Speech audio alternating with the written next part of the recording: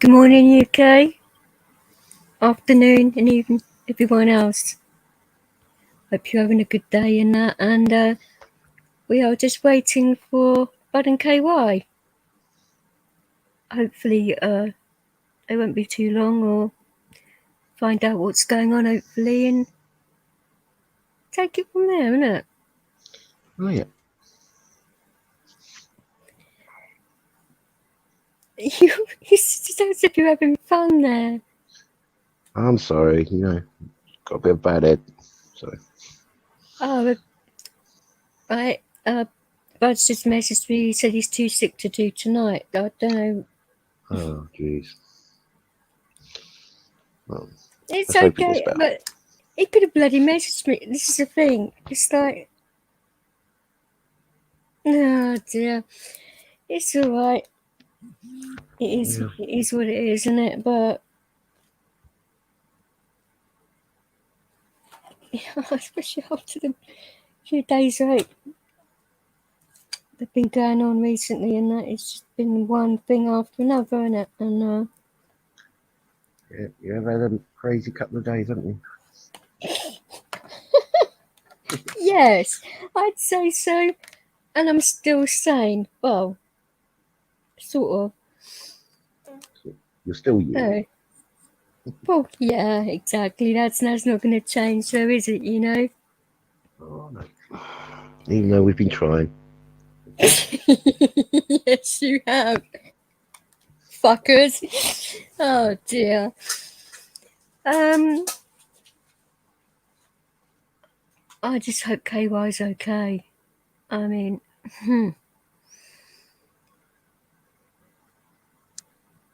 They're trying to do a lot. They're trying to do a lot for the homeless and a lot of stuff going on.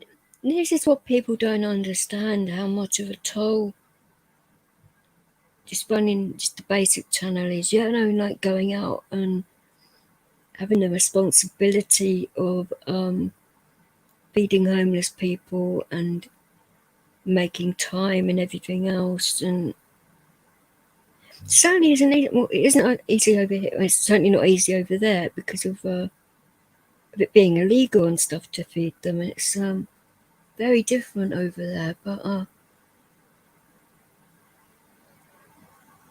it's a huge responsibility, and especially when poor Bud at the moment with his legs and that. I mean, the pain alone there, I can just imagine what that's like. I mean, you just like pray every day that they're going to be okay. Yeah, I hope he's getting through this and getting better. Yes, guys, a Buddhist that prays. Yes, I know, because I'm half and half, so it's a bit of a misnomer, but I do pray for a lot of people. And if it helps, good. Who knows if it helps or not, because we don't know what's out there. You've got to keep an open mind to these things, don't you, Yeah. So, we're going to change the title of this stream then, because it looks as though it's going to be a British panel tonight, doesn't it? Oh, I don't know, my American accent will probably crucify. We're going to attempt that one. Have you been practicing your American accent then? No, not at all. No, it's bad enough. Like where I've lived and picked up little bits about people trying to work out where I was, like, where I'm actually from in the south, and they're like racking their brains because it's bits of been in there, and it's like, a few people said, "You sound like a night Tonkin." I said, "Well, there's a good reason for that." And obviously the obvious, because you're a man, and that's not what they were talking about, but as in regions. And I'm like, well, I'm not actually a Londoner. People assume that I'm a Londoner. Well, I live in London, yeah, but I'm not an actual Londoner per se. So my parents were, and And I say that they had like Cockney accents and stuff. Mine was a lot different to theirs, obviously from where I was born. So at least I lost that accent. My God, even you guys would not be able to understand me with that. It's so strong. Yeah, but, well, you know, it's because our country's so small and everything. Most people who don't live here or haven't been here haven't experienced it. You know, within 50 to 80 miles, you can come across 3-4 different accents. You know, if you stop Isn't off in that little the towns or truth? I mean, villages. if you go towards like Trowbridge and that, woo! That's all Yeah, I'm saying. You yeah. know, it's one of them where it's like, okay then, this is sounding very, very much like home. That's why, you know, I like speaking to Courtals, because he's, I say, he sounds a lot more similar to me than you, particularly. And then when I speak to Pap as well, and then they think, oh, they sound quite similar, and then they call me an Essex girl, and I'm like, are you fucking sure? No, it's a bit of a mad one, but what can you do? You're right, pal. Hi, Epic. Hey, Oh, Epic. Hey, Belle. Epic. Just to let you know, I went into Ash's channel, and he's okay. He got over his seizure. He's doing really well. And for you guys that didn't know, I was in Hippie's channel last night, and some dodgy stuff's been going on with a certain individual, and he wished somebody would have a heart attack. Now to a shame Canadian, he's called, lovely guy, Canadian auditor, beautiful person. You do not wish death on people anyway, on things like that. I mean, yeah, I said on Hippies last night, yeah, I don't like people on YouTube, but I don't wish them ill health and death. I mean, that's a bit fucking extreme, is it not? You know, it's like stupid to do that. And then he just doesn't give a fuck, and it's like, where do you get off? People should not spout stuff like that, because I would have thought he would have learned his lesson with Sarah and what happened with her. I mean, you know, I was unfortunate not to have ever met her. I mean, quite a few of you guys would said before that I would get on very well with her and that, because she's a sweetheart. you know, and I was waiting just to do that, and then unfortunately it happened, and she's with my mum now, and everybody else that's passed, and she's not in pain anymore, and hopefully she's looking out for everybody that loved her and she loved them. You know, it's like this thing I do not understand people's minds on this platform. I really don't understand it. I used to go into his channel, not regularly because I had time off and everything else, but I used to think he was okay because you could have a laugh in there, and he never gave me any hassle or anything. And I started noticing stuff that was a little bit like off, and I'm like, okay, I know he has some kind of health issue, so I sort of like think it could be that or whatever. It's fine. But then when I found out what he did to Sarah and now Ash, I'm like, wow, you know. So I'm certainly not going to stop until he stops doing what he's doing. He can apologise all he likes. He's not going to mean it, so what's the point, you know? You're right, George, and sorry again coming to Myron's channel, and that, I mean, I wouldn't have done that, but the fact that I saw him in there thinking it's okay to mouth off to Epic and to Upstate, and I'm like, you fucking what? No. So I thought, let's see if he's got the balls to talk to me now. But he didn't. He didn't say a word, because I would have ripped him a new arsehole. No, it's ridiculous, but... You alright, Beau? Hi, Graham.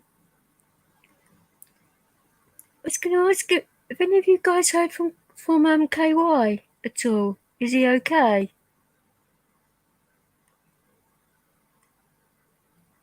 Yeah, I haven't heard from him. No, I know you haven't, darling. I'm just wondering if any of the other guys have, because I'm getting a little bit concerned now that I haven't heard anything from him at all, and obviously I don't want to be like disturbing him because of what's happened, you know, but I just want to make sure he's alright, you know. He always looks out for other people. Yeah, he's great, but he's got a big heart and everything. So I feel sorry for him.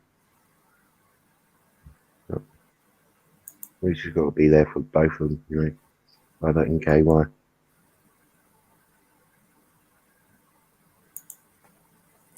Well,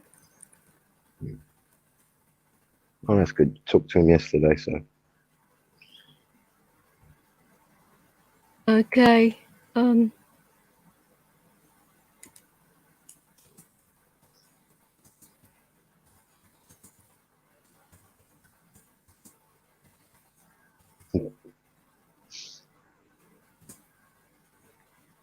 It's right that he's okay in that.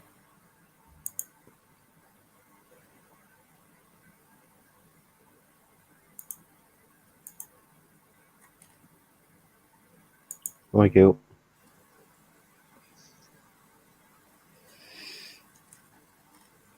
You alright, girl? How are you doing?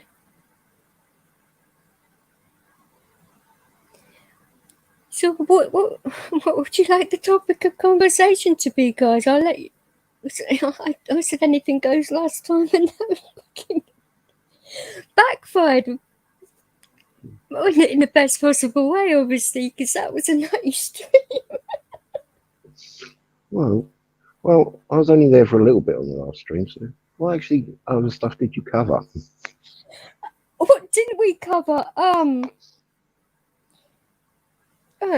Gymnastic, female gymnastics, gun control, do you know what?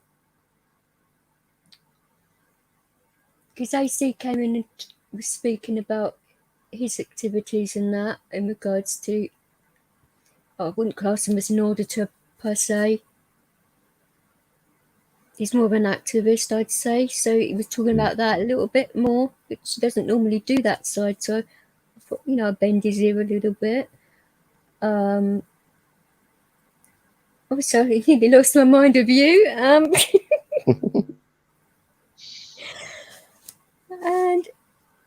there was somebody else I'm missing here. That was in the channel too. Oh, God. So it's been one of them days today. I've just had so much going on, and I don't know. It'll get better, I'm sure. Hi, Pep. Hi, Nova. You alright? I haven't even bloody... Fuck's sake, I haven't even pinned the bloody link or anything. Fucking hell.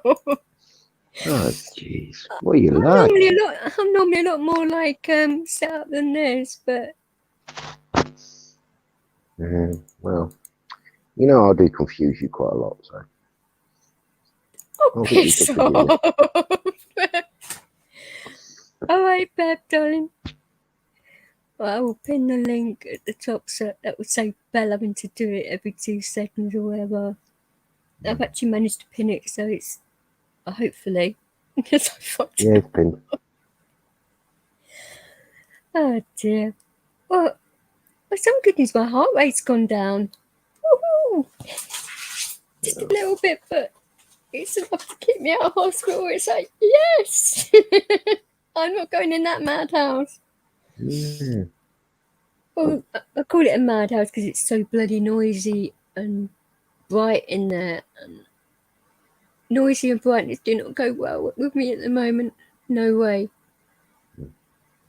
You know what I think they do though? When they know you're coming to the hospital, and that, I think they put out a big wide alert. You know, all right, everyone, be prepared. DJ's coming in. God. Well, it's quite funny. Well, not funny, ha, but whenever I go into certain hospitals and that, because I've been in there for different reasons, and even like to pick up medications, which have been on like manufacturing problems and shit like that. So rather than not have it, the doctor said go to A&E and get it. I've arranged it with them, so you have to sit there for hours. And of course, they get used to the dog and everything else, and quite a lot of the staff at one particular hospital, I've got dog fear in the A&E department, and some of the nurses, obviously, they love him to bits anyway because they know he's a sweetheart, but they like pull the curtain back and see a massive dog sitting there, and I'm like, oh shit. And then the doctors look whiter than me, and it's like, oh dear. So I say to the doctor, do you want this bed instead of me? Oh, Yeah, well, you know, you're gonna laugh at these things, and it's like, even though he's your alert dog and that, it's probably no, it's you've not got that alert though. dog. They just think it might be just a small little dog, you know. Doctors don't expect when they pull back a curtain to see a big dog sitting there. Yeah, especially in a hospital, because you don't get them every day. The thing is, though, I think one doctor was having a laugh with the other one because the last time I was in there, I'd already seen this one doctor, and he switched with another doctor because I think that doctor nearly had dog fear. And he's normally a confident guy that, those types of doctors that think they can do anything, and great if they're your surgeon and that, but not so much good bedside manner as some of the others when they're like that, but each to their own, and we've all got different personalities. But when he came in and saw he looked at me and then looked at the dog and was like, hell no.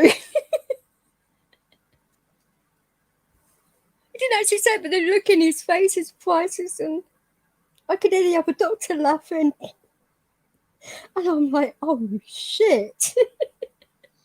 Yeah, well, they're only human, so they've probably do a little bit of fun every now and then. Yeah, but using me to do it, though, it's like, he did. The other doctor did come back and sort of say, I'm sorry about that. My colleague doesn't like dogs. And I was like, you did that deliberately, didn't you? And he just winked at me, and I'm like, you sod. I think it breaks up the monotony of their day, because it gets so busy in there. Well, it did. It's not so much now. Which I haven't been into the A&E department in that hospital for quite a while. But the last time I was in there, it was dead to the world. And no disrespect for you using the word dead, but you could hear a pin drop in there. Yeah. I mean, I don't know what it's like in American or Canadian hospitals, like in ERs and that, but it's normally chaos everywhere, isn't it? But to only have like a couple of patients in the whole department. And it was like, oh, okay then. It's like, this is it. Well, I got seen straight away, which is good. Yeah, well, that's one thing, isn't it? You get to be seen quicker and that. Well, they kept me in anyway, but that's either in or there, but I don't know.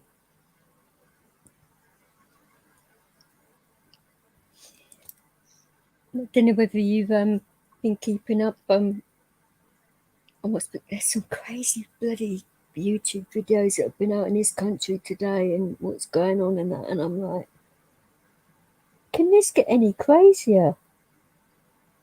Yeah, well, I've seen a few. It's just This is the thing, though. We can't exactly talk about the Well, I've been told I can share and do all of that, but if I do that, then it's gonna put me shine more light on this channel, which I do not really need right now, you know. Yeah. But I could put the links to their channels in the actual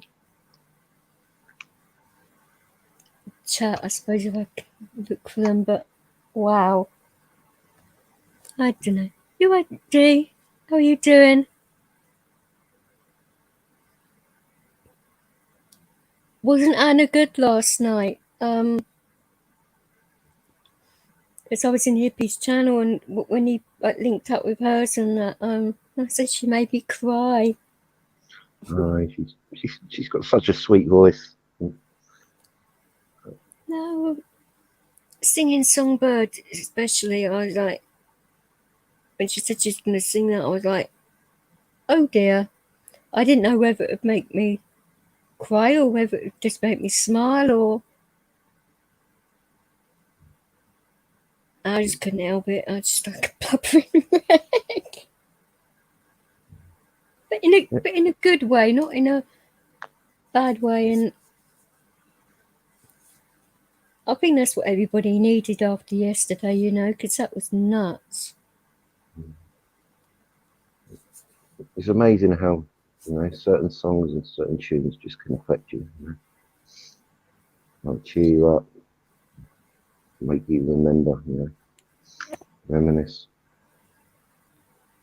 Well, this is exactly what I was worried about in regards to like the tunes I have here, because as you well know, my ex-husband's a DJ too. Yeah. So listening to certain music would remind me of him, and good memories, not so good ones. And when you're, it's difficult when you're like past the point. And I'm not bad about it now, but it can bring you right back to certain days, and you think, wow, I actually forgot about that. Just by listening to a certain bit of a song can give you such strong memories and stuff, and it brings you back, you know, certain senses of smell and touch, and it's so powerful, and it's like, whoa. That is why I want to make sure that I'm right mentally enough before I take my DJing further in a professional way, because I don't want to start doing it and then find out I'm not, because that would be unprofessional. But then again, I'm not going to know until I jump in with both feet, but I've got to be sensible about it too. Yep. It could be a really good thing, I don't know. Hi, Yeah. Lulu. Yeah. Hi, Lulu. You know, for quite a few months now, I've been trying to get a fellow YouTuber to sing Dance Monkey. You know, the Dance Monkey song. Dance Monkey. It's a stupid, soppy song. Who sings it? That's totally slipped my mind at the moment. Do I have to look it up? I'll look it up if you want. Easy enough. I'm gonna have to work on my own panels. They're just out of fucking order. It's all right. You get me to work as well on your panel, so They whip you into shape.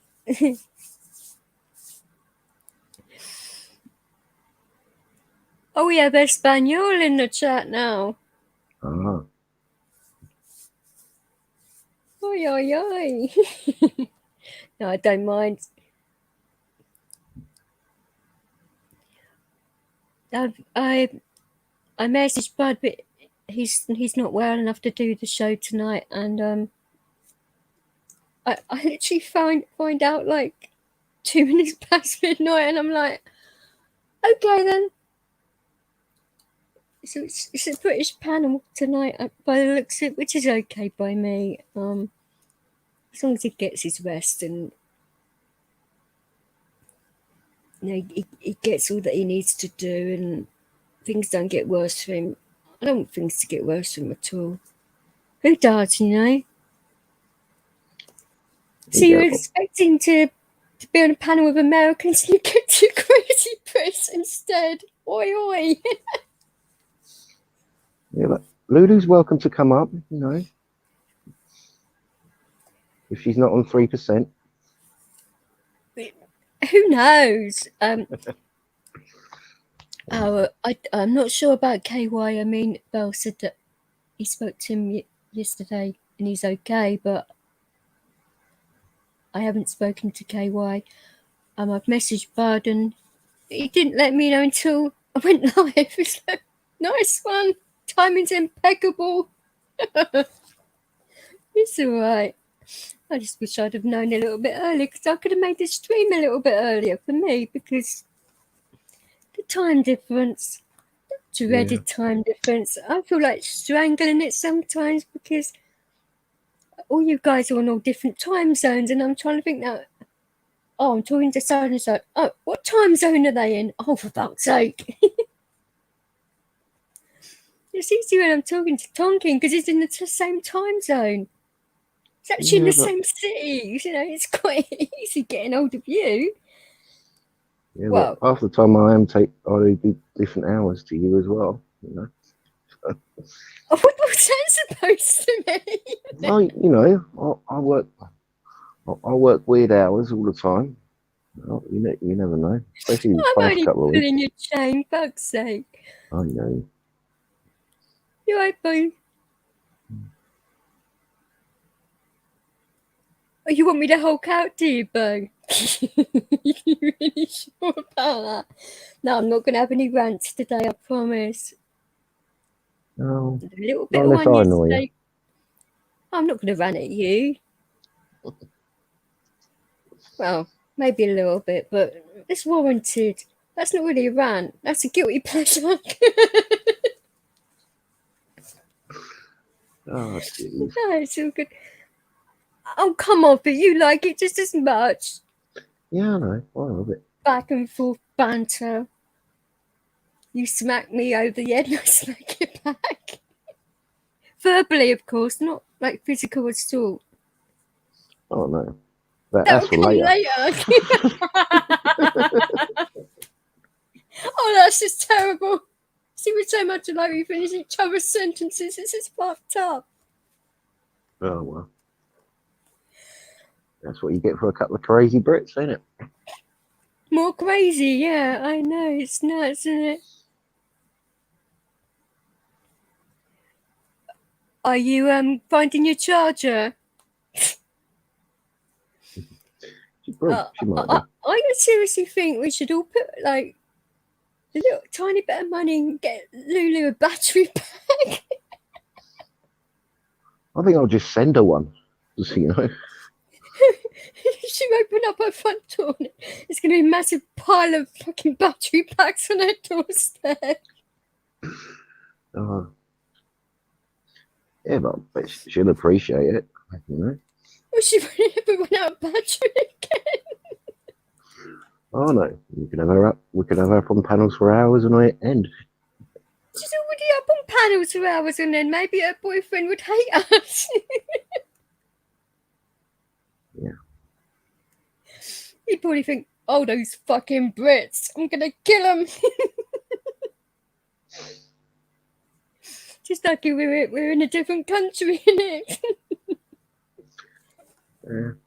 Well, to be honest, I think Liz don't mind that I spend time on the internet because it gives her a break doing it from you. I don't blame her either. You see, that's exactly what I was going to say. You just go have to do it. You make it sound so much worse than it is. What do you mean? It's so much worse than it is. Fuck's sake. Yeah. To tell the truth, sometimes I don't mind when she spends time with. How can it be much fucking worse? Yeah. I don't mind when she spends time with Tracy, you know. No, of course not. I mean, you get to spend, well, she gets to spend time with her lady friend, and you get to spend time with yours. So that came up. Oh shit! I didn't mean it. No, For fuck's sake! yeah, exactly. Get my size 7 out of my mouth again. Oh there will dear. definitely be no three ways. No way. Yeah. Oh dear. I've known Tracy for far too long as well. So Yeah, but you don't exactly have the same kind of banter with her, do you? Then you can get away with it with her, probably. no, You'd I be actually slapped up the side of your head. yeah, yeah. For one, she can be fiery a bit. No. Ah, okay. Yeah. Keeps you on your toes. Next door neighbour that's fiery. I know what you mean by that. At least your neighbours are nice. Mine are like, woohoo, you know. Well, a few of my neighbours ain't. That's why Tracy can be fiery. So. It's a good thing in some ways so that my direct next door neighbour doesn't speak English, because oh, the conversations we'd end up having, well, they wouldn't exactly be conversations, they'd probably be heard in North London. Yeah. You have heard I do have a set of lungs on me when I do like getting back. Oh, I cannot believe you heard that from that distance. I'm like, fuck's sake. yeah. No wonder I have people looking at me. Well, put it this way, everyone on that sort of junction just looked at it. Did look now. It was in heavy traffic as well, pouring with rain. Oh my god. I actually remember that day as well, and I'm like, Jesus Christ, get me out of this fucking twilight zone. There's arseholes all around. It's just like, oh. And when that idiot, when he hurt the dog, that was it. I just snapped. Yeah. Yeah, I mean, all day I had bags in my head, face, shoulders. I've been rammed with buggies.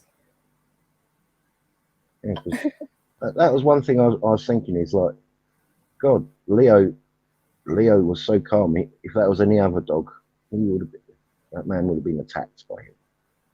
You know? Well, yeah, he doesn't really complain when people bump into him and run him over and stuff like that. Yeah, he's a muscly dog. It's just the bumping part of the breed. You know, but it's just a shame that people walking around London, navigating around London, don't really care and don't really look about where people in wheelchairs or small animals or small kids are about. You know, that's what I want to highlight before I move. I think how inconsiderate people are in this city and in other cities as well, because it must happen in other cities. I mean, you can't just, everybody in London isn't, well, it was a culture shock, granted, when we moved here, but I wanted to like go straight back to Brighton. I was like, I cannot handle this. I was only there for 5 minutes. It's like, oh, people are so damn rude.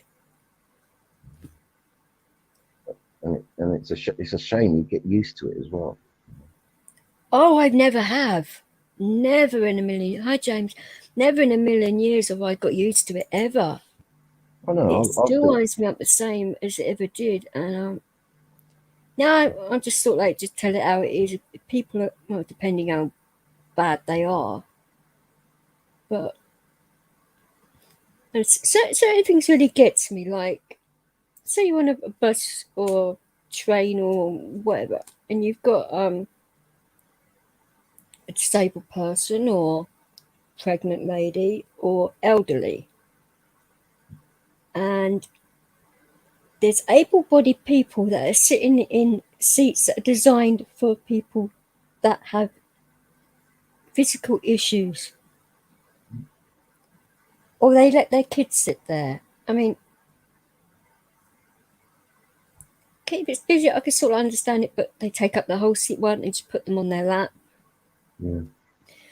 And when you're during rush hour in London, if you do not know, it'd be similar to, I'd say, what New York is like at the subways and all of that, how busy they are. All the buses are like jammed, all the trains are jammed. The traffic in London is Tonkin, do you want to explain that when you drive? But wow. You want to get home. How long do you reckon it takes to get from one side of London to the other during rush hour? 4.5 hours sometimes. Yeah, and the rest. Yeah. It's yeah, it's got to be though when I have the patience of a saint that day, because like I say, I do not want to get arrested and end up punching somebody.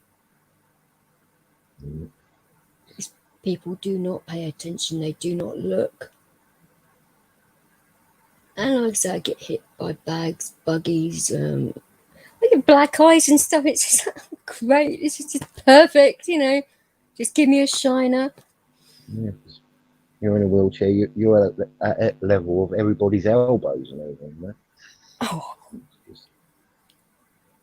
Well, half the time people are on their phones and don't even look, and it's like, I'm not exactly like invisible. I mean, you would think you would see a massive bloody dog coming and a chair, but no, you have to move out of their way, and it's like not easy to swerve out the way of a person who's walking quite fast and to anticipate their movements when they're on a fucking phone or rolling a joint or doing whatever, doing their makeup. And you have seen it all. It's like women walking along the bloody road doing their bloody makeup. It's like, what? Well, yeah, doing their makeup while on their phone. Whilst walking along, yeah, multitasking, granted, but yeah. And they just don't take no notice of their surroundings whatsoever. It's just they're on autopilot. You're telling me. What I made couldn't believe it when I had one particular shiner from it's a shopping basket, I think it was that day, and I had to go to A&E because I got concussion from that. It was really bad, and he accused my husband of doing it, and I'm like, right. I mean, yeah, people say that they walk into doors and stuff like that. And when I said no, somebody slapped me with a basket. I mean, that's so rather bizarre. But it's like, it's the fucking truth when people think you've got an abusive partner, and my husband, poor guy, he's just like shaking his head thinking, oh God, she's going to smack him on herself in a minute. Yeah, but you know the doctors have to ask that question to gauge the reaction. It wasn't the bloody doctors that were asking that, really. It was everybody else. It's like, I've been on public transport and the people walking past and tutting at my other half, and it's like, oh, just assuming that he's a wife beater or something. It's ridiculous, Yeah, that's the thing. It's also prevalent that that's what people see and turn to. They don't ask and they don't see. But I'm sure you was just there holding your eyes and you didn't show any fear or anything. So people don't notice that usually. Oh, I'd never show fear around him. I didn't need to. No, you was probably the boss of theirs anyway. You. Certain things, I'd say, pretty much half and half, actually. Well, He weren't afraid to open his mouth when he wanted to.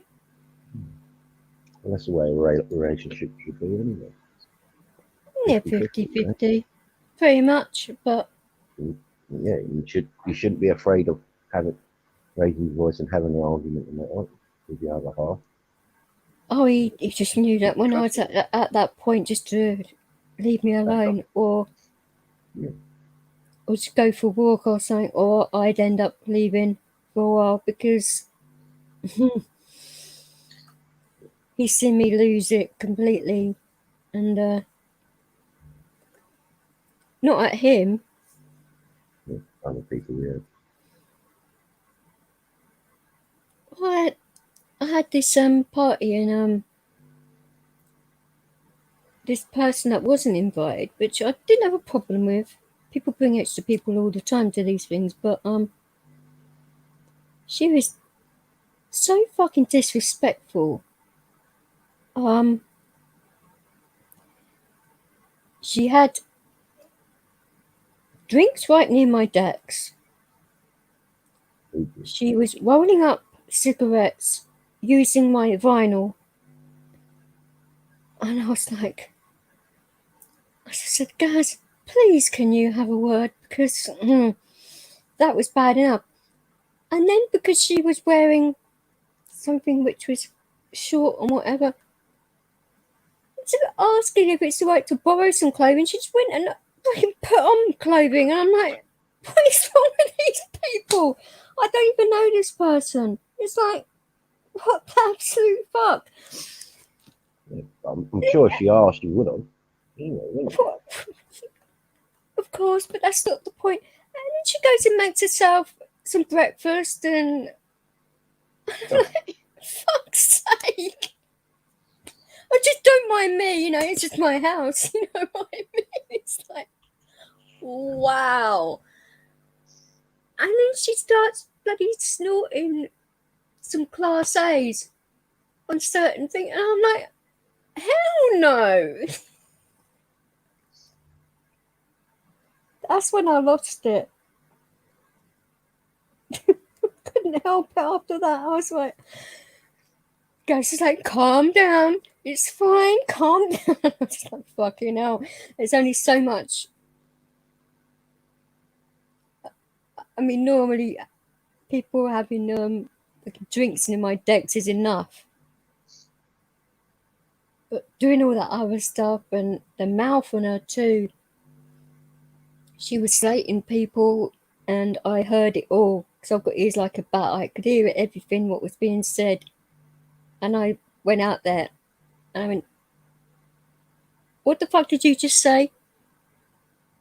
And she said, "I didn't say anything." I said, "I heard exactly what you said. You repeat to me what you just said." She didn't want to. It's like, right, I'll tell you what you just said then, shall I? And shall I bring the people in that you were just slagging off so you can let them know? And she's like, oh, she's feisty. And I was only on what I'd say a number, 2 on the temper scale at that point. And it,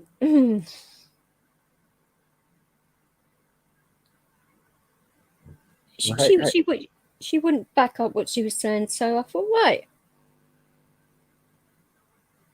I mean, I let her keep the clothing because did I really want it back after? Nah.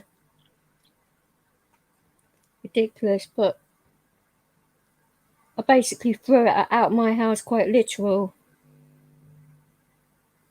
and had it out with her outside because I didn't want everyone. I mean, yeah, the neighbours heard it, but fuck a minute, they would be noisy all bloody night anyway.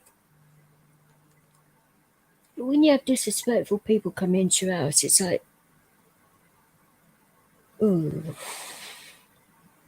That's why I do not like rude, disrespectful people at all. It gets to me every time. I mean, how would you have dealt with that situation?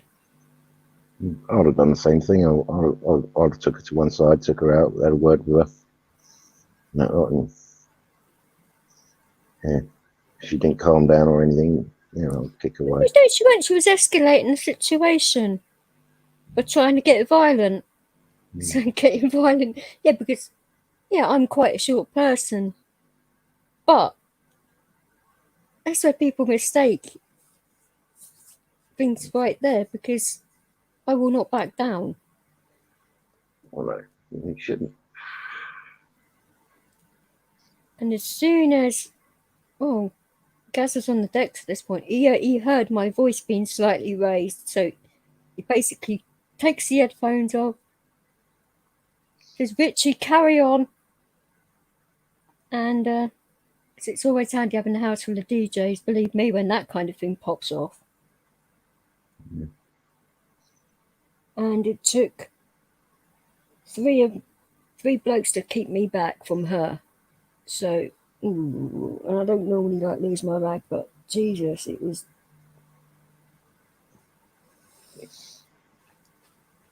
And her name was Charlie as well. How appropriate. Jeez.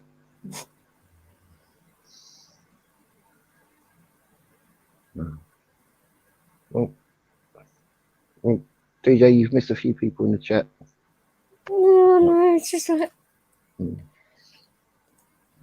a little bit distracted. Apologised. Yeah. I know, a little bit distracted because I've got one of my cats licking my toes.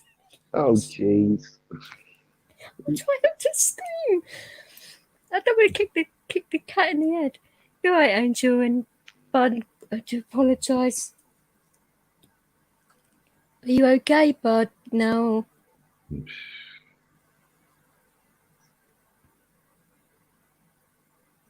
Do you have to go back in or anything? I mean, so last time I spoke to you, you said you were going to talk to Shannon, isn't it? Your nurse, and hopefully they could sort out your paperwork and that you need to do. So if you'd have been over in our country, you would have been dealt with, and without any having to fill in paperwork and stuff, they would have sorted you out and then sorted out paperwork afterwards. That's how the NHS, isn't it, Tonkin? It's whenever they're dealing with travellers from other countries, they will do the work first and then chase the money. Bit stupid in some ways, but they don't want to see people in a bad way, and that's I suppose the difference.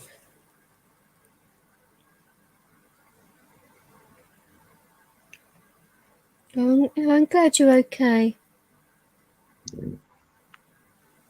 We are as well.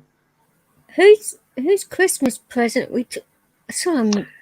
Oh, Swiley wants you to come up for his Christmas present. I think he should come speak to you first. So we can at least hear his voice first before he does it. Before we do anything for him, you know. I don't do live streams soon enough. I mean, bloody Nora.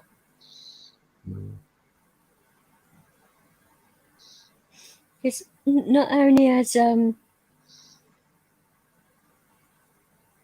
my therapist and that been on the blower with my GP.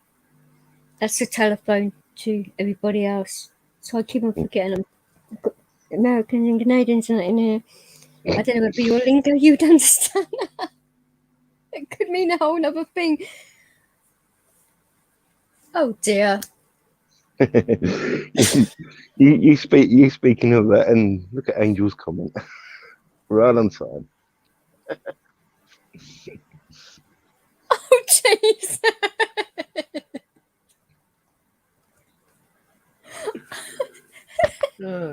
Talking about the blower, and here comes the blower.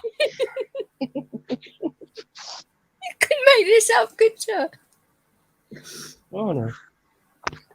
I doubt if Angel's on my wavelength, and I doubt if I'm on his, but Oh, there are not many people that are on my wavelength. Definitely not. Which is a good thing, because I don't think we could handle more than one DJ. At least I don't lose my temper every other minute. Yeah, once you have your rant, it's over and done with. See, my husband said it was like a skill to have that you can be angry, but then 5 minutes later you're completely normal again. Oh, and it's a blessing and a curse. Yeah, it's a blessing and a curse. It does make you feel better, so you're not bottling it up. But get it out. I did bottle it up though. Because I'd feel it would obviously, like, I'd just like let it go, but then it's always in the back of your mind still. And if you let that get too much, then you explode later. But You usually end up taking it out on someone who doesn't deserve it. Yeah. I always save it normally for someone that does deserve it. And there's plenty of candidates in London. Oh, yeah.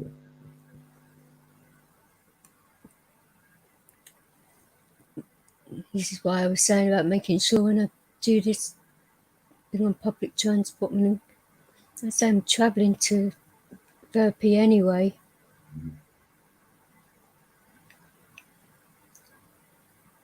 Hopefully I'll be well enough to go on Monday. Yeah. So, Well, I speak to her on the phone anyway, so it's not like I'm not speaking to her or anything like that. And she's been poorly as well, so it's like we have to be so careful now, don't you? If you've got any slight symptoms, people start panicking and thinking you've got certain things when you actually haven't. And slightest sneeze I know. or cough. Well, I've only started coughing today.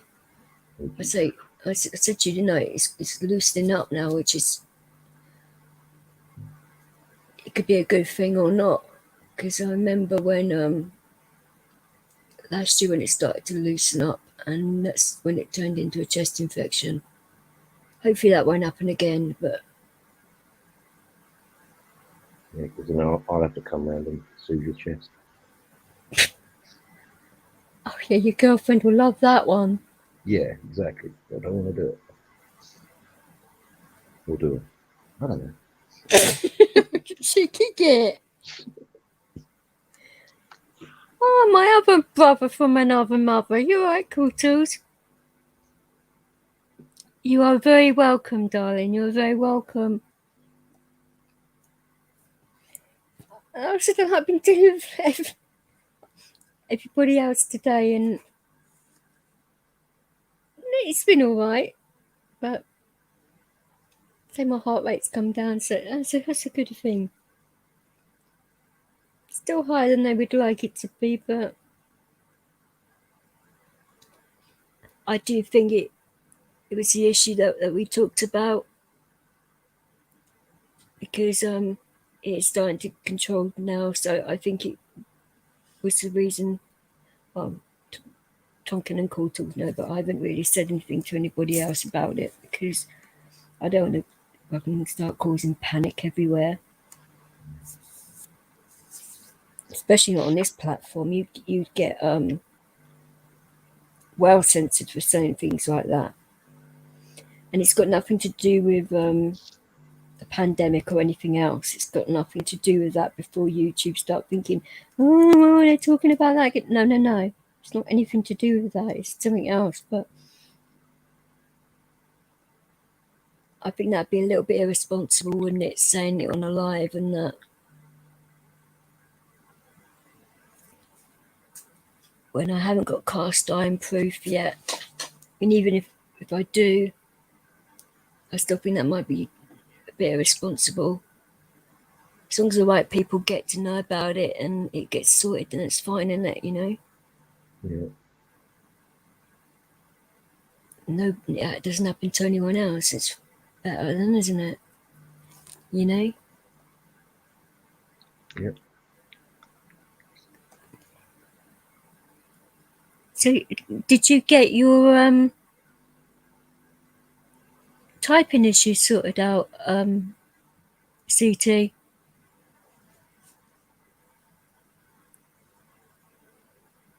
What, did he need a secretary? You always need a fucking secretary. It's normally me. No, we were in Cool Tools in the Hippies last night as well for a bit, and a few of these guys were actually, and it was a bit of a nutty one, I must admit. There's just so many people on panel as well. God, my ears are just like going wong, wong, wong. At the end of it, it's like, oh, goodness me. That night was hectic everywhere. People getting messages here, there, and everywhere. And it's like, oh, for goodness sake. Felt like a bloody octopus. But it's all good now and everything, but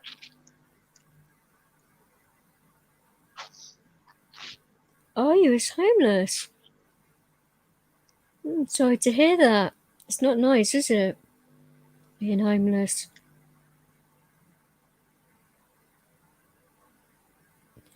I mean, I've never had to like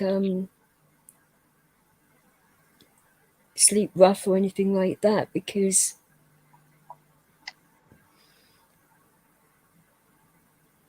I'll basically tell you the gist of it. Brighton fucked up royally. We came up here because I have family up here and that, which are very close family, and I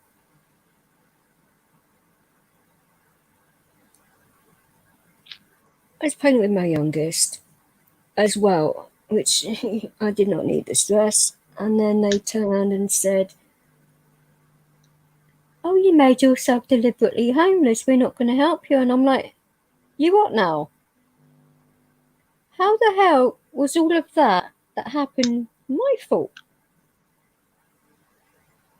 And of course, Brighton sorted it all out and backdated everything, and then they were all happy to help us then. It's like, oh, you mofos. So that's the last thing you need, and then they bloody move us into this place where I know, just end up getting epilepsy there as well, and it's just like, oh, for goodness sake. You get moved into a hellhole, and then that happens, and then you get hospitalised for 6 months. It's just like, oh, for goodness sake. Somebody's trying my patience, so. But over in this country, they've got to do something with the way the system is. The way it's so stacked up against you is ridiculous. It's like,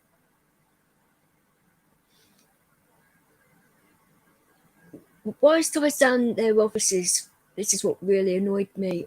I mean, I've got nothing against people of colour or anything like that. I'm not a racist at all. I mean, people need help, they need help. But they were like rolling out the red carpet to somebody that was waiting for asylum or something. I wasn't particularly listening too much because it was none of my business, but it's a member of staff that I was listening to, not the actual person's story. And I'm like, they actually treat a person that was actually born in this country with such contempt, and that they don't give a flying F. And other people, they're like the complete opposite with, and they're right next to you, and you're like, so how comes the policy is different for everyone else? So I think it needs a drastic overhaul, in my honest opinion. I've spoken to a lot of homeless, and a lot of homeless people prefer to be out on the streets and actually in shelters because of the drugs. Yeah. I mean, when we were in one, it was absolutely crazy. There were fights kicking off every other day, people smoking shit and doing shit, and it's like, oh God. Yeah, you know, everybody's in the same predicament, but I could understand seeing it from that point of view and that. Yeah. So to get people, especially now, because of, you want to get people out of the cold, obviously, and into housing where they feel safe, where they're not going to be attacked.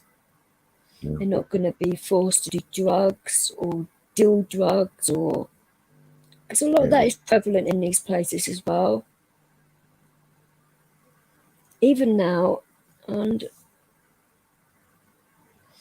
they have a raw deal as it is without extra outside influences going in on their lives. I mean, granted, yeah, some people do make themselves intentionally homeless, but that's a very minute amount of people that do that. But it's like I was saying the other day when Tonkin, about there isn't enough with social care. Yeah. And social care is a big part of this. So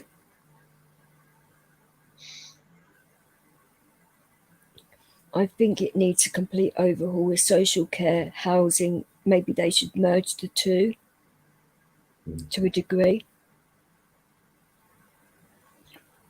Well, that's one thing I did actually see when I was down in Brighton the other month. There was actually a person, I think she was a volunteer, going around actually speaking to the homeless, talking to them.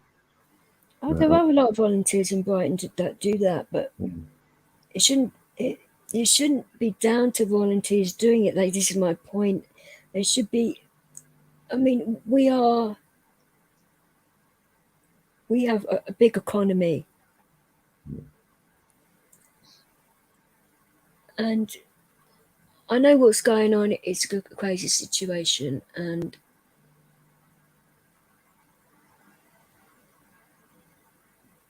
but they're borrowing money left, right, and centre for all these different things, like stuff which hasn't worked. We find out about backhanded deals and stuff like that have gone on, which is on public record. Google before you bite my head off.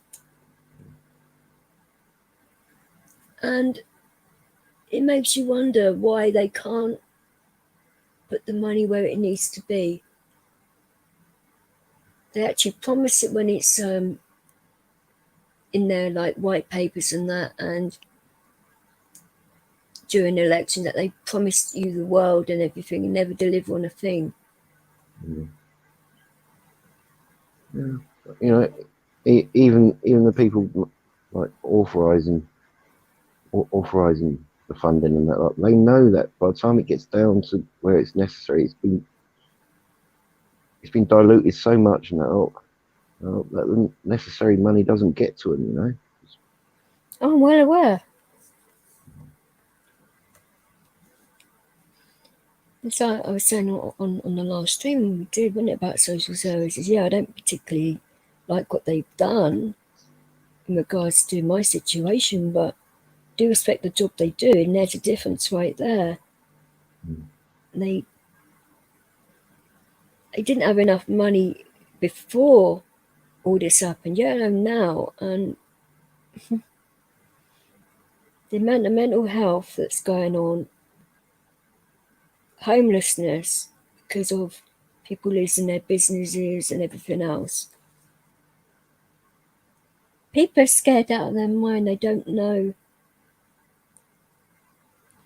Say somebody who's had their own business, then going on to something like job seekers allowance or universal credit. I mean, I've never been on universal credit, so I wouldn't know what it's like personally, but it's quite complicated, and it's paid every 4 weeks. But they will loan you money if you need it, but then they will take it right back and you're back to square one. And people worried about how they're going to survive on this money when they're not used to having to do so. And that's where my heart goes out to all of these people now that have lost their livelihoods, scared stiff.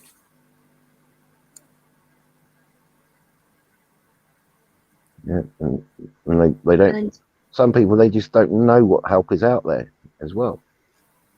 there isn't. This is the thing. There isn't really that much. Well, not really in this area. Because they've got waiting lists, and they just haven't got the resources, because where you'd normally go, they can't help you because they just physically can't do it. And it's like, by the time people go down to see like local authorities or charities or whatever, they're at rock bottom as it is. Yeah. Because they're ashamed or scared and scared of the unknown, I suppose it is. I don't know. Yeah. And especially if you've got little ones as well. That's a scary thought, because you automatically think that you're going to get taken away. Yeah. Well, yeah, if you can't put a roof over your kids' heads, are they going to just come and take your kid? That thought comes across in your mind all the time when you're a parent in that situation. It's hard, and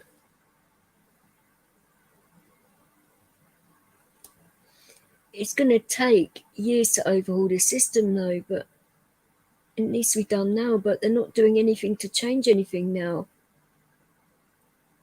I've been asking around, and it's either they won't say or they can't say. Yeah. I mean, I could understand, GPs in that not being able to say certain stuff, but you would think other people were allowed. But they're actually scared to say anything because they're frightened of losing their jobs and being in the same position. So it's nuts. You're right, 801.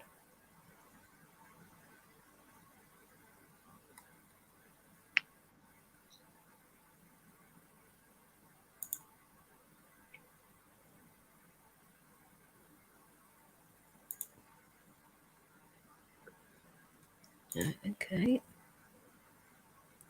Oh, bloody hell.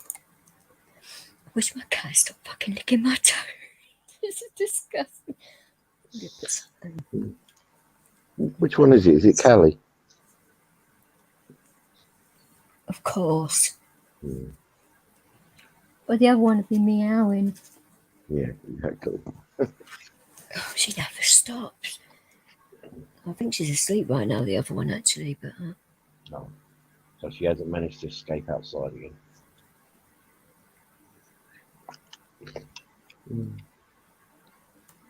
Well, I haven't really given her the opportunity to today, to be fair, because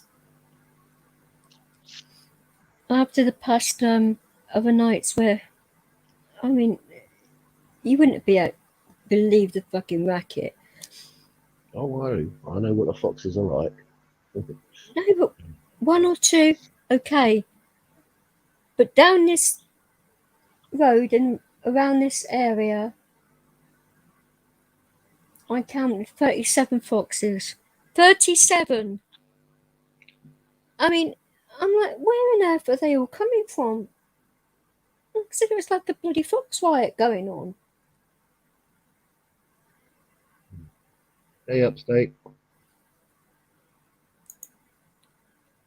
You're right, Upstate. You still doing... Oh, I was about to say you're still doing your panel tomorrow.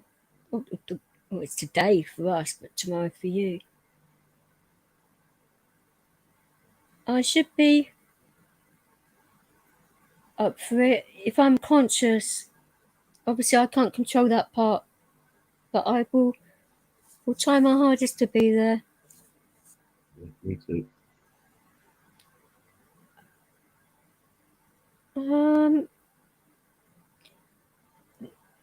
Cool Tools might want to help you, Upstate, actually. He's a vet. You want a veterans panel, don't you? I should have asked Jim Busby, because I'm pretty sure he's a veteran as well. That he was in hippies last night. I should have... I just didn't think. I had so much going on in my head. If I'd known it was an all veterans panel a lot earlier, I could have... I'll see what I can do during the day, see if I can find some British vets to come over. Yeah. Unless you've already got... So what is this YouTube thing you put here, Tonkin, anyway? Oh no, that was the Dance Monkey song.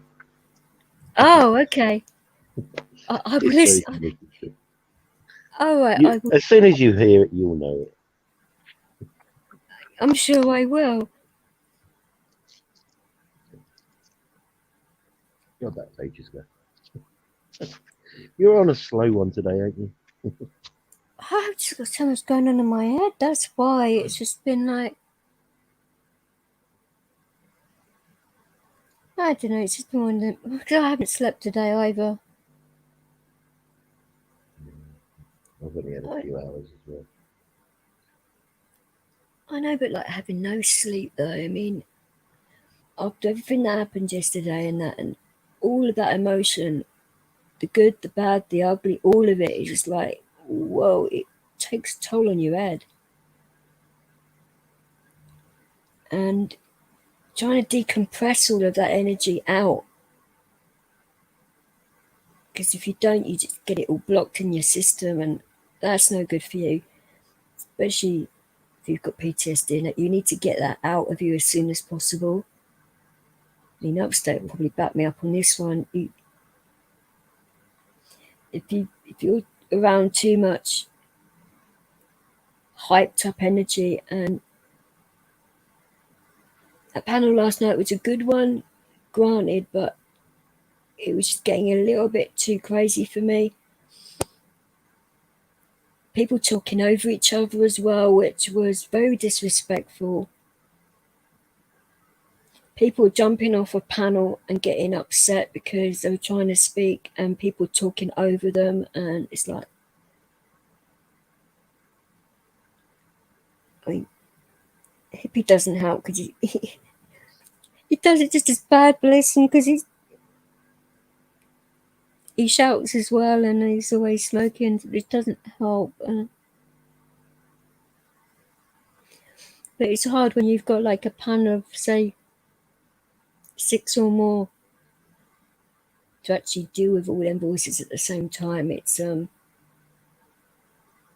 difficult when you've got 10 people on at the same time and it's a heated situation like that. I mean, not only that, he linked up with other channels. So he was hearing all the other channels at the same time as well. So he wasn't really paying much attention at some points to his own channel. So it's like, okay.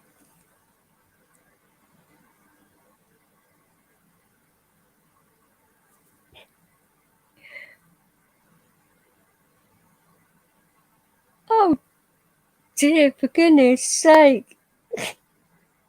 Well, here's my panel, some kind of like pickup channel or something. Carry on, people, you know. Oh, sorry, I wasn't paying attention. I can only guess. Oh, yeah. Typical usual suspects.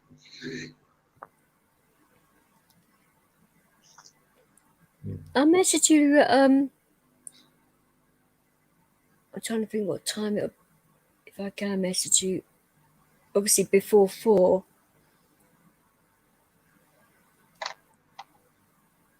And maybe speak to your messenger or something and see if we can get some veterans on your panel and that.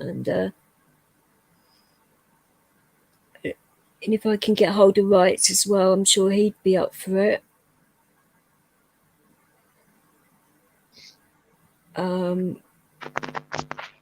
Ben could be up for it as well, probably. He's a lovely guy.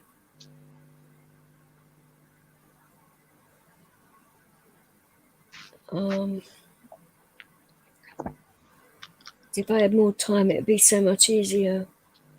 And you'll be doing more panels like this, won't you, Upstate? With vets and stuff.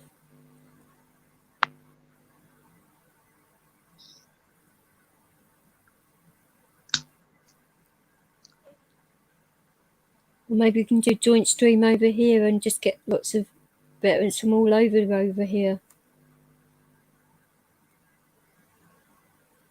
Or we can link the 2 channels and do it like that.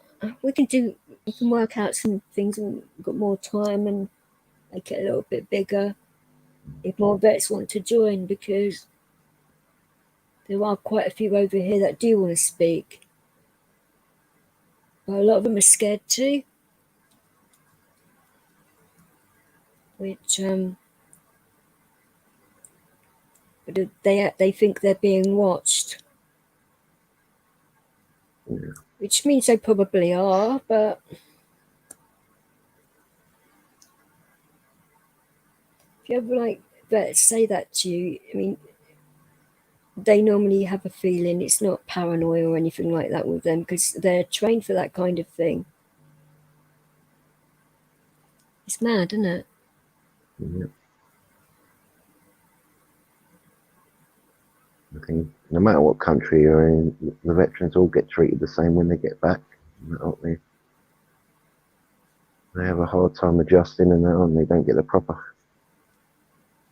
treatment and that they need, and in a timely fashion, you know. Some do end up getting it, and all the hoops you've got to jump through and everything.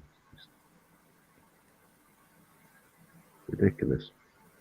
It's got to be an easier way, you know.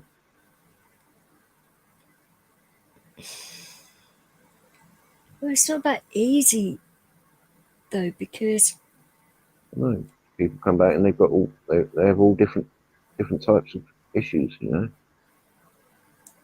but it's not just that at the moment, is it? Because of all what's going on and everything, and that's not what they signed up for. No. And a lot of them feel like, how can they stand up for a country that's turned its back on the people? Yeah. And that's how they feel. So a lot of veterans are feeling that way. Then, I mean, I've spoken to quite a few homeless people about it, and that's how they feel. And you hear it on panels all the time. It's not just in this country either. It's in a lot of places, and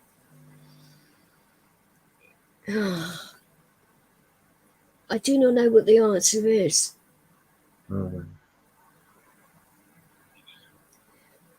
But it would actually help though if the media would actually report balanced news out there, not just one-sided. Yeah. That is their job, after all. Right. For the past 30 years, local mainstream news is that it's always been one-sided. There's always an agenda to it, you know. Oh, everybody's got an agenda, whether it's a small, minute one, no matter what kind of situation you're in, everyone's got an angle of some kind. It's just being a human being, but it's whether you've got hostile intent or not, or you're out to harm people, or...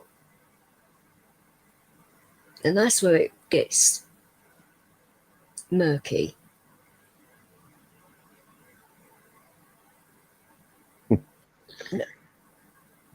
I know it's a difficult...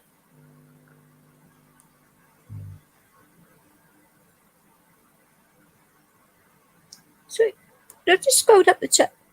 Have you going to bloody search? This chat's going a bit weird, isn't it? Well, it always does, doesn't it? It seems to in my bloody room, yes.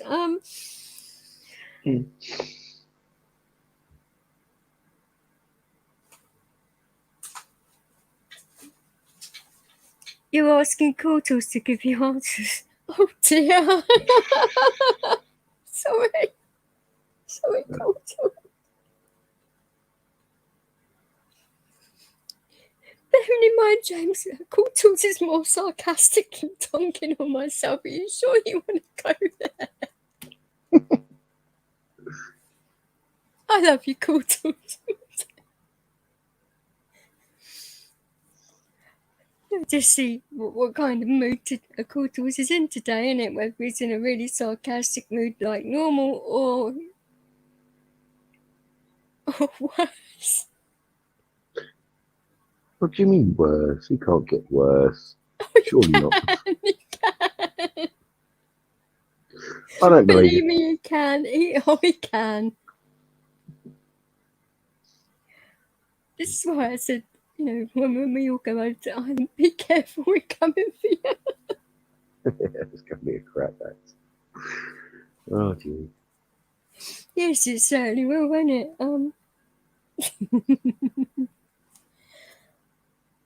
I just hope we don't get any.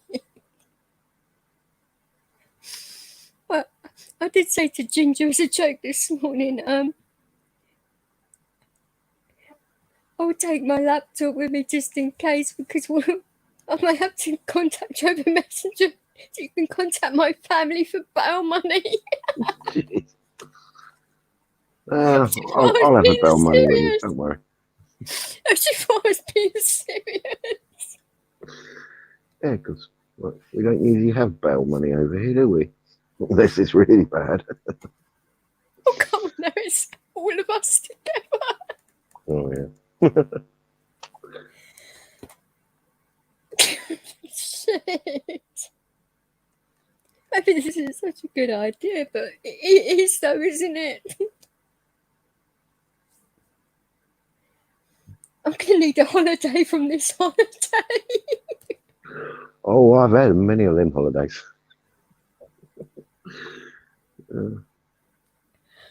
Oh dear. I think I'm going to be like sorting out moving and stuff when I come back, innit? It's going to be crazy, crazy, crazy. I'm going to need a holiday after that one. Oh, yeah. I'll have to travel. I might go up north when my uncle goes back to Manny and have a look around. But yeah, he hasn't said when he's going back yet. I think I might ending up having a roommate.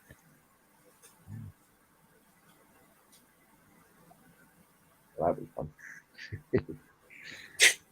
Trouble you two would cause around London, I'm sure. Well, like I say, he was originally born down here, so he knows this area very well anyway, but obviously lost the accent because now he's got a manual on, but it's fine. Yeah, but we don't hold that against them, do we? Oh, at least my uncle would actually like it because he would take that as a joke. The rest of my family don't really know the meaning of the word take a joke, really. It's mental, but how everybody is so different but similar at the same time. It's funny though, because the more time my brother's spending in this area, the more he's getting to be like us too. And it's like, oh shit, we're damaging him. Corruption. Yeah. Corrupt my little brother. That came out wrong. You know what I mean? Oh, goodness me. No, my brother's not a child or anything like that before any of you guys start. No, but I think he does need to kick up the arse to go back home. Yeah. Well, yeah, unless if he really does want to like move up north. So you know, it's what he thinks is going to be best for him. That's the only thing you can go by, you know. I wanted to like move up north for some peace and quiet. Then half my family think they decided they're going to come with me. I'm like, oh goodness me, so much for peace and quiet, isn't it? Yeah. Oh, I feel sorry for the northerners already.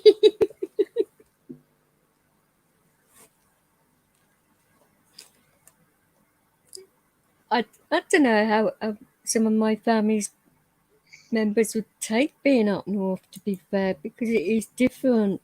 People are different. They're a lot more laid back up north than they are down here. That's why I did enjoy it, living up there for a couple of years, but like I said, there was just something off. But now, obviously living in London for quite a while now, that might have changed because I'm used to the speed of this place now, so that would probably be a breeze in comparison. I don't know. And again, it's like defeats the issue I want to move to begin with, doesn't it?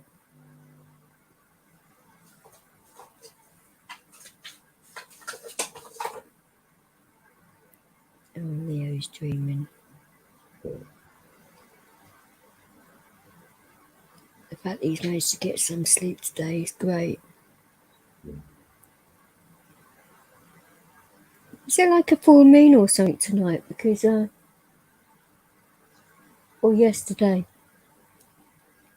Because they've been, both my cats and him have been like really playing up in a weird way, and I'm like, someone got it from me today. What on earth is going on? I think he's setting up for a full moon for Halloween this weekend. Full moon on Halloween? Are you kidding me?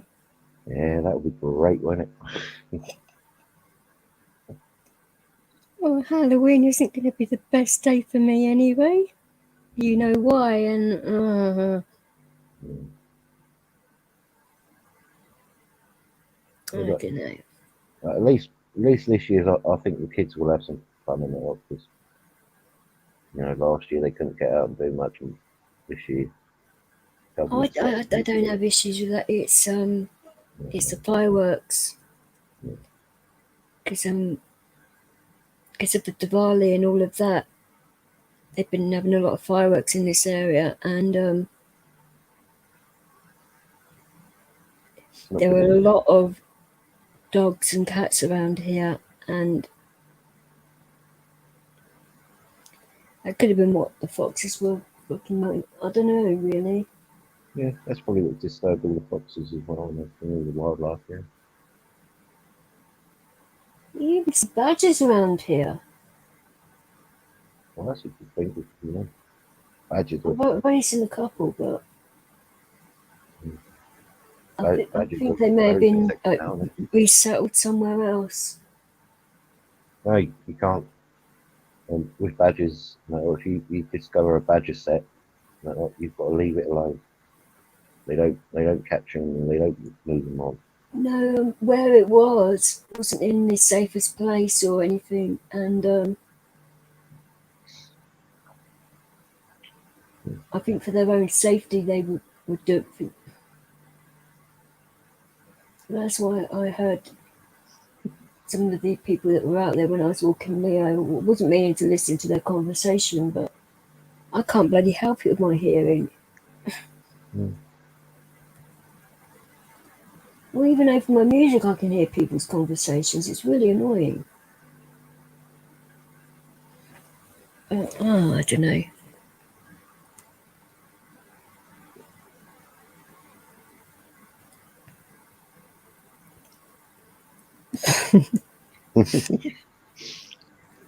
But you do realise that Frank is an organisation over here that's like a drug helpline, don't you?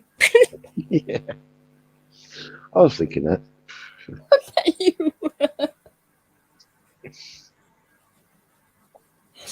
It's no offence to Alice or anything, but fucking hell.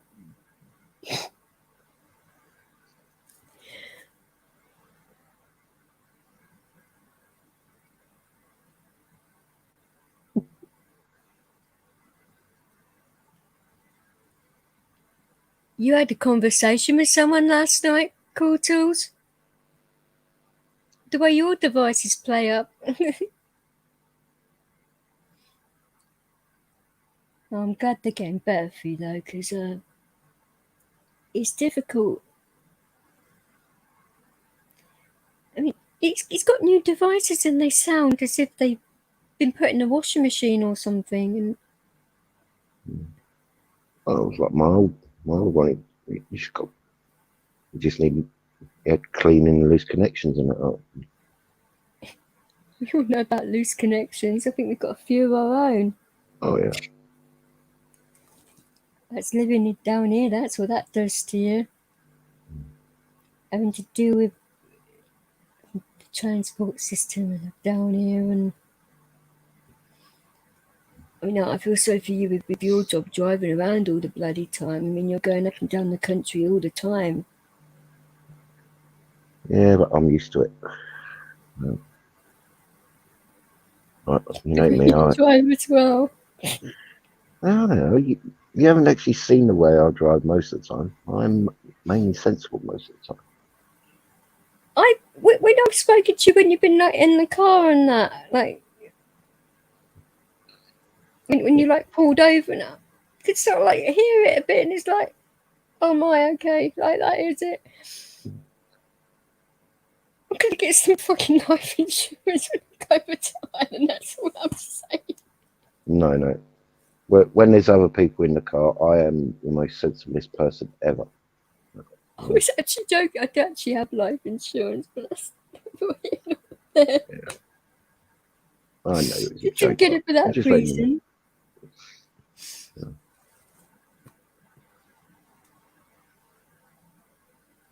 Oh shit, that's one thing I forgot to do. Fuck's sake, I got distracted. What do you forget? Oh, damn it. I can do it now, but I remember. Fucking hell. I've been distracted so much lately. It's like, in the middle of doing one thing, you get distracted, and it's like, oh, what was I doing? You've got too many things going on at the same time. It's just, Yeah, well, I can multitask, but like, yeah, if I can add another one to it, Cool Tools has just asked if he can ask Upstate if he can contact him because he'd like to go up tomorrow on his panel and have a chat. yeah. You just got cut off from who? Upstate or? No, I think his device is going funny. Getting connection problems. Oh, again. I'll have to send you one of my tablets, won't I? Yeah. I'm not really using them. Though laptops and tablets are better. Mind you, in my luck, I'll probably do that, and my cat will probably end up destroying this one. Yeah. She's a laptop destroyer after all, but damn it, you know. She hasn't really been on this one yet. She's tried, but I'm like, fuck off. There's too many bloody destroyed laptops that she's done, and so instead of sitting on my laptop, she bloody sits on my phone and butt dials people. Still. Yeah. Well, you should give her a tablet, see what she can do with that. You know? Fuck her off.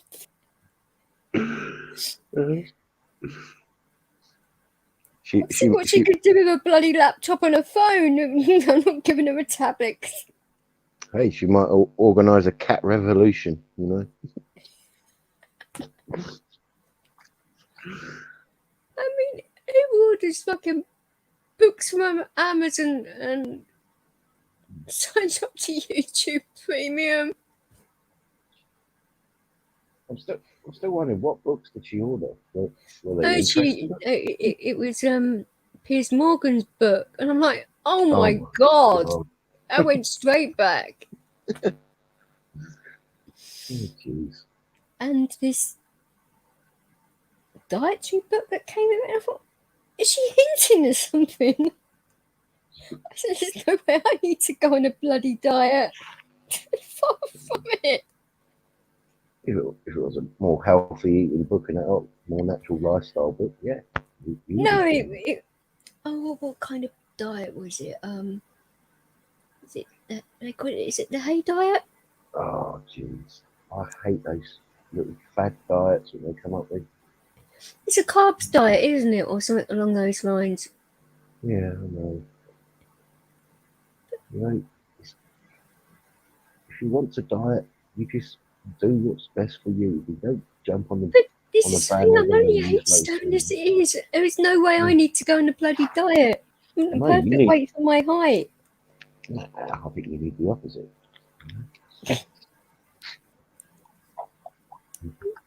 Well, I can put on weight if I really want.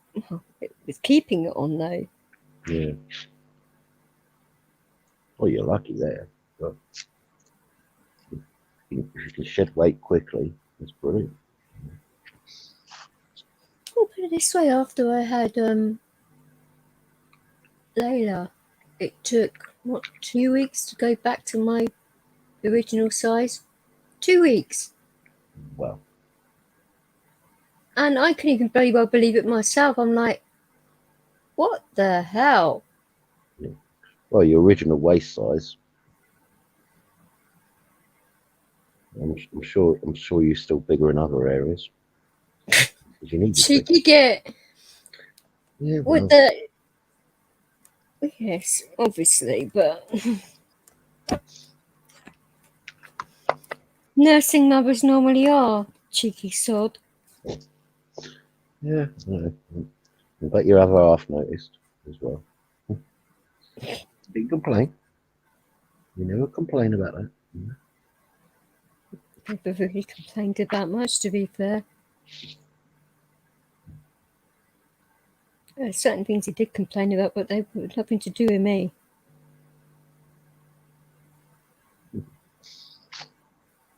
I'm not going into it. Not on here. No. Mhm. And I think that is one good thing, actually. That I can't be slated for by either him or him with me. Yeah, we're not together anymore, but we do not slate each other ever. I don't have You a just bad grow. word to say about him. He doesn't have a bad word to say about me. Yeah, you've just grown That is apart. one weird. No, it wasn't that. I said it was other people getting involved. You know what that goes like. Yep. Other That's people always the love to problem. get involved with people's relationships, don't they? Yep. And love was never the problem or anything like that. But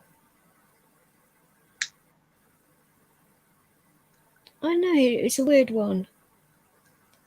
Yeah, if those outside influences hadn't have happened, we'd still be together now, without a doubt. But when he talked to me a while ago now, but he basically threw at me, sort of like, oh, why can't it go back to that? And I'm like, well, yeah, it probably could for a while. But then how long is it going to take before that issue comes up again? Yeah. And then would you be able to go through that again? Because I certainly wouldn't be able to. It took me over 5 years to get over that. I'm not really over it, but I don't think you ever really do you? No, but you get in a place where you can not dwell on it. You know.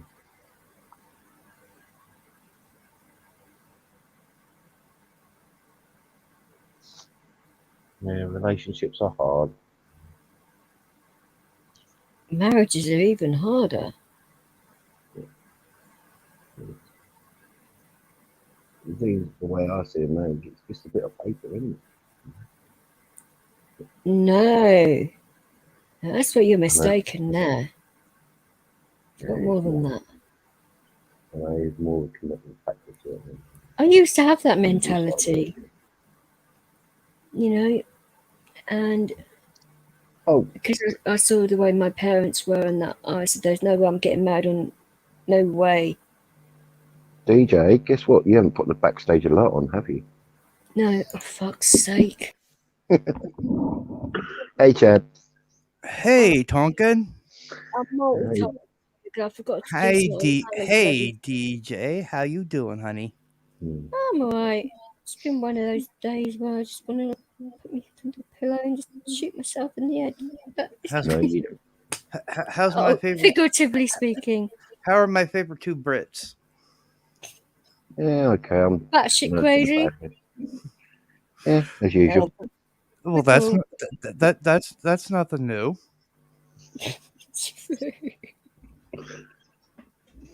Well, at least we're consistent. Mm. That's one way of putting it. How about you, Chad? What have you been like today? I just got home from my friend's place that I roll joints for. He'd asked me to come up today and roll some up. So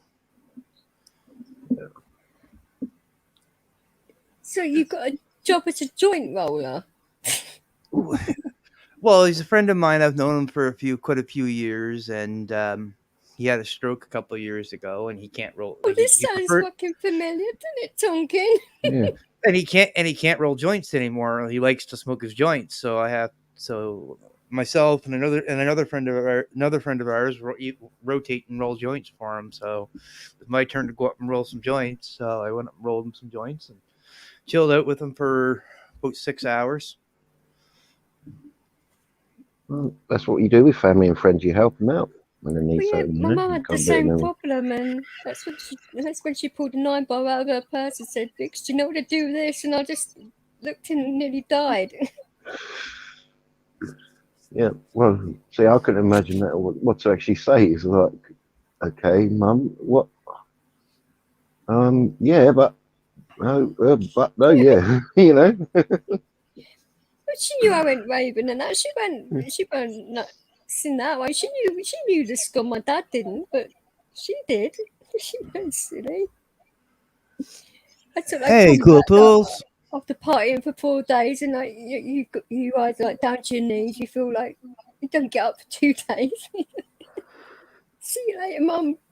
You know, leave me alone. She knew the score, and she didn't mind. But when she did that to me, I'm like, oh God, what do you want all that for? She can you do that in 24 hours? And I'm like, all of that. That's over 1,000. You could have rolled probably over 1,000 with 9 bar. God. I'm doing good, brother. Cool tools. But I wasn't making my mum joints that could blow her bonnet off. I mean, Yeah. Well, in a way, that's worse because you have to roll If I ever more. had to roll a joint for my mother, I think I'd drop dead of a heart attack. having a smoke with your mother was just My put this way, my mom has never smoked a joint in her life. Oh. Now that doesn't mean she's gotten a couple good contact ties. I'd say that, but it's completely illegal over here. So it's like, oh God. Yeah, well, it was at that time, yeah.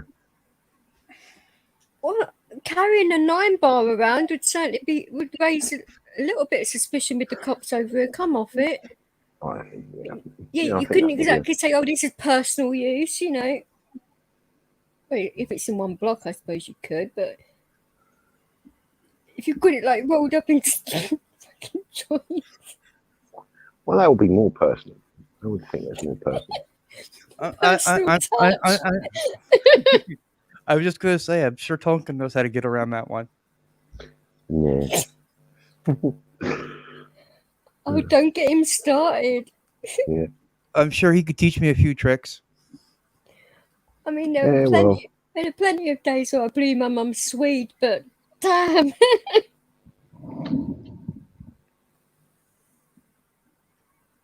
Plenty of days she blew mine. Well, you know, I'm just surprised you didn't also take you down a male strip club or something afterwards as well. That would have been the worst thing. You two getting hired and going down a strip club. That is really. That's like, I think that'd be the one. I think that if I was a girl, I think that would be the one place I would not want to be caught with my mother. Oh. Especially my mother, because she's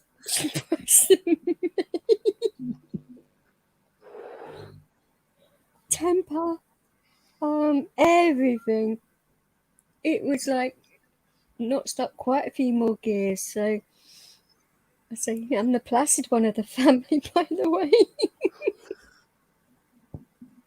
Yeah. Which people would find that very hard to believe, but it's true. Yeah, if you're the placid one, oh dear. Yeah. I'm sure you'll meet my brother soon enough. You'll be able to judge for yourself. Oh. Hey, I know what family's like, you know. And there is no way I'm bringing my brother over to Ireland. Oh my God. He'd bloody probably get lost. I don't really want to be trying to find him over there. Or the worst case scenario, you get lost and get into a fight. Well, there is probably a 99% chance of that, yeah. You know what I mean? Well, put it this way. My brother's got a more London type accent than I have, so he's a lot more southern in that way, because he was born in a different place to me. So Hey, yes, Graham. for him to go over to Ireland with his temperament, with the Garda and everything, fucking no. Because he drinks as well, and I was like, no. I mean, yeah, he'd probably have a joint and that here and there, but no, he's more into drinking and that, and I'm trying to like get through to him, like, drink with our family's temperament. Probably not the best idea, really, but he will learn eventually, probably when he's 85 or something. But the things that come to those who wait, hey. Well, I didn't start getting sensible. Or sensibler. I'm totally sensible now, I mean. To my mid-20s, you know. Did you just say the word sensible? I'm sorry.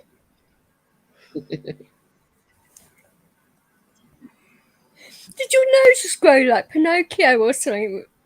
No. Honestly, if you'd have seen me in my early teens and my early 20s, oh God, I was crazy. Hey, James. Come on, I used to go to nightclubs that you used to go to. So come on. No. Exactly. That wasn't fucking sensible now. I used to go down to Brighton clubbing at least 3-4 times a month, you know. Which clubs? Come on then. I can't remember all of them, man. Well, the main ones. So long. They've checked. Well, someone's changed names now. I didn't even recognise one when I went past it. Yeah. What do you mean went past it? A lot of them are underneath the beach. Yeah. Like underneath the arches and that. So No, unless you were in the clubs down West Street in Brighton. Yeah, the ones down West Street. That's what ones I. Oh, they're commercial shitholes. Yeah. Excuse my language, guys, but no. I'm going to take you down to Brighton and show you where the real clubs are. Yeah, hell. But every time I used to go to the ones under the arches, I always get in trouble. You know. You wouldn't get into trouble with me down there. Fucking hell! I know most of the guys down there. Well, I wish I had met up with you more in my early 20s. Then, you know, there's quite a few times down there. Quite a few times we had to be run out of Brighton, sort of thing. Run out of Brighton? I mean, what the hell did you to get run out of Brighton? I mean, Brighton's the most laid-back, placid place there is to live. What the fuck? Not when the sun goes down and gets to the early hours of the morning. You know? That's when people like tend to go down to the beach and get it on and loads of weird stuff happen, but in a good way, not in like get weapons out and beat the shit out of you way. But mind you, that's because you were going to those kinds of nightclubs where it's all full of booze and everything else. The actual other nightclubs which are slightly like that, it's a bit more like for the underground, like dancing rather than it being commercial with blokes that think they're gods. Oh, I hate places like that because people in there are just a-holes. Yep. Yeah, there are plenty of nice clubs in Brighton. Well, I know I live down there, and I'll have to ask my brother whether it's still the same, yeah. But I have a feeling it's calmed down a lot. Well, after the past 2 years, everything's calmed down a lot. I mean, Yeah. I don't know. There used to be, I don't know whether you've ever been in the Honey Club in Brighton. Well, I might have. You know, when we used to go down there, we used to go down there like midday on a Saturday. Start drinking in the pubs. With pubs where? Because that doesn't I can narrow it down in Brighton. There's pubs everywhere in Brighton, isn't there? Yeah, that's one good thing, because we used to get kicked out of about 2 or 3 pubs during the day for being too rowdy. Too rowdy in Brighton. Okay. Yeah. When me and a few of my certain mates used to get together, and oh god, We'd start illegal raves in Brighton and get fucking rowdy like yeah, I know, that. but it's different when you're locals. Locals, when there's a bunch of out of towners come in and start it. But we get the out of towners down into Brighton. That's the whole point. You get people from all over come down there. It's crazy. You'd have to keep it on the down low because the Ross will break it up, and then you'd have to find somewhere else at the last minute. And that's when you find the party. It's good in certain areas where they're in the woods, and there's some great times out there. It's a brilliant place if you know what you're doing and where you're going. Yeah. Yeah, I've got lost in a few woods in Brighton where we've been invited down to raves and that, and not find them for a good few hours. That's the best bit. But you wouldn't exactly get lost if you was with the amount of people I know in Brighton. I mean, lived there for years, so a lot of people I know are still down in Brighton. So it's a nice town to live. I mean, yeah, I could live down there again, but it wouldn't be much of a challenge now, would it? No.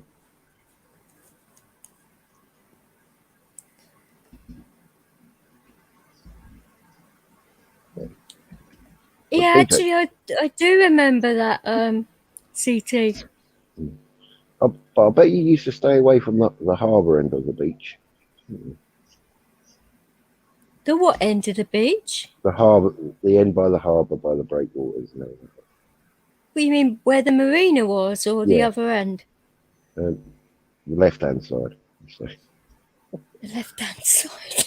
It's been years since when I was in Brighton the other week, I didn't even go down to the beach to check it out. The left side of the Palace Pier you're talking about. Right at the very end. Right at the very end of the beach. You mean you'd be going into different towns then? I mean, but you're still talking about being in the vicinity of Brighton, so it would be the marina. Yeah. Because then you'd be going into Peacehaven, New Haven, Seaford, and all that, which is just fucking crazy if you ask me. But yeah, it's fun around that little cove area when you go around there. Yeah. No, you'd actually like it, Chad, down in that area because the people are so nice and chilled out and relaxed, and a lot different to London life. Yeah. Oh yeah. So much different. I mean, I'm still not used to this place at all. Yeah, the area and that, but the people.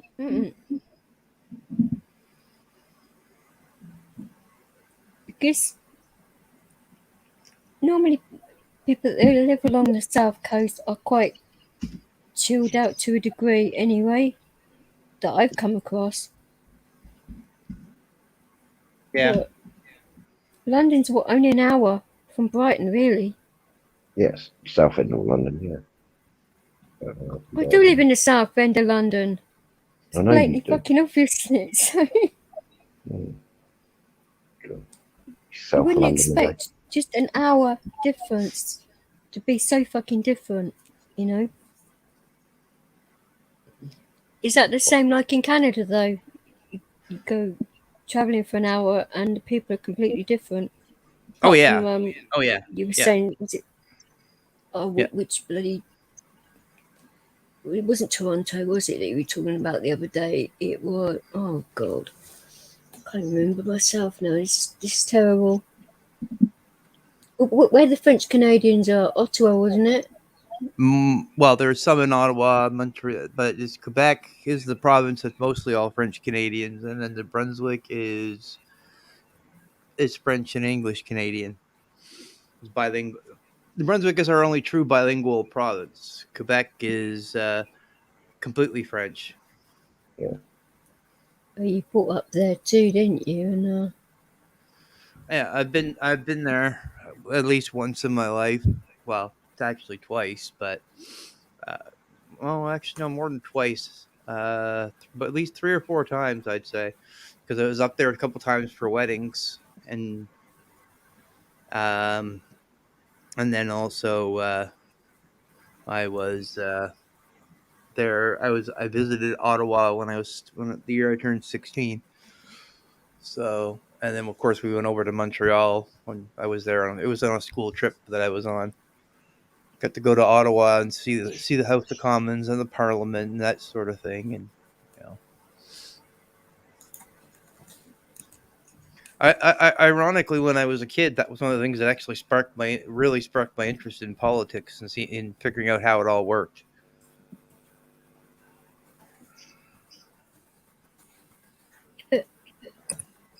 what annoys me about the word is that they never say what they mean.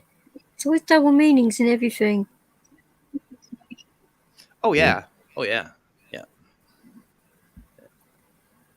I'm just dropping a message on hippies here, so sorry, I was typing it. So he was live, and I just thought I'd say hello. Oh, you're being a panel whore, are you? I became a panel whore. Yes. Oh, Oh jeez. dear. Well, we all know what that's like, DJ, don't we?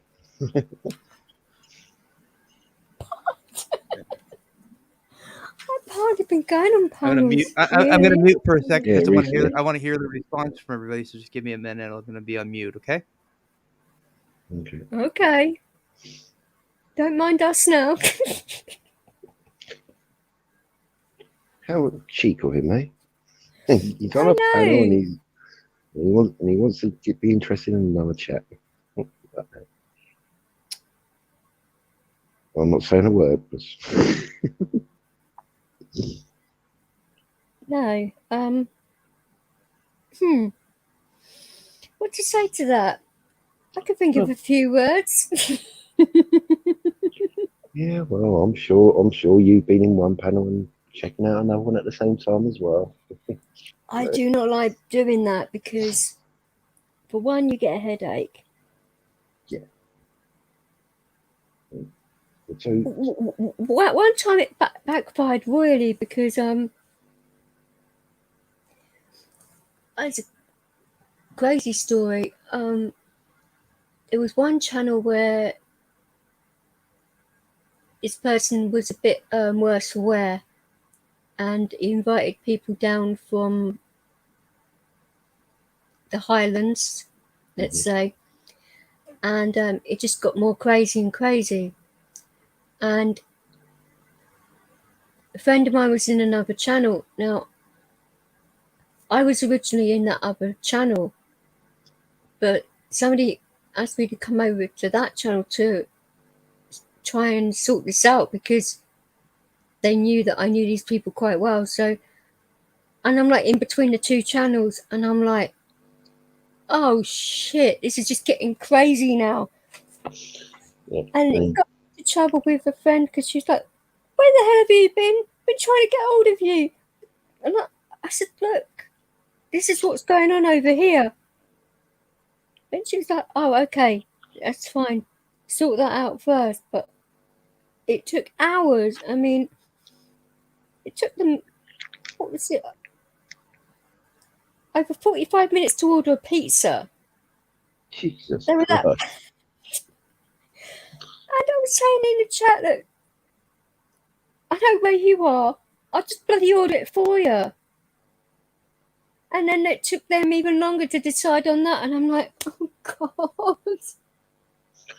well. And then by the time it got to that time of ordering the food, it got so bloody late. It cost them triple.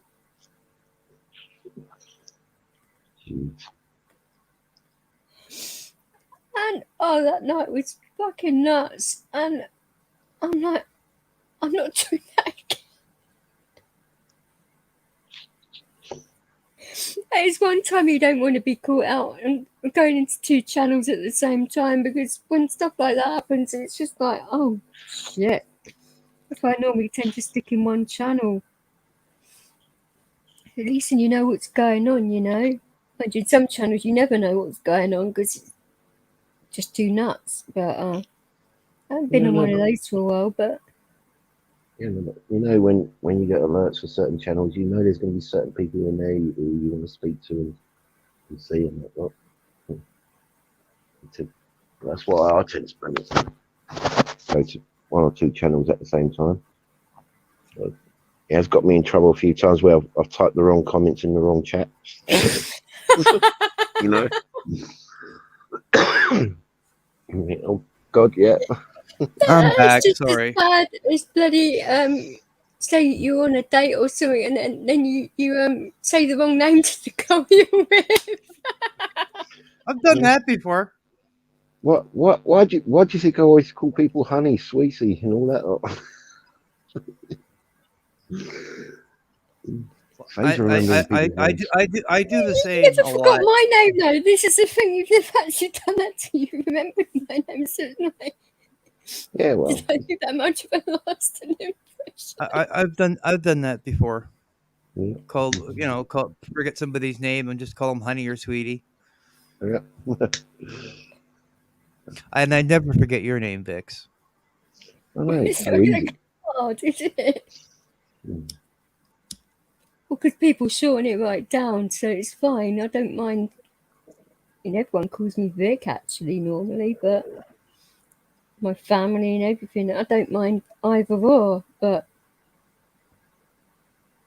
it's one of those. You can't really shorten it down much more than that, or they call you V. It's like, yeah, right. Lazy gits. It's all good, though. It's only a bloody name, but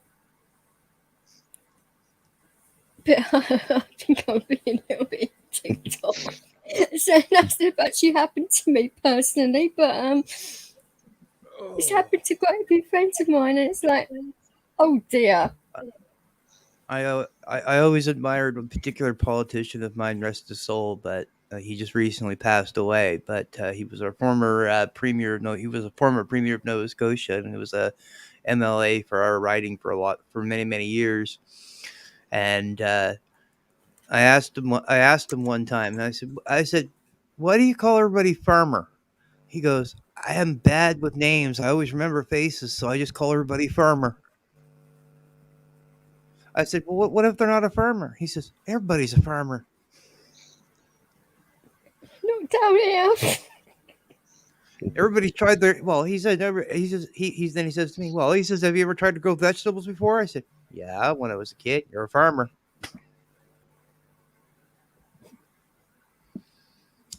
I think if you use that around here, you get a slap.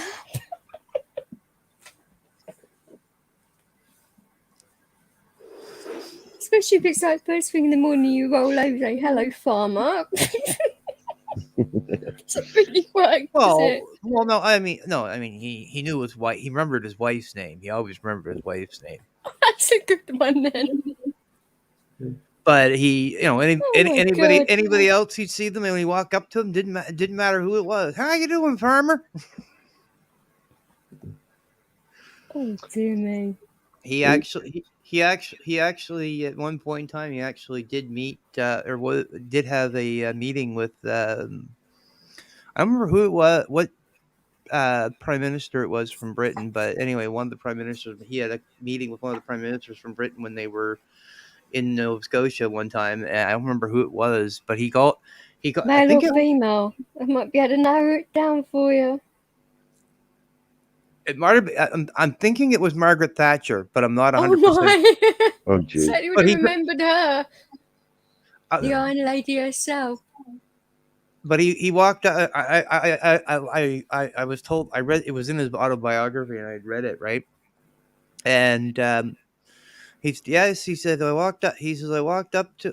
He walked anyway. He said he walked up to the British Prime Minister, the person who wrote it for him, because somebody else wrote the book, right? Because he was too old to write it. But anyway, he walked up to the. He said I walked up to the British Prime Minister and called and said, "Hey, farmer, how you doing?" He says I got dirty looks. He didn't. I don't remember if it was her or not, but I could see if it was her. I could see her give him dirty looks. All of Yeah, a he sudden, ploughing's come smiled into my to- mind. mentioning the Iron Lady today. I just could not believe this story that I heard up in Scotland today. Now, the SNP are blaming Margaret Thatcher for the rat problem in Glasgow at this moment in time. I mean, what the fuck? I mean, have they been spoken some of what Chad's friend's been using or something? I mean, she's been dead. She hasn't been in power for years. The SNP have been in what power? 15 years or so, isn't it? Oh, at least, yeah. I mean, I know enough about politics to know that it's been at least 15. It's been at least 15 years since she was in power. No, it's been longer than that since she was in power. No, the SNP have been in power for 15 years, which is the Scottish National Party, the ones that want independence from the rest of England and that. And they had the cheek to blame a lady that's been dead for years for their problems now. I mean, that's just crazy. If you want to check that story out, it's on We've Got a Problem. It might have very well been her. It's on We've Got a Problems channel, and there's some mad stories on there, I tell you. It's a good channel. But very nice guy. Indeed. And the things that he's looked into recently are just like, wow, okay. And of course, he's not one of YouTube's favourite people right now. Which is why he's had to go on all these different platforms now, which it's going to be the same for everybody soon, isn't it? Mm-hmm. Yeah. Yeah, would have been right near the end of her if it was her reign when he met her, because he was premier, Nova Scotia jury. He took office September the 12th, 1990, and was in until February 26, 1991. But that wouldn't have been Thatcher in the 90s. She was up until 1990, so I'm just seeing when she ended to see if it was her. She might have done a visit afterwards, but she weren't in power then. It would have been... Is it John Major that was after her, wasn't it? Yeah, it was John Major. God. Might have been John Major then, if it wasn't Thatcher.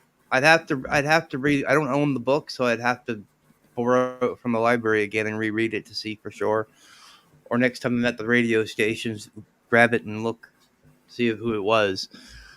If it was her. I mean, I know she did a lot of work.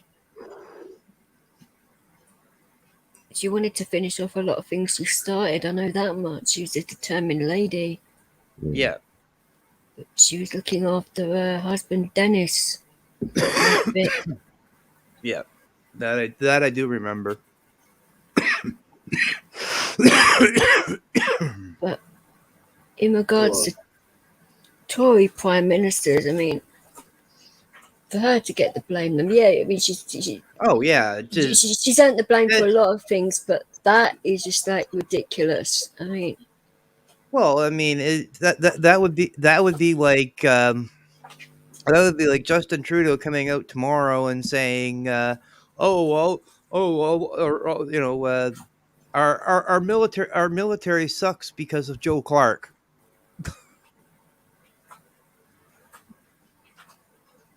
Trudeau's a wanker anyway. Excuse my language. Oh, I totally agree.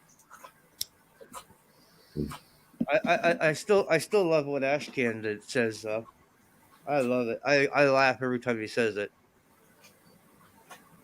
I mean, He I, says, "Hey," I actually he met says, him for the first time yesterday, and lovely guy.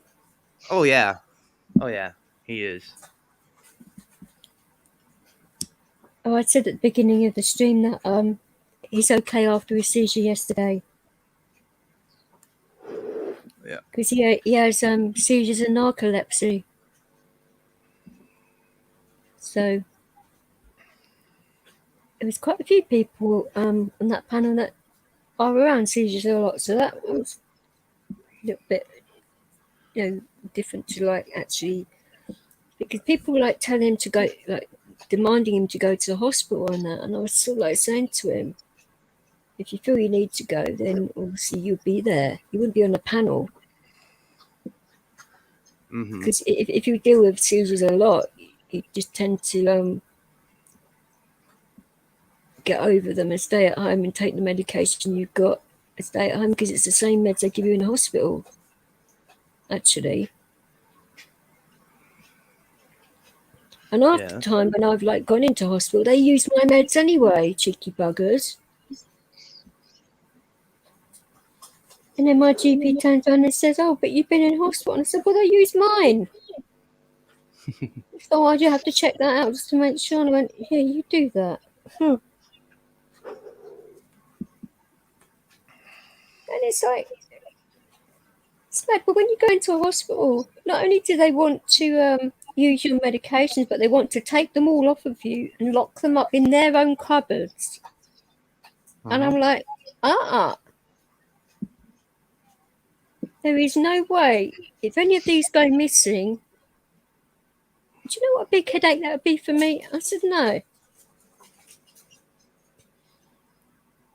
I don't mind speaking to the pharmacist. We can come to an arrangement, guys. I want something written down that you have all of these and you're taking responsibility for it, and you speak to my doctor and let him know what's going on here, because if any of this goes missing, it's not my responsibility, it's yours. Because if any controlled drugs go missing, it's your responsibility. You have to do a police report and everything, even if it's one patch. You have to report it's stolen. It's the law.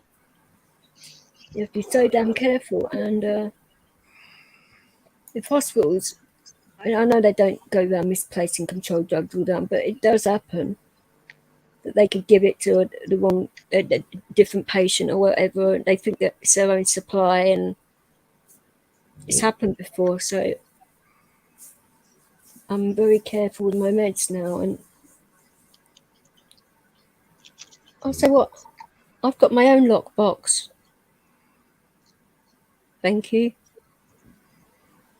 Yeah, but when they're in hospital and you bring in your own medication, they want to control the dosage and when you're taking it. And that, I don't mind them like being there when I'm taking it. I don't mind that at all. But because things do go missing and that, and they've got their own pharmacy. Oh, yeah. As well, and that's where it starts to get, because they're writing down in their drugs charts and it's making it look as though they're using their own supply when they're actually not. So that's fraud going on right there. Yeah. That's why it gets bloody complicated with doctors and that, because when CDs and that are involved, it's confusing as hell, especially if you're in a few of them, because a lot of them now they've actually reclassified, like medication like gabapentin is a controlled substance now. Pregabalin's a controlled substance. It never used to be. diazepam, controlled. So, quick question for you, DJ. Sorry to interrupt, but I noticed this the KY. It was initially KY listed as KY and Bud. I take it Bud's still not feeling 100%. No, he's not up to doing it. It's coming up on panel. No, he Oh, was I he was in didn't the know. chat earlier. I didn't know at the time, and he told me like at 2 minutes past midnight. Cheers for that, you know.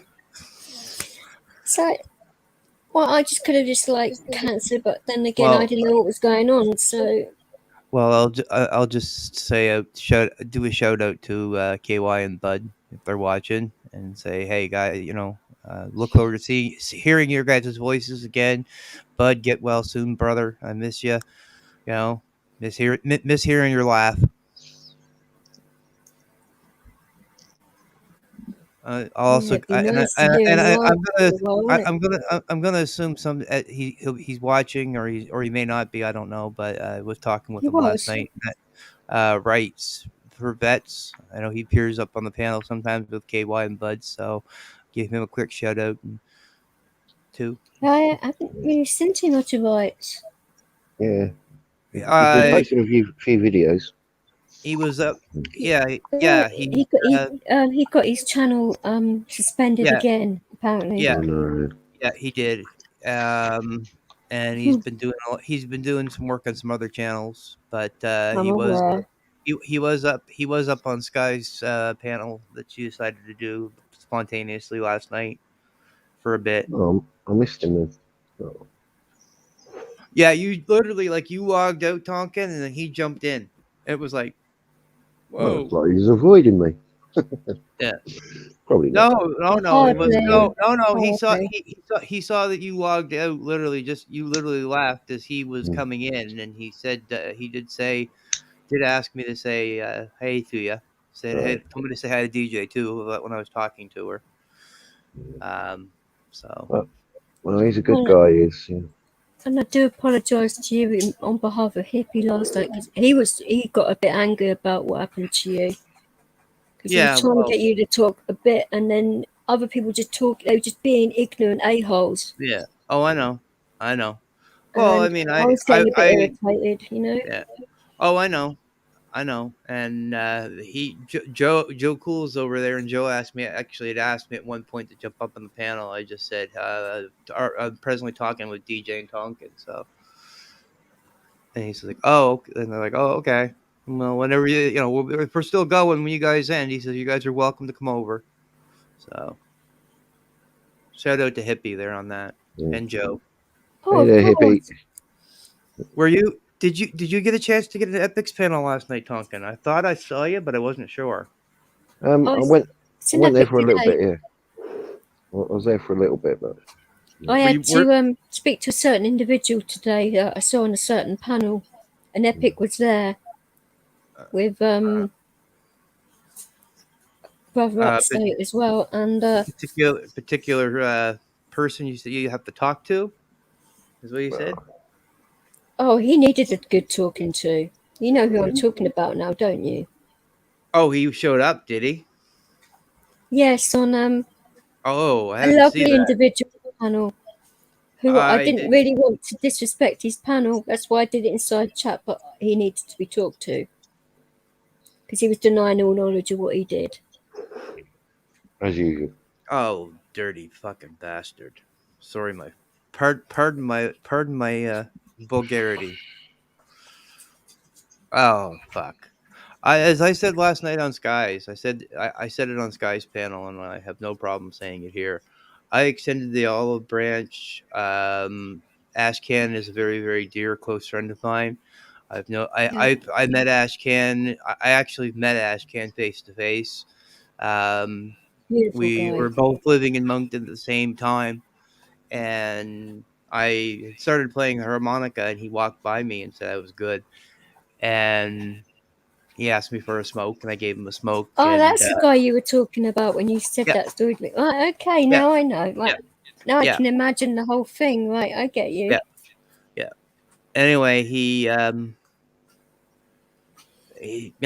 introduced himself by his real name, and which his real name is, I have no problem saying it. His first name is Mike, and he introduced himself. I introduced myself, and we just chilled out for a little bit and talked, and got to know each other a bit, and had met a couple other times after that and had coffee, but we weren't like we're super good friends. We were acquaintances, but when I first heard about him and with his incident at the RCMP in Moncton, I immediately watched the entire stream the next day, just because the fact was I wanted to see what happened, and Right.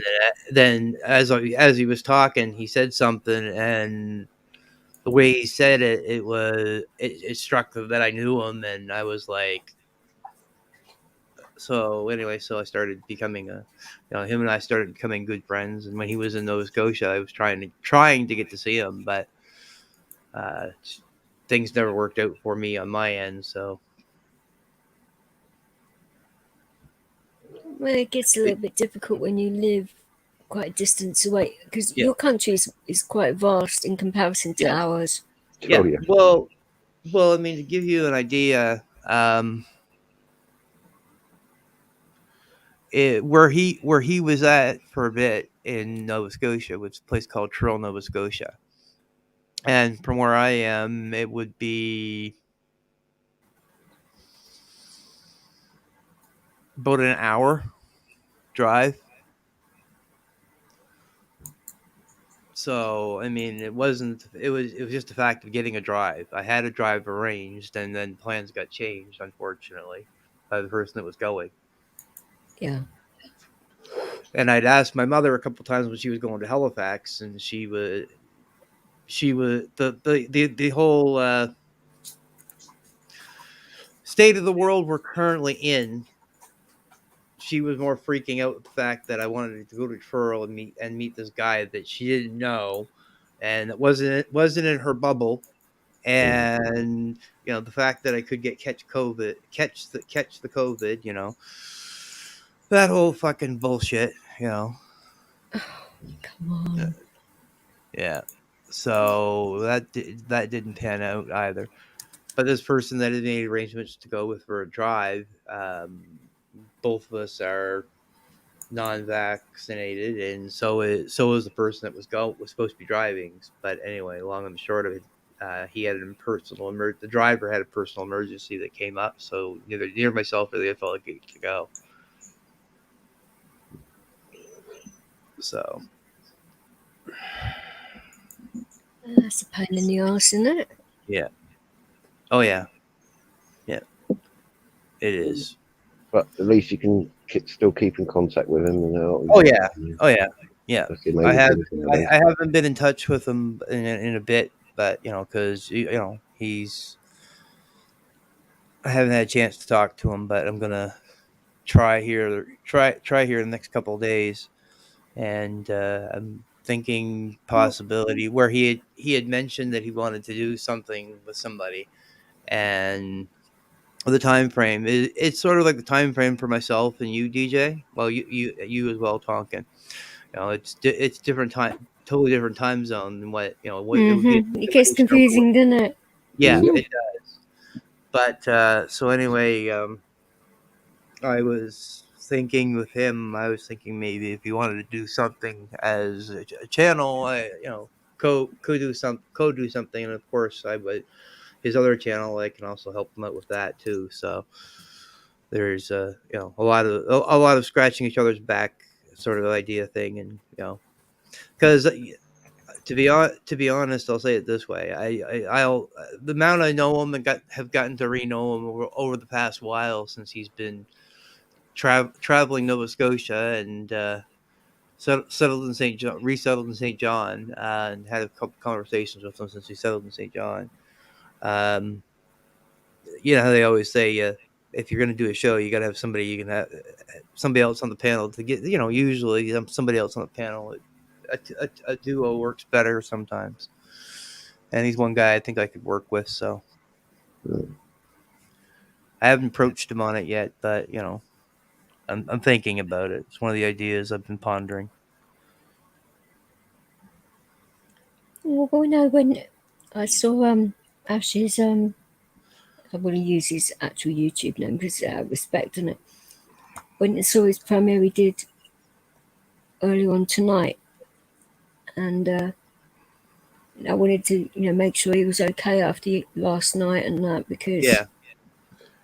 I know what it's like to have. Yeah, no, I know you do, and I'm glad you became a friend to him, because he was a good friend with one hot gal as well, and Yeah. that was a hole in his heart that he lost, and she understood a lot of the stuff he goes through too, because Mhm. she has a lot of similar conditions, health wise. She did, so so I mean, it's good he's got somebody he can talk to that can relate. Well, I A lot said of to him many times, that Yeah. doesn't bother me. The fact it Yeah. happens so bloody quickly, I mean, Well, I'll say it this way: regardless of what panel style show I do, DJ, you're always welcome, honey, on panel. oh, thanks for that. You as well, Tonkin. You're always welcome if you want to come out. I'll Oh, say cheers. that. I can only do 6, but at 6 because I don't have a full account yet. But Yeah. so I say it all depends on how much you're going to use it. I mean, I only yeah. bought like Well, what the I'm year because of. what I'm thinking about doing is part of what I'm thinking about doing, and I think Ashken would definitely be on board for it, and that's basically do a auditor show, or I should say auditor / activist show, and basically usually have at least one guest that is actually an activist or an auditor. So I have 3, and then I can have a couple other spots where I can bring people up to ask a question if they want, and maybe have somebody up as to help out with moderating, keeping tabs on the trolls. Yep. Aren't they fun? Yeah. That's why. Yeah, I mean, if I'd left all the people that like to cause drama in this channel, it'd just be fucking chaos. Yeah. I Well, wouldn't, see, I wouldn't enjoy that myself, like dealing with that constantly and people arguing and shit. yeah. Oh, God. Oh, yeah. Well, I mean, okay, I don't mind. For example, if as an example, let's say, for some reason Joe and Hippie were having an issue. Okay, and let's say I had Hippie scheduled on my show, just right around that time frame.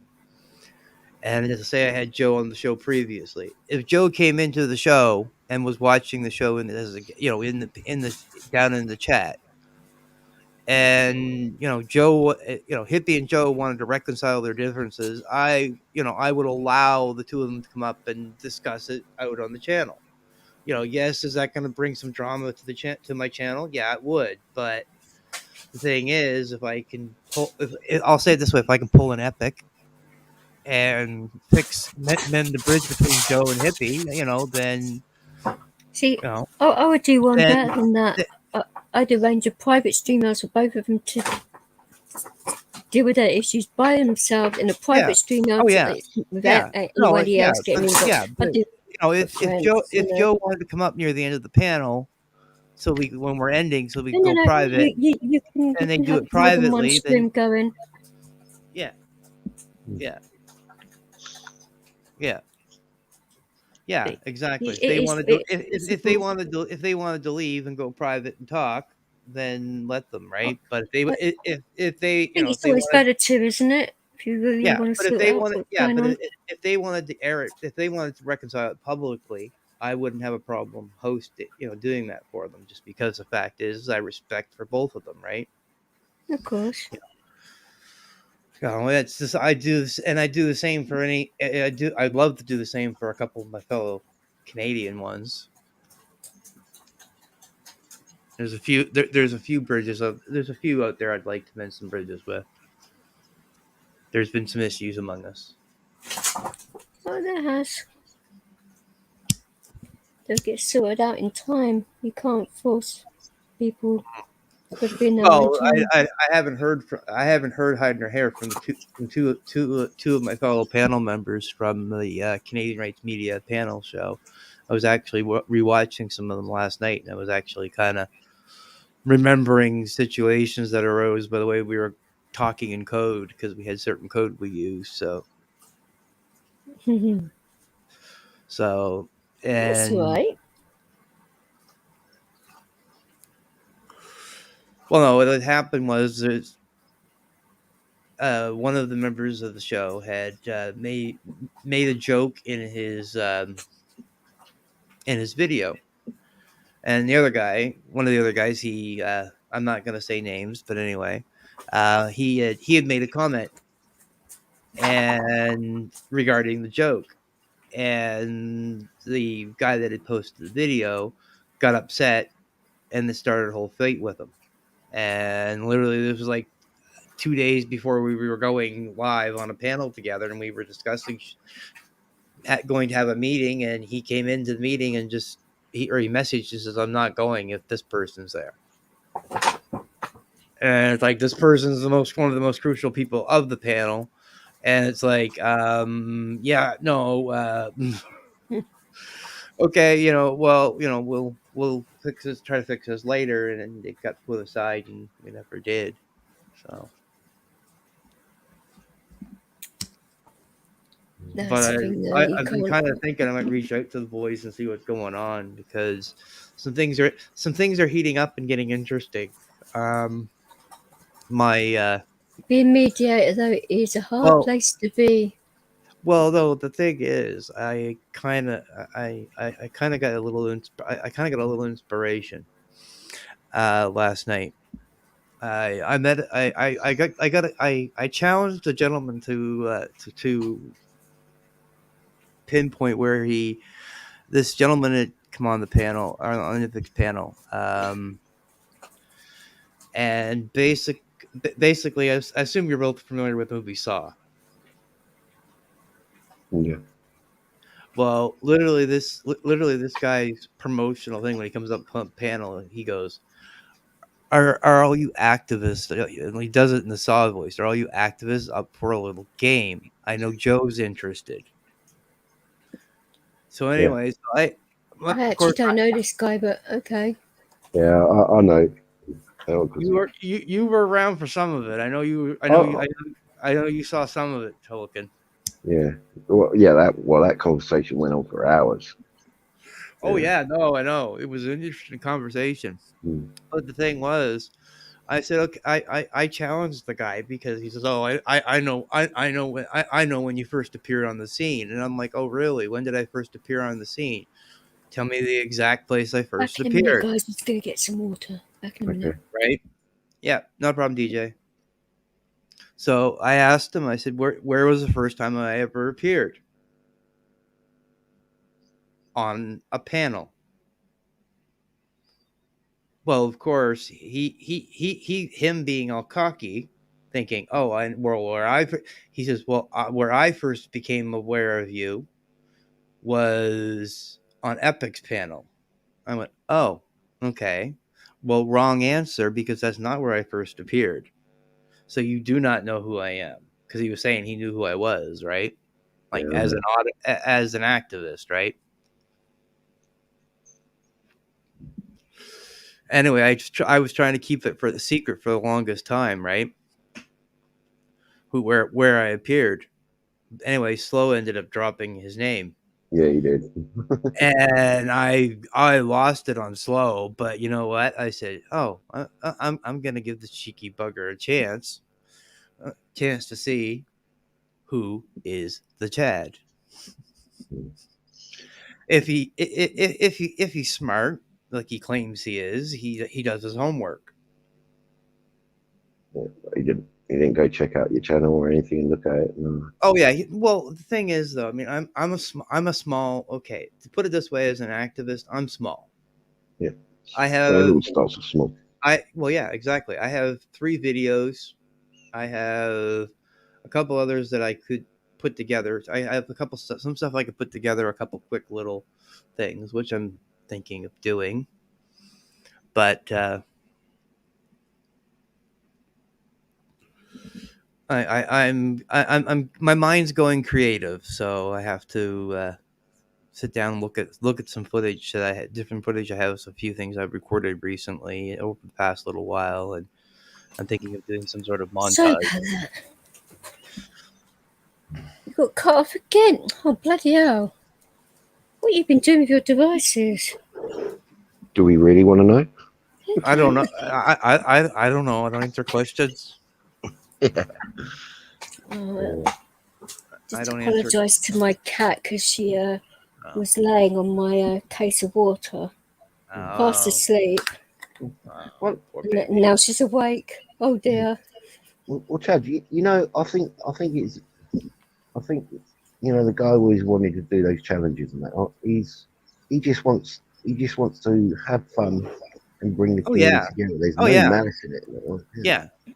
Yeah, but the thing is, though, too, and that's the thing. Like, I'll say this: from doing panels and discussing and meeting people I've met through doing panels. That's a lot of people. Yeah. Oh, bloody hell! Mm. I mean, come on. I've met people. I mean, I made friends with people in Britain. Oh dear. You know, I feel sorry for you already. Ireland, Ireland, Yeah, some nice Irish Australia, guys. all over the United States as well, all over Canada. Yeah. Remote country that nobody knows the coordinates to. Yeah, well, it's amazing how you You know, all over I the do place. want to say thank you to beautiful person. Thank you, Spirit, for the other day. Oh, what I, they going? I came across one of his streams and I was in a bit of a weird place, and he snapped me out of it without even doing anything, really, just by being him. Spirit is a great guy. His movement, the place he's living now, oh my god. Wild horses in the back of his place, and it's absolutely amazing where he's living, and it's so quiet and beautiful, and I could feel all that darkness drain out of me just by listening to. Oh, because he's similar in the way I view things, and he's got a very spiritual way of looking at things, isn't he, Spirit? Oh yeah, well, I And the know. way he is with people, and I've got a lot of respect and I admire the guy a lot. Mm. And Yeah. the way he doesn't tolerate people's bullshit either. Oh, no. He's placid enough, but when people push him, he knows when to respond, so to speak. Yeah, and he doesn't do anything in malicious and that. Like, he's just straight to the point, and he doesn't do anything. Well, that's where Aussies and Brits are very similar. We get straight to the point normally. Mm-hmm. But he's never has any malice in him or anything. He just wants to sort it out and get back to what he's doing and make sure everyone else is having a good time, And that's what YouTube should be about. Oh yeah. In my opinion. Yeah. There's enough hate in this world. Leave it at the actual panel doors. You don't have to bring your shit onto other people's panels and turn everybody's day into just because you're in a bad mood. It doesn't mean to say everybody else has to be turned into having a bad mood because you just want to be an a-hole, Yep. Have some consideration. That's what I'd like to say to people. I mean, granted, not all of you are like that, but quite a lot of you are, and it's like, this is why I've got a lot of respect for Hippie and that, for what he goes through every day, dealing with stuff, and people then still take the piss out of him. It's like, really? I mean, see, he's a genuine nice guy, and you still want to take the piss. You still want more, and it's like, nah. That's why I go in his a lot, because to give the support. Yeah. Oh yeah. I mean, since I first met Hippie, and like I said, I really got to know Hippie the Night of Epics panel that he had Guru and Denison's first meeting, and Oh dear. oh god, yeah. Oh, I knew that would be a spicy panel. well, I haven't watched it all yet, but I started. I haven't watched it at all, so but I will. But so I heard about it, and I will watch it. I just haven't had the time. I've just been so busy. Well, put it this way. I'll say it this way. I started watching where I left off, where I left, and I couldn't get through the first 15 minutes of it. It was just the two. It was just everybody left. It was just the two of them talking. Like I literally within 15 minutes, and the two of them just sitting there talking, and the only person left on the panel with them was Slow, and he was on mute, and I think he fell asleep.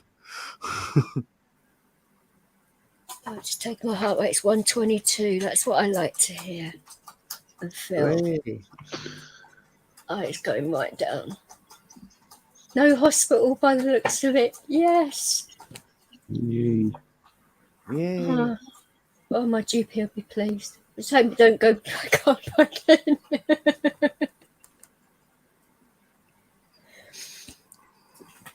don't know if my uncle's going to be back tonight or not, or whether he's going to be on an all-nighter again. Probably an So I all-nighter. think he's... I'm not saying a word. I actually like the fact that he's met somebody. Yeah, okay. She's down here, and he lives up there, and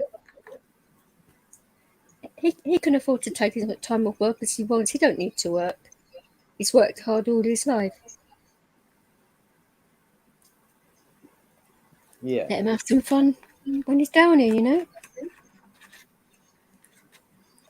He would never wear out his welcome with me. Never. Other members of my family would, but not him.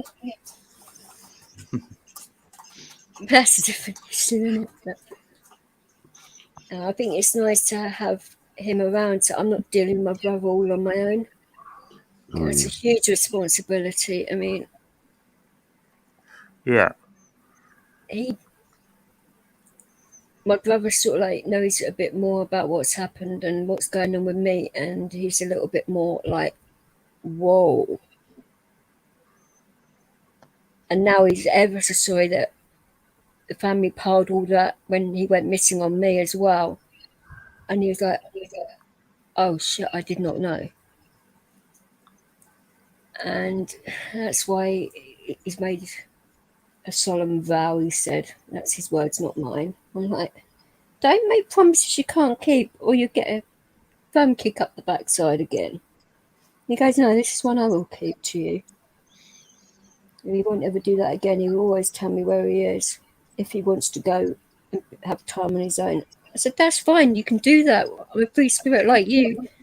It's a family trait, I think. But just tell somebody where you are and that you're safe.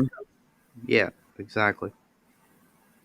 Because he didn't realise all the trouble he caused. He didn't realise the cops would trigger for me because of all of this and having to deal with cops and shit. And it's like, I could have done without all of that. With all of that going on. And at that time, other stuff was going on as well, as you know, Tonkin. And it's like, it's too much. Getting back to a good place again now, I think. Just be a lot better. In some ways, I don't want to move out of London because I do like living here to a degree. It's a nice area where I live. You know that, Tonkin. It's a nice area, but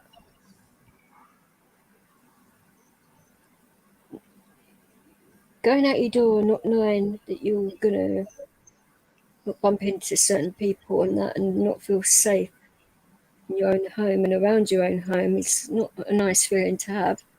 No, it's not. No. And especially when a certain four-legged someone can smell that person, and whenever he growls now in the air, I'm like thinking, oh shit, is he around here or something?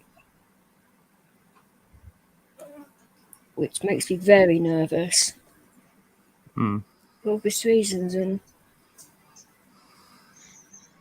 then you got to find the right place though as well, and that's going to take time.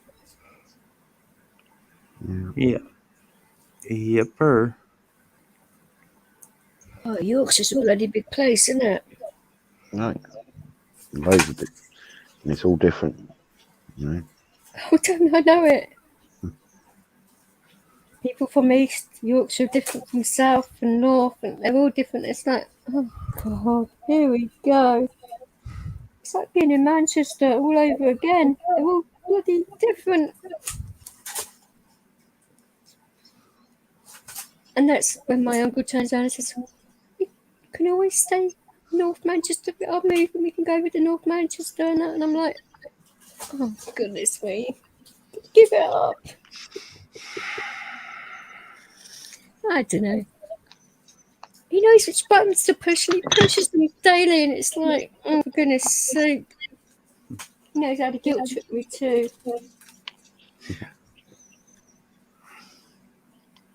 Family, you're talking about your brother, right?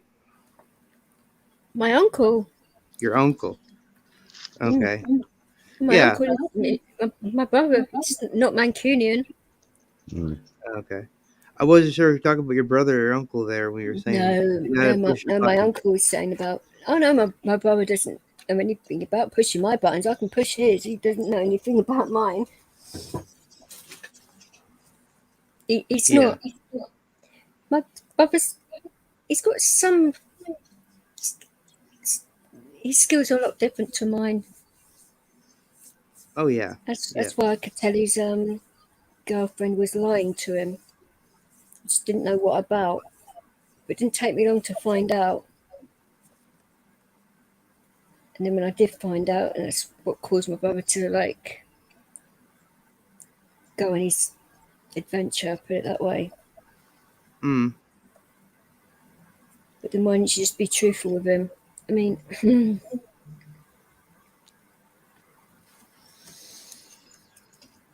I could tell she was hurting him. I just didn't know how she was doing it.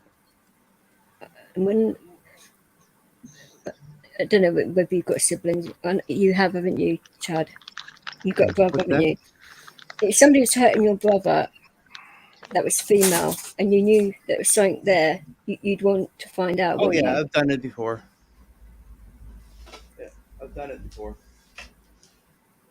But like when it involves aborting his child and telling him that she lost it naturally, that's a piss take right there. Uh-oh. DJ Swiley's got something in mind for you. What? Well, I have a feeling Swiley wants to ask you a question. You need to promise him something. Oh my God. Oh dear me. I don't answer questions. I'll be right back. I'll be right back. Okay, Chad. Right, see you in a bit. Don't know. Bit of advice there, James. Do not go to a girl with something like that, because it's like, what the fuck? Yeah. There's certain things you do not say to a woman, and that would be something like it. Oh, yes. Sometimes you might not want to like the answer.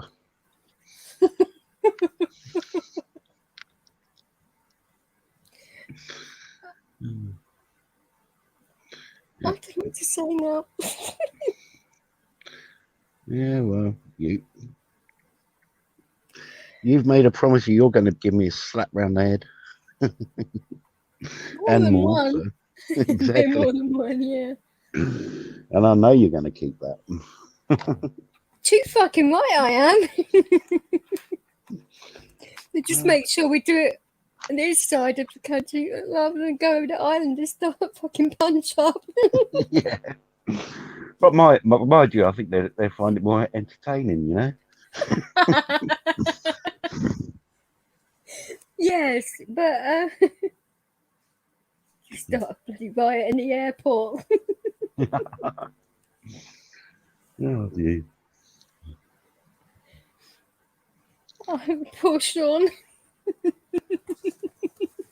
He doesn't know what he's got coming his way. Oh. Oh, we love you, Sean. You're gonna probably want to pull all your hair out. Oh, but we're not that crazy, honest. Yeah. Definitely not mad, just a little crazy. That's all. Oh, we're all a little cray to a degree, but think of what it's going to be like if you get alcohol in Tonkin and Marshall.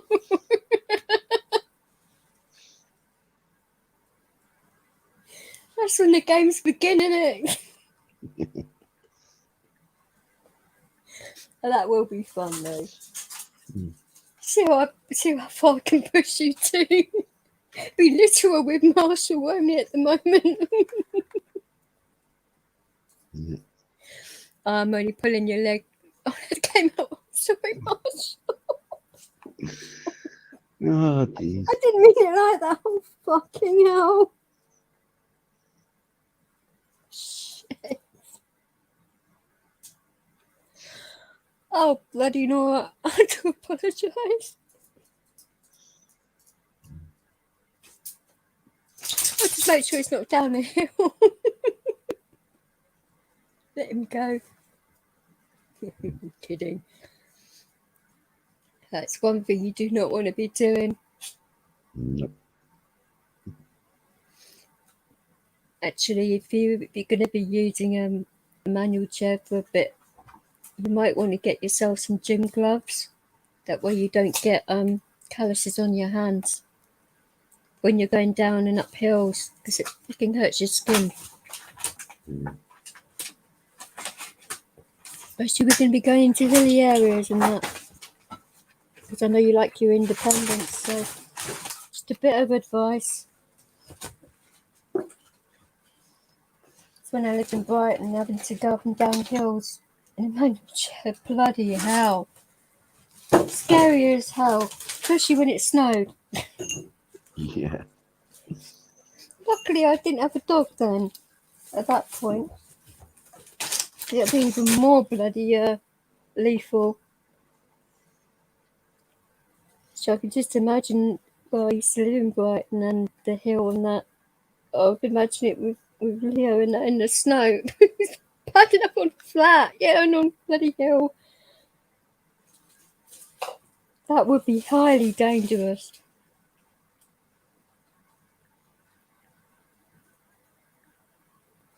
Actually, what I might do one time is next time it snows in this area or where I am, is probably take a video, try and take a video because he's fucking nuts. Yeah. Trying to bloody steer through snow when you've got a dog that hates snow. He doesn't like getting his paws wet with rain or snow. He hates it. He's a diva like that. So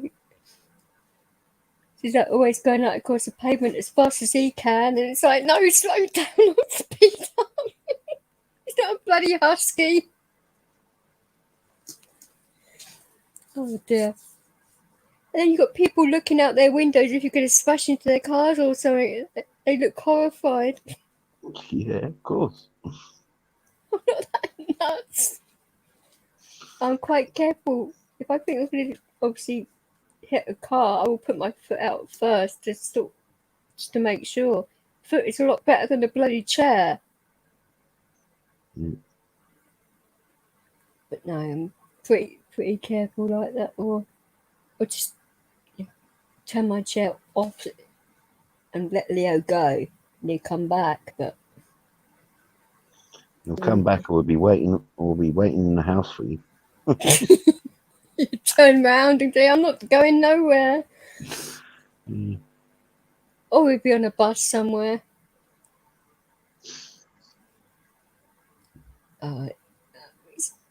I'd say rain is worse than snow, but Mm. it's mad though, because I was talking to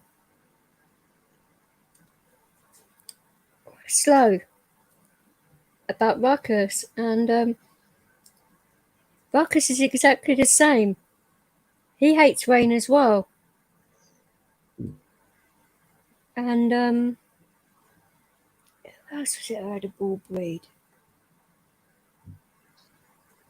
And they absolutely hate water as well in that way, rainwater. They don't mind puddles and things like that or going into water, but rain, they do Rain not. coming down there. It's weird, isn't it? It is weird. I think it is. Never had that before. My one, she. I mean, I always take towels out and that, and because their coat is so like, it can be quite thick. Takes ages to dry them off and that, but I normally take out like 2 bath sheets that are his. Obviously, I have separate towels for him, and obviously massive ones. People think it's funny, like when I'm on public transport, that I've got towels for him, food bowls, water. He's got his packets of chicken. He's got his squeaky toy if we're on public transport for too long and he's in a bit of a bored mood. And people sort of, how much stuff does she carry for the dog? Well, I think nothing of it because, I just see that and think, oh, she really does care for him now because she knows what God send is to her, who she is. I would be like that with any animal, but Exactly. it's bad though when my 2 Polish carers taught him how to jump up, and I'm like, no. Every day when they come round, they'd be like doing like that to their chest and to jump, and I'm like, oh bloody hell, no, because he never used to at all. And after having them for 8 months, with them doing it every day, and he's gotten a lot better with him not doing it so much, but every so often, if he sees somebody he really likes, it's getting better with it. Well, I find Polish people love dogs. Oh, I know, they do. Yeah. No, they weren't doing it to be malicious or anything like that. They just didn't think. Yeah. It's like with slow bunny. He was stalked for about a week by this Polish couple and that lot, just because. Because they like Ruckus. Yeah, because they like Ruckus and that lot. Ruckus is lovely. Yeah. Because it was like he was actually talking about him about the first time he saw him and met him, and like they stopped and they wanted to fuss Ruckus and make a fuss with him and have a photo with him and everything like that, and then like 5 minutes later he's met up with him again. Seen him again. They stopped. Fuss Ruckus and everything. Oh, I do love his dog. Yeah. When he takes him out, all you can hear is him breathing because he's normally got a ball in his mouth or something. And bull breeds, they do breathe very heavily. Yeah. It's like when you've been on the phone to me, all you can hear is Leo snoring or talking having in his a dream and it's bloody so loud. Yeah. I mean, I can hear it if he falls asleep in the next room, and I mean, he doesn't normally stay there very long because he can sense I'm not in there. So I can be quite quiet. I can hear him through the bloody wall. Yeah. By the way, just read Cortal's comments. I can't read them out. I'm laughing too much. See what I'm saying? It can get worse. And it does. Oh, jeez. I'm not saying.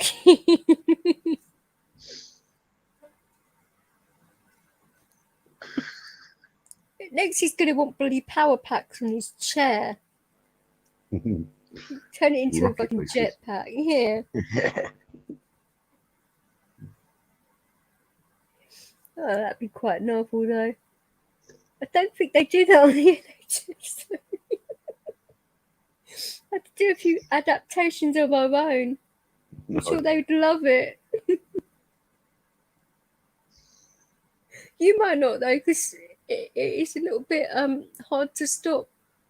Like I say, because you do get calluses on your hands a lot with the manual chairs. It's like, I say, Brighton is full of hills. It's one of the worst places to live if you're using a chair. Or going down the hill is just as bad as going up it. Oh no, going down a hill would be more fun. Dangerous, though. Yeah, I know, very risky. You've got to Well, have good you brakes. have to bloody hit. Well, no, but if you think about it, though, right? With a manual chair, you've got two brakes and they're on the wheel, but you actually got your hand on there as well. So you literally have to find the bloody brake whilst you're going down a fucking hill. You've got to keep your eyes on where you're going. If you hit a pothole or something, you go flying. You can't really do that. So And you still got to try and steer as well with the brakes and everything. well, exactly. It's not not easy at all. Oh no. Especially if it's raining. You add rain or snow into that equation. Wow. Well, getting up a hill, even in an electric chair, in the snow or where there's rain. Rain's not so bad. Snow, I don't know. Oh, if you're trying to go up a ramp or something when there's wet leaves on the ramp. Wet leaves are a massive pain in the arse because just as bad as ice. It's worse. It's worse than ice because you can't see, especially around this area because there are loads of trees everywhere. But you're going along the pavements and stuff, and where it goes when you're trying to cross over, you can't actually see where the actual curb is because of all the bloody leaves. Yeah. So plus, as well, all the leaves get jammed up in between the wheels and that lot on the gears and everything. It's one big effing headache. Yeah. And then you get mad and everything. It's like, oh goodness me. And then you end up going to a park, and then it's like a mud ice rink there too, and you're like looking and thinking, oh my god. And then Leo's like minding his own business and rolling around in the mud, and I'm looking at him thinking, you little sod. Yeah, I'm gonna have to give you a shower when you get home. Shower? Let him go in the house when he's as muddy as that. I have to clean him up before and after. Jesus. I normally go into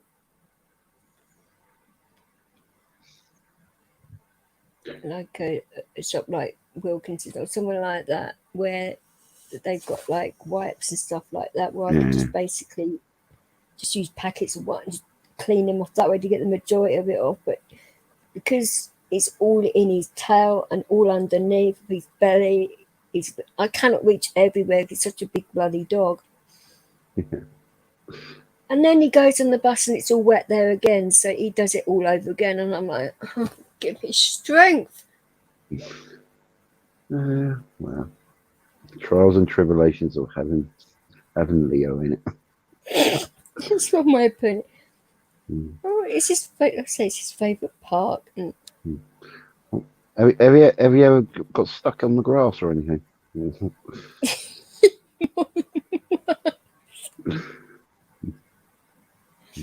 People normally help me. It's not too bad, but they sometimes make it worse, and I'm just thinking, oh shit. Yeah. But you sort of like sink, and it's like, no, this is just not going to work. And yeah, but the thing is, I bet a few times you felt sorry for the people helping you if they fall over and slip and get themselves all That's muddy as happened well. too. Yeah, but one guy, he just been in a mud fight. But he'd already slipped over before he decided to help me, and afterwards. Because I made sure to see if he was okay before, so because it was a rather big thud on. I mean, I heard it. I thought, what the hell was that? And I saw he slipped, and I was like, oh shit! I went to see if he's okay, and it's because I went to see if he was okay that I got bloody stuck. Yeah, so he felt obligated to help you out as well. So, I could imagine that. No, this park does get waterlogged, and there's certain places in that park I will not even go venture. I mean, obviously, if Leo goes anywhere near, he gets like, you can see when it's like a big bog, Mm. and when his paws, they sink right in, and you're like, bloody hell, no way. Yeah, because if he would do it, he gets his feet sinking it. Of course, your wheels will sink. Yeah. Well, exactly. So I know what areas of the park to avoid, but when it gets to like this time of year, I tend to maybe try other parks, because that one is very dangerous Mm. for, like, just people walking around it normally, yet alone me, and with him bloody charging around as well. You wouldn't want him to like knock somebody over if he was like rolling around or something, because he can't stop, because it's like an ice rink. It's ridiculous. I bet people walking past look at your feet, think, what the hell is that woman trying to do? She's using her wheelchair on the grass. It's like that. You have to pick up after your dog. You can't. Exactly. Yeah. No, when you just try and avoid it, granted, but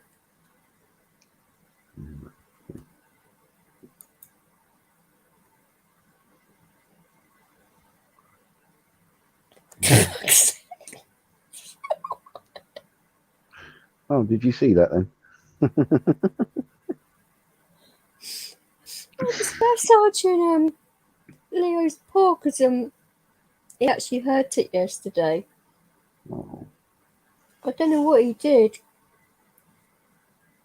but he made this noise, and he wouldn't come to me straight away, and it's his front paw.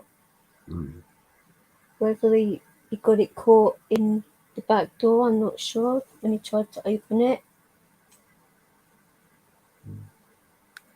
I'm not exactly sure what he was doing, but for him to make a noise like that, it must have hurt him. Normally, he don't really make noise when people hurt him. He just sort of, oh, what was that, Mm. Well, in the morning, just touch it gently, and just see how Well, it is. yeah, he's okay. Yeah. He doesn't mind me touching it, and it's not swollen, but I just wanted to make sure. Whilst he's in this position, I'll take full advantage of checking it out. Oh yeah. Obviously, I didn't. Obviously, Cat Marshall's comment to have open, but I was like, you cheeky bastard. Oh jeez. We're definitely going to put our money when we go away. Marshall's going to get us arrested, I'm sure of it. No, I'm sure we'll be quick enough to get out of the way. Yeah,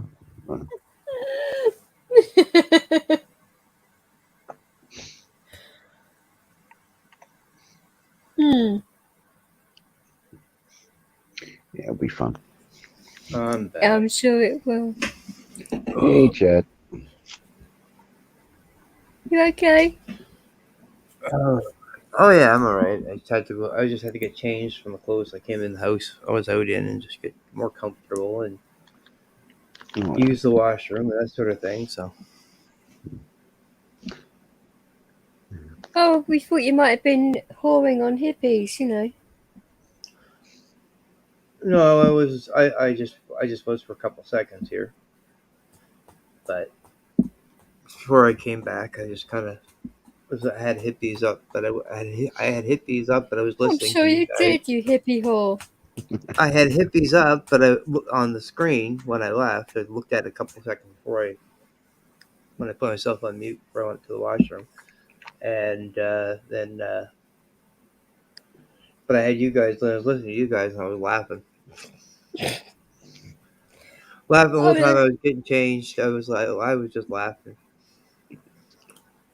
And so don't do things in halves over here. It just gets rather crazy, and yeah, I do have quite a lot of patience, but like with certain things, I really do not, and it's just like, because I've been like skating a lot in my life, so I know when like falls hurt people, and yeah, when I actually heard that bloke fall, and I actually felt it as well. I was like, oh. Obviously, you want to make sure people are okay and that, because I didn't know whether he'd broken something, because it was on fucking concrete.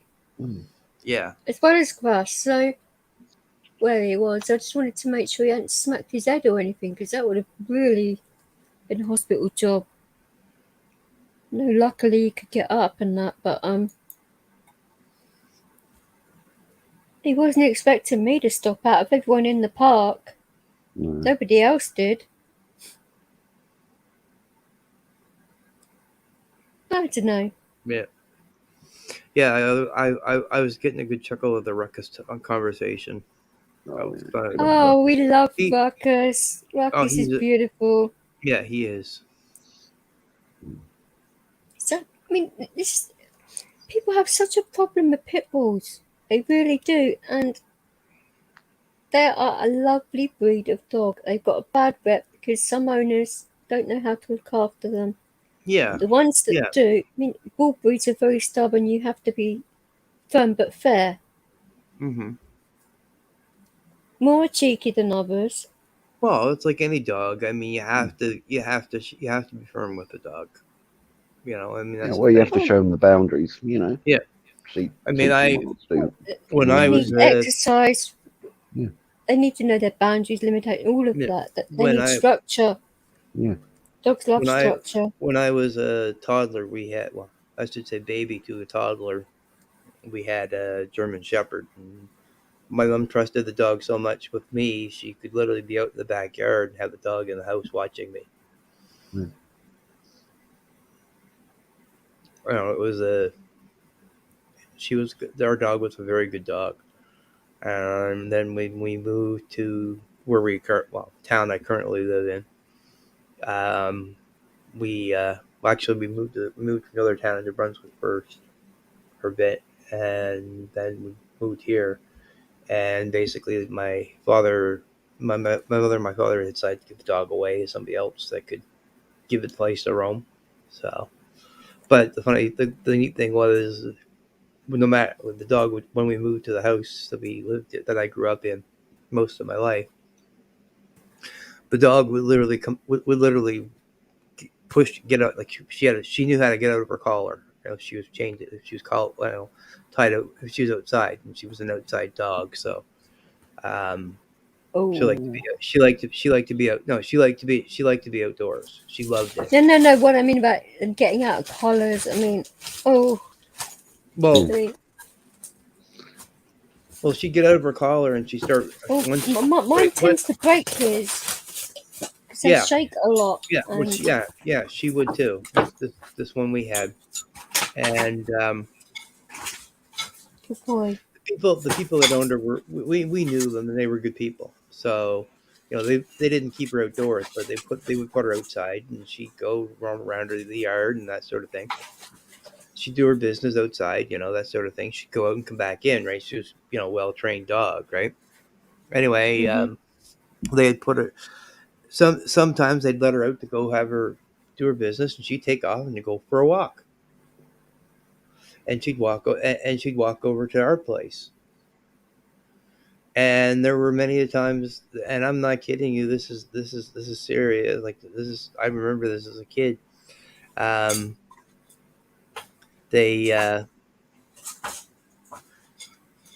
of the town police would actually pick her up, would stop and pick her up and drive and figure, either depending on what part of town she was in. Like if she was closer, if she was heading down, she had a certain way she went every time. And if she was by this ball field, they usually figured, okay, she's either the halfway point, depending which way she's going, right? So if she's facing towards where we live, they'd stop, pick her up, call her by name. She'd look, she'd wag her tail. They'd pick her up. They'd put her in the front seat with them. And they would drive right up across the busy street, drop her off on our street, and let her walk the rest of the way. Like they had the utmost respect for this dog. They'd seen her since she was a pup, right? Because we used to bring her over in the industrial park and just let her run, right, behind the car.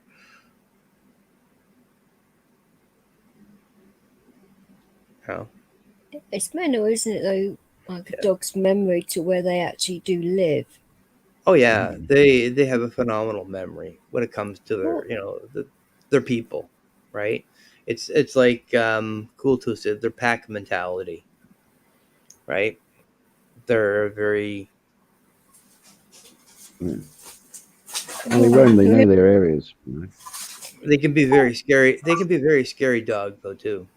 Oh yeah, when I got attacked by a pack of 4 of them. That scared the shit out of me, and I'm not scared of dogs at all. Yeah, they can be a very scary dog.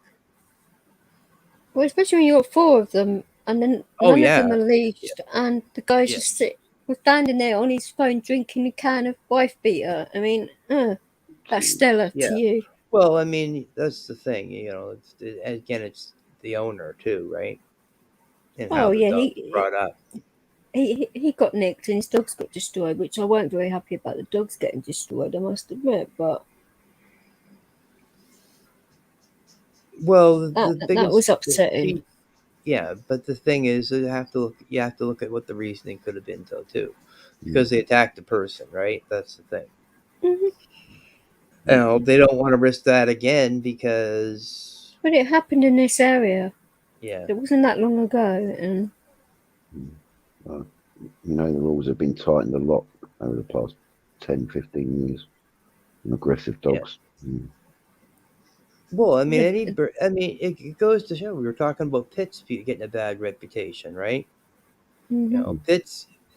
Any dog in the wrong hands can be an aggressive animal. Yeah, even even Chihuahuas, Oh yeah. I find the smaller dogs to be the worst ones of them all, especially if you're going along in a chat. For one, they think you're going to run them over, or they just go for your ankles, and it's like, oh, for goodness sake! And people think it's cute, and it's actually not. No, it's not. Someone can have a nasty nick to them, Oh yeah. Oh yeah. I've been bitten by many small dogs, but. Oh yes. It's not the dog's fault, though. Never is, but.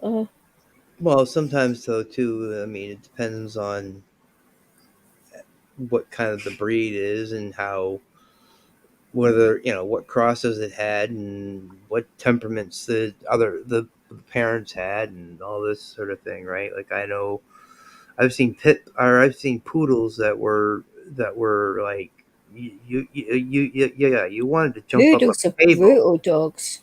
Oh, yeah. What's that? Poodles are brutal dogs because of their guard dogs. Mm-hmm. Yeah. My mum had one. My grandfather had one, a standard one. They're quite big dogs too, and both very protective. Even the mini ones, they're nasty. They can be nasty. Toy poodles? Oh man. Oh yeah. They can be nasty. They can be a very nasty little dog. My sister's looking after my mum's dog now, which I thought, she doesn't even know how to look after a dog. But I thought, I'm not going to argue with that. She'd have been a lot better off with me than, I don't know. But I just thought, let her deal with it. She's had more issues with the dog than. Well, I did warn you. You've got to know what you're doing when you take on a dog. She never had one before. She thought it was easy. Yeah, because you've had dogs and everything, yeah. You know. I've read up on it. A lot of dogs and things. Cat behaviour and everything. I read up on all the pets I'm going to be getting because you need to be knowledgeable about certain stuff. Mm-hmm. That's just being sensible. Yes. Yeah. And especially when my eldest, my first boy cat, got that crystals in his urine and that, and it was so fucking painful. So knowing how to deal with all of that, and I would never give any cat that diet again, because it can always trigger that in cats, even if they're fine. Wouldn't ever put them in that position again to get that condition. Mm-hmm. Because he nearly died. It's a serious thing. Oh yeah. Yeah. Yeah. It's not about the bills or I the always vets or anything, but it's about the animal, isn't it? Yeah. Exactly. Right. I always keep a close eye on all. Like he has allergies, so I mean, like if he gets near, and he likes to play in the dirt, and he has dirt allergies, so he tends to sneeze a lot, and I usually keep an eye on him when he's sneezing, how bad he's sneezing, right? So because it could be something serious, but he also has a lot of issues from when he was a kitten, though, too. So It's like mental living around here because of my crazy neighbour that lives behind. When she likes breaking my gate and other things, it's like.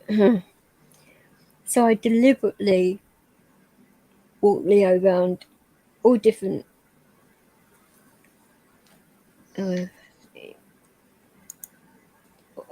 parts of the area and that, so he would know exactly how to get home from any part of roads. Yeah, it's well out of my way sometimes, but that's how he knows how to get home every time, even at night. Pain in the arse, going. You alright, Danny? Hello. hey, Denny. Hi, Danny. You're going to be like that, are you? Like what? Playing with your mute button. You're always playing with something. God, Jesus. Wow, your mic. You're loud, man. Whoa! I'll turn that down before I go fucking deaf again. Ouch! Can't believe Tonkin is here. Why? Why is that? I haven't seen him in forever. Yeah, I know. I've been. He My was work schedules has changed and everything, so I haven't been around much. Oh, he's on my last panel. Was I? Yeah, you were, weren't you? Yeah, because I couldn't stop laughing. Yeah, Oh, he yeah. was on. He was on for a bit, and then he left because I Yeah. left just before he left. Yeah. What's going on, Chad? Not much, man. You? Same shit, different day. I hear you had quite the interesting Dan, conversation with the guru. can you turn down your mic a little bit, sweetheart? Because you'll blow my eardrums out. Yeah, Wow. same here. Yeah, mine too. I say I've got good hearing as it is. Fucking hell. Yeah, I got headphones on. And the cat. I've only got one on. Did that do anything? Yeah, that's a bit better. Thank a little you. bit. So what have you been up to, Denny? Been alright? Because I haven't really seen you about. Because I haven't been doing many panels. I mean, I jumped on hippies yesterday because it needed to be done. Wasn't really in the mood to go on any person's panel yesterday, but I wasn't feeling too good myself. I had a sore throat and everything else, and my heart was going nuts. So I thought, well, I don't really want to be going on panels until that's calmed down. But then when I saw what it was about, I thought, no, you can't be doing this again.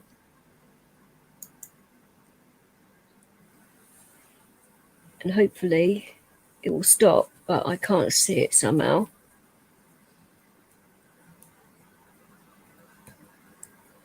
Yes, I'm sure he has been doing online pawn shots with his webcam. He does a lot of things with that webcam, you know. Well, I'm not answering no questions. Neither have I. Giving away my. I have no idea what you're talking about. He always likes to film Find the Soap. Oh, jeez, no! Hunt the sausage. God. I'm not commenting on that. Shit. I know he's terrible, isn't he, Tonkin? Cortals gives away everyone's secrets. Bloody hell. I know, but he's kept a lot of yours. I beg your pardon. Are you going to bloody start this room off again, are you? No. I can't believe people actually believe that. It's like, whoa. Mm-hmm. No. Well, deep down they don't believe it. They just go along with it for sure Some silliness of it. people actually believe that we were related. No. Well, if we were related, Similar accents, but Hmm. but that isn't at all What, surprising. the two of you? I'm Cortals and myself, yeah. Who and yourself? Cortals. It's in the chat. Yeah. If you go, Marshall, do you want to put in your channel so then you can sort of like see what you're talking about here, because then you can sort of like hear your voice with mine. Because I've been up on a couple of his panels now. He doesn't do very many because of where he's having treatment right now, and it's not exactly the easiest place to stream from, I must admit. I mean, I will get hold of my doctor again. We keep on missing each other. But he does know what it's about. So if he's willing to take you on that as a patient for a while, you are willing, you want to come down here, then yeah, why not? Gets you out that hellhole for a while. You could stay in mine for a while. Corrupt you. Not in that way, obviously. Oh, for goodness sake, that came out wrong. Oh, jeez. Oh, DJ. I can see your shovel getting bigger and bigger. Yeah. Oh, I know what I meant. I'd ask you together under the same roof. We'll be fucking. Oh, we'd end up pissing the neighbours off so much because we'd end up probably blowing my decks up. Yeah. That's what I meant. Not any kind of weirdness and no. Oh, his girlfriend would go crazy.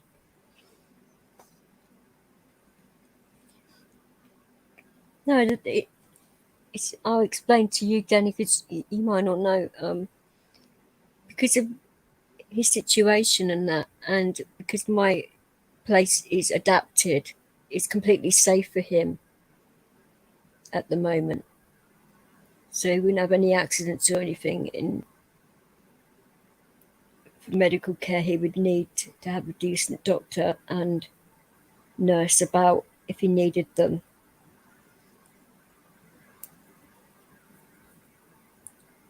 Because his situation is very messed up, and he's getting better, I think. But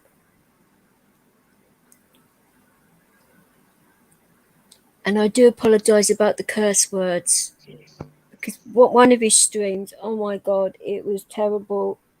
With the swearing, I mean. You got 2 Brits and 2 Irish guys. Fucking language in there was obscene.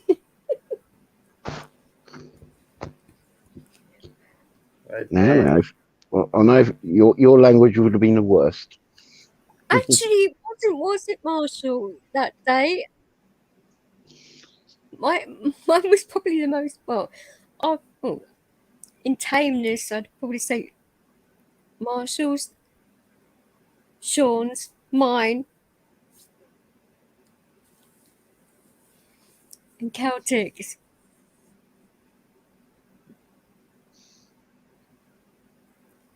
Oh, James is asking what kind of... He likes Mackie D's breakfast, the pancakes and sausage meals. Yeah. And I prefer Burger King for like the burgers and... Because they're cooked differently, and that's why. Yeah, they're cooked differently. And I find it bigger as well. I haven't eaten a burger bite in a long time. Come on, a Whopper compared to a Big Mac. I'd You're going to be Whopper. upside down with an orange in your mouth. Whopper. Yep, Whopper. Yeah. Exactly. Yeah. I used to like their mushroom double Swiss they used to do in there ages ago. Oh, yeah. That was nice, but they took it off the menu. Don't know why. A nice. lot of You times like that? now, a lot of times now, I usually will check and see what a friend of mine has for a burger at his barbecue place that he has, and I'll go grab it as opposed to go to McDonald's. We don't have a Burger King here. We have Wendy's, McDonald's, Dairy Queen, but I mean Dairy Queen's like, oh. It's closest to a Whopper, but it's not a Whopper. Tonkin, did you find out if that Haagen-Dazs shop is open or not? I know. I didn't actually pass through there in the end, so I might try and get down there. Goodness me. I know. Promises, isn't it? You know, I actually forgot all my mind when I was around there. You know, totally off my mind. A lot of things. You promised to do something and then you fucking renege on it. Typical bloke. I'll try and get down there this week and see for you. Try. Yeah. Well, I noticed you didn't promise this time. Not like last time, fucker. Yeah. Oh, well. You're lucky I'm a forgiving person. But how many flavours did you say they sold in there? Well, when I went in there, they had over 50 flavours. Yeah. Oh, I'm going to literally have an ice cream orgasm in there, aren't I? Yeah. Yeah, I could just imagine you walking in there and melting. Hello. Anyway, I'm gonna say adieu for the evening because I'm kind of getting tired. Okay, check. Yeah, it's been a long day. I'm gonna say adieu for the evening because of the naked ice cream. Hey, I didn't say she was going to. Where was she going to go in there naked? God. Oh, that was just me? Okay. Anyway, good night, Dennison. Good night, Tonkin. Good night, DJ. Good night, James. Cool Night, Tools. Chad. Peace out, homie. Yeah, All right, take care, later. guys. Oh dear. I think I'd get definitely arrested if I went to the Haagen-Dazs store naked. Oh, geez, yeah. Even on a hot day. I tried to incorporate ice cream and sex once. It didn't go as well as planned. How how did you plan it all? Come on then, let's hear this. I've had a few experiences which turned up pretty good. Me too. All right, well, I'm gonna leave you two to it. Hey, Well, I was pretty Try to keep the cameras off. oh, that spoils the fun. That does. Please. fuck's sake. Take care, man. Oh dear me, it's like fucking turn it into fucking porno. I wanted to find out if you wanted to see if it's open or not. Didn't expect that conversation to turn left field very quickly. Oh, you know. Bloody hell, Denny. Every time. It's all good though. Yeah. Oh, you wouldn't want to eat Burger King for life. You would get rather big. It's not the healthiest for you. Yeah. Well, must admit, I do have a chili cheese bite addiction. Burger King. Just can't resist every time I'm passing out going there. What, you don't like? You can't eat chilies? Oh, yeah. No. Not really, no. Well, it's only jalapeno and it's slightly, there's hardly any in them. No, but they're not even that hot, you know. Flavour wise, there's just something about them. Can't resist it.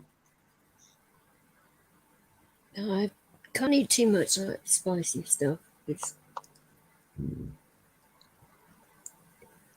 issue I had when I was younger, and hospital's fault, but I just gotta watch what I eat because my stomach lining and stuff. Yeah.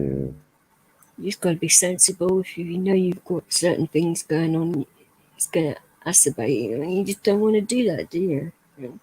Yeah, because one of the hospitals, they always used to serve chili con carne, weren't it? Oh, God. I used to hate it. It's just a thing, whenever I go into a hospital, they always have to get the nutritionist up there. Yeah. Or the dietitian, whatever you want to call them, because they change their job titles. A different hospital is a different title. It's like, for goodness sake,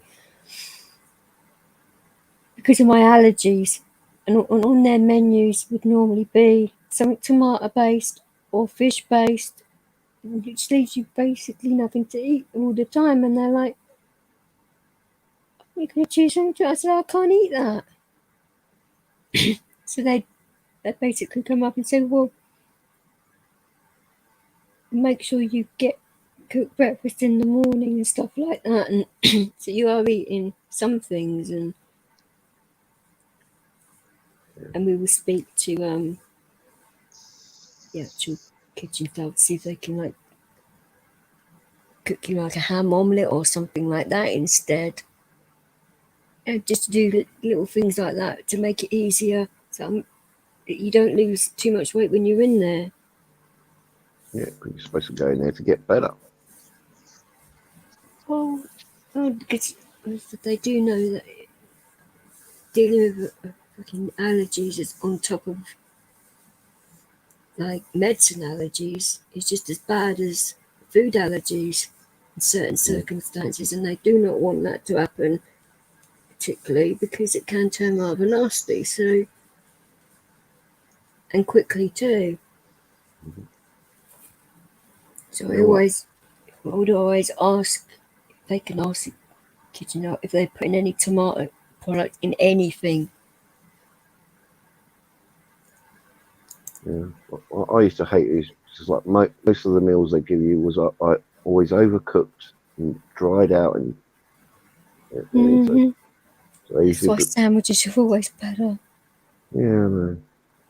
But I always used. They used to like bring around the dinner. I look at it, just put that to one side and order a takeaway. They used to hate it. Yeah. They hospitals will never mind me ordering stuff, especially at the night stuff. I used to love it because then they'd put extra, because if they knew I was getting food, then I'd ask them if they wanted anything at the same time. Mm. Cause you do, don't you? Because you know that Oh, yeah. they work hard and that, and if you know they're going to be having their breaks at a certain time, and sometimes I don't mind waiting a little bit because, and I eat at weird times sometimes because of my head. You eat when you can, and no, they wouldn't. Nights I would not mind at all. Yeah, that's the thing. I used to love the night stuff, the night stuff at the hospitals, you know. Oh, they used to hate it sometimes, though, because a lot of my medicines you need 2 signatures for. Yeah. And to find 2 qualified staff nurses or whatever to sign for it at night, or they need the doctor to write something up because it needs to be changed, or something else needs to be written up. That's a pain in the arse right there, isn't it? Yeah, because they have to search like 3 or 4 wards to find someone there. I know that. Oh, it's a pain in the backside. So that's why they knew, like, roughly when my med would due, they would make sure that they would sign for it and get it ready beforehand. Oh, when I had a long stay in the hospital, and the night stuff used to be so brilliant, you know. Because I was bedridden, they knew I was a smoker, and that they'd wheel me out outside late at night in the bed, you know, so I can have a smoke, you know, and come back in, and I'd order takeaway and that, and they'd turn up. They would put me in, you know, the family room with the TV and that. Or we'd watch TV and that while I have the takeaway and stuff. They knew I had trouble sleeping and all that, and I was up all the time. I used to scare the hell out of them because, you know, they used to come around and do like, you know, 2-hourly checks, you know, thinking I was asleep. You know, so they lean over to grab the chart, and I'll just wake up. I just open my eyes and start talking, and it's like, oh, they used to get shocked. But then once they got used to me, and they just used to come around and poke their head around and say, "Oh, you awake? Oh, would you like to go there?" Knew I was awake. Yeah. Would you like to come in and chat? Or a lot of them, like, I'd like bring in like box sets or whatever sometimes, and like the night stuff, if they haven't seen a certain box set or something, they want to watch it, and I'm not using my laptop or anything, I'll just let them borrow it. And it's little things like that they appreciate, because that way it takes their mind off certain things during their breaks and that, and just makes it go a little bit easier, doesn't it, you know? Yeah. I always used to have sweets and that on the bedside tables and stuff, and that, and nurses would come around and check in and that, and it's like, they look at it, and I'm like, yeah, take one, go on, take one. And then they just come around, and I just got used to it. They'd just come around to say hi, just to have some sweets and snacks and stuff, you know, and chat. Of course, you know. Yeah. You know, I used to wind them up and that quite a lot. I used to love it.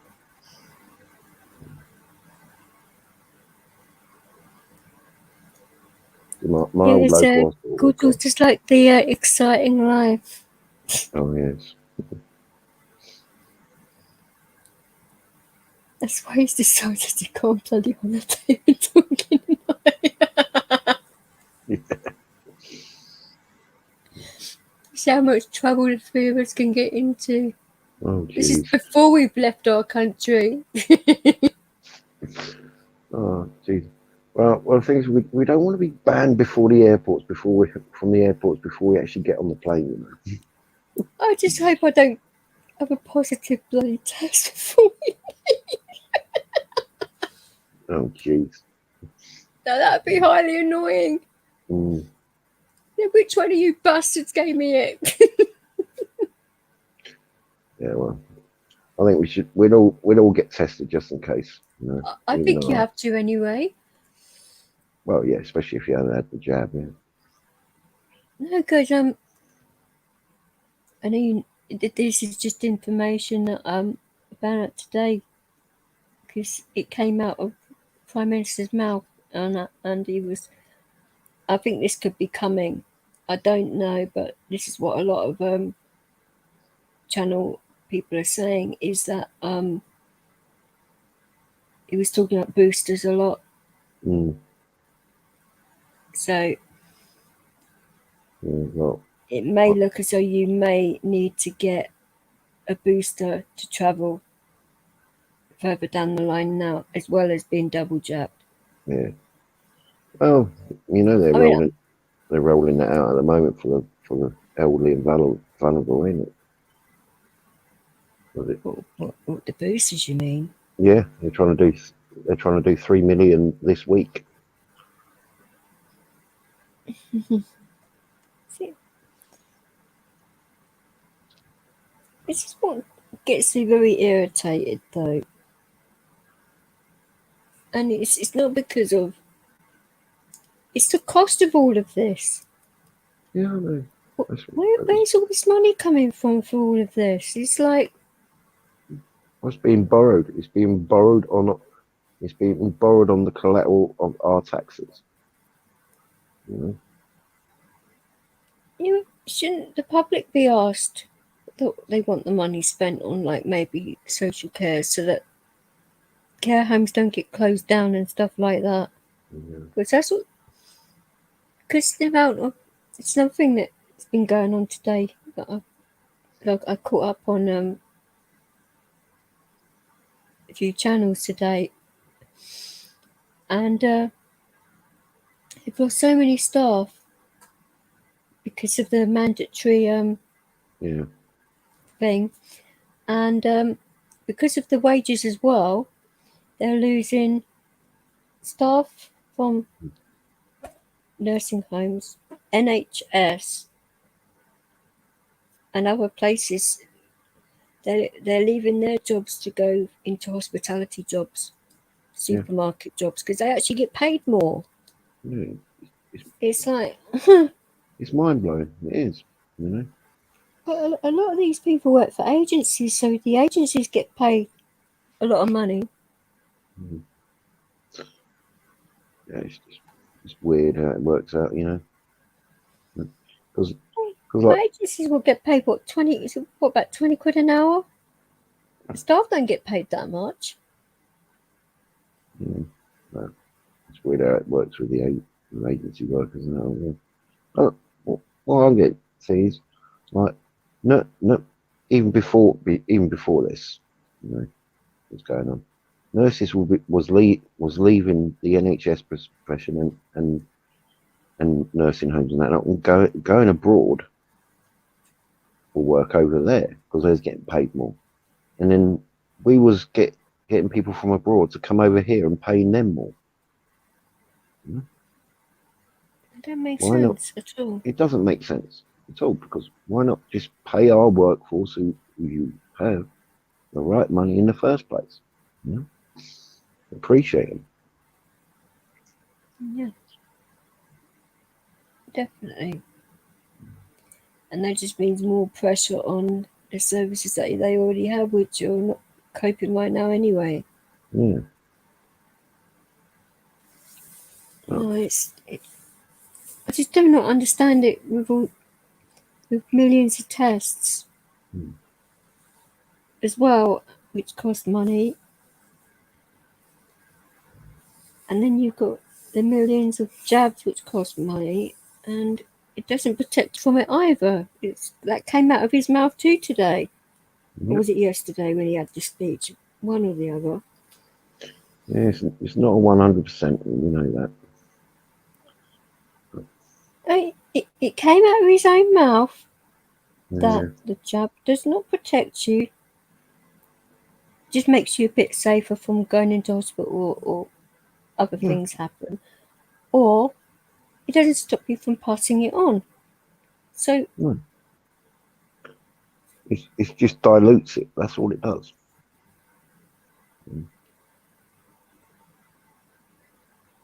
when you get a flu jab, you don't get flu. No. So that's an actual vaccine. This isn't. Well, I just can't get my head around why they're calling it that when it's actually not what it's supposed to be. well, the thing is, it was, you know, it was had to be rolled out so quickly, and that they didn't know the foot. They knew it worked to a certain degree, but they, you know, they wouldn't know They've until. been bloody well honest though from the start. And And then threatening us with lockdowns if we don't get boosters and that at the moment. That's another threat as well that's Sunak's done. Came out of his mouth. So if YouTube wanted to say something about that, it came out of his own mouth. I'm going by what the Prime Minister and Sunak were saying. It's out of their own mouth, so they can't do me for that. I'm just repeating what they said. They run the bloody country. It's nothing I've made up. It come out of their own mouths. So I can't be done for like passing around fake information because it came out of their mouths. So you want to say this is fake information, then you're basically calling Johnson and that a liar. Good luck with that one. I don't know. We don't know what's going to happen over the next 6 months. You know that still going. Who does so? That's life. Who does know what's going to happen in the next month, 2 months, 3? Yeah.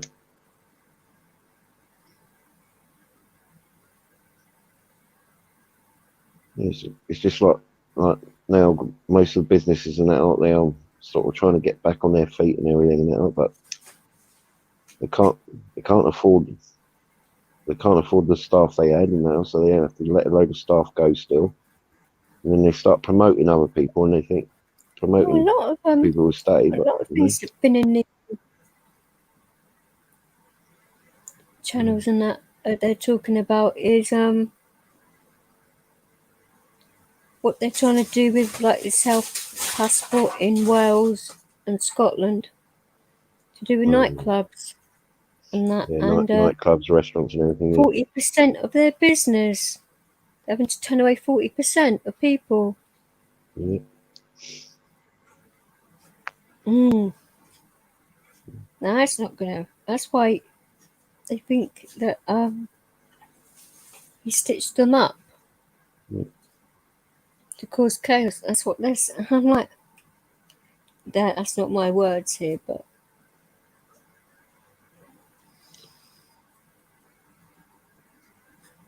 this is what's a bit worrying, you know, that if they're going to go completely like that, then it's going to turn it all into the underground again, and then people, if they're worried about that and people getting it, then it's going to get worse like that, isn't it? Yep. You're not going to get on top of unless that's what they want to happen, so they can lock the country down again.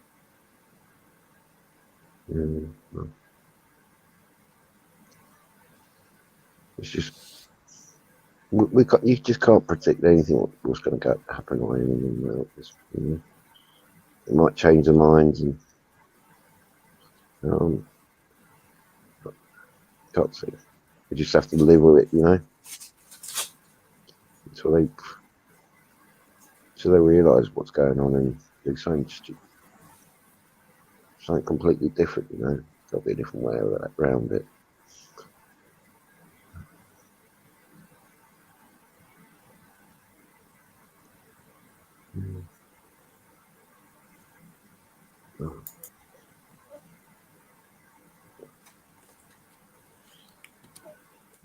True, but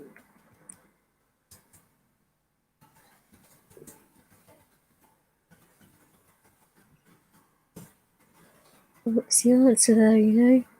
I know. Well, the thing is, you know, the government does need these businesses and that to thrive now, because they need to start paying taxes and start recovering the losses which we've gone through. You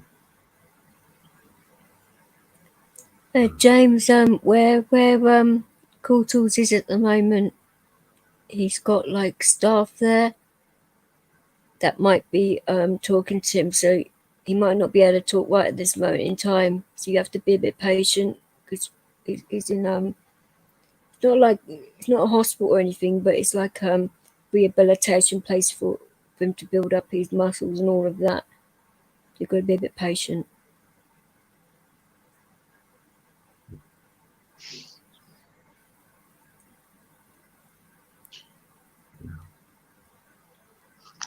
And their internet connection is not the best either. Well, no, it doesn't look like it at all. Oh, but it is like I've been talking to him, and all of a sudden they try and cut off the internet. It's like, what the hell's going on here? It's like, oh, he's had so much trouble there, and so I think it'd be so much better off down here. You'd be able to breathe at least.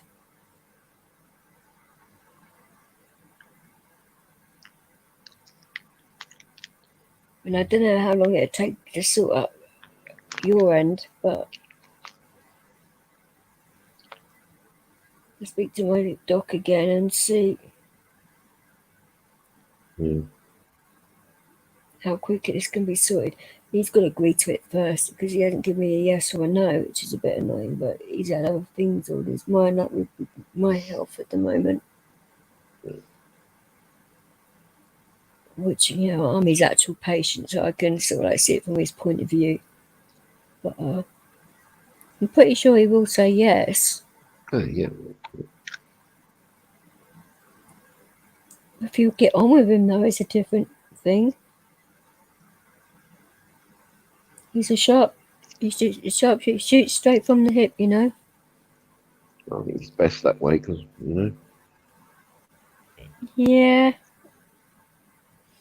But Marshall's not like me, remember, and that gets me into bloody trouble sometimes, you know. Oh, yeah. So I just tell him how it is as well, and sometimes he likes my blatant honesty, other times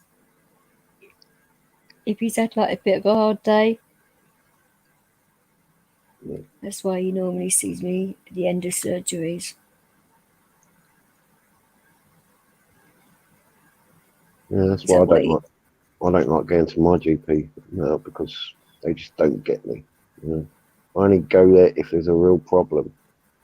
You know, not just, you know, not, oh, I've got this little niggle, you know.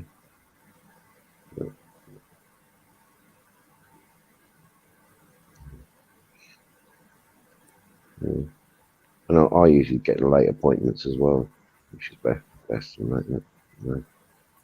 Oh, you're eating again. You're going to get enormous at this rate.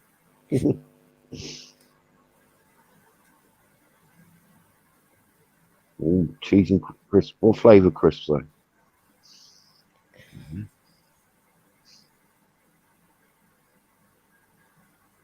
You'll start him off. Yeah. No, but He always eats this time of day. This is nuts. He's supposed to eat at midnight. It's a midnight feast, isn't it? no. He's a gremlin. You can't feed him at midnight. He'll multiply. There'll be hundreds of cool tools coming around.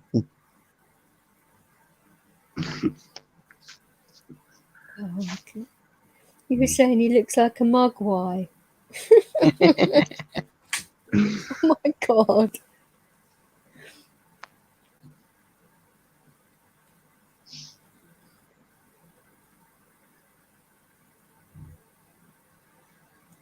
Oh, you got the posh ones.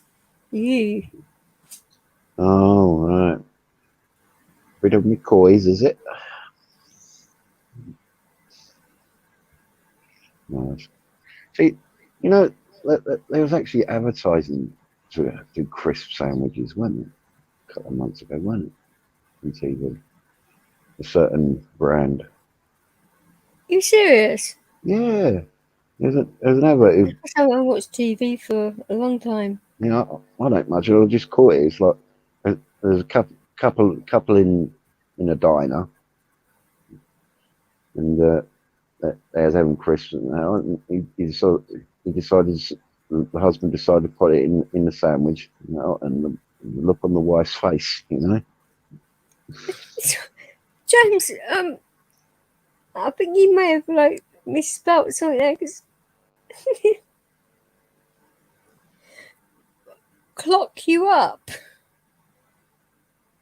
Do you mean clog him up?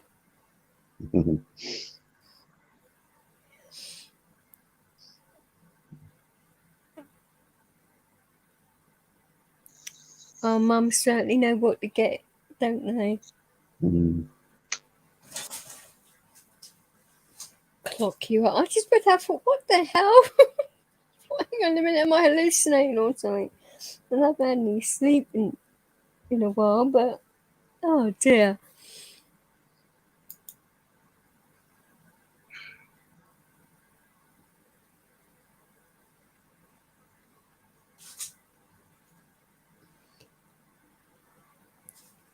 What the hell is that?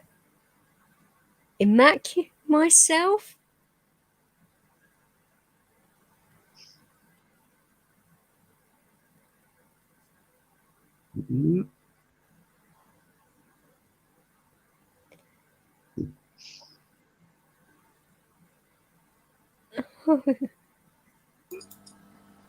Hello.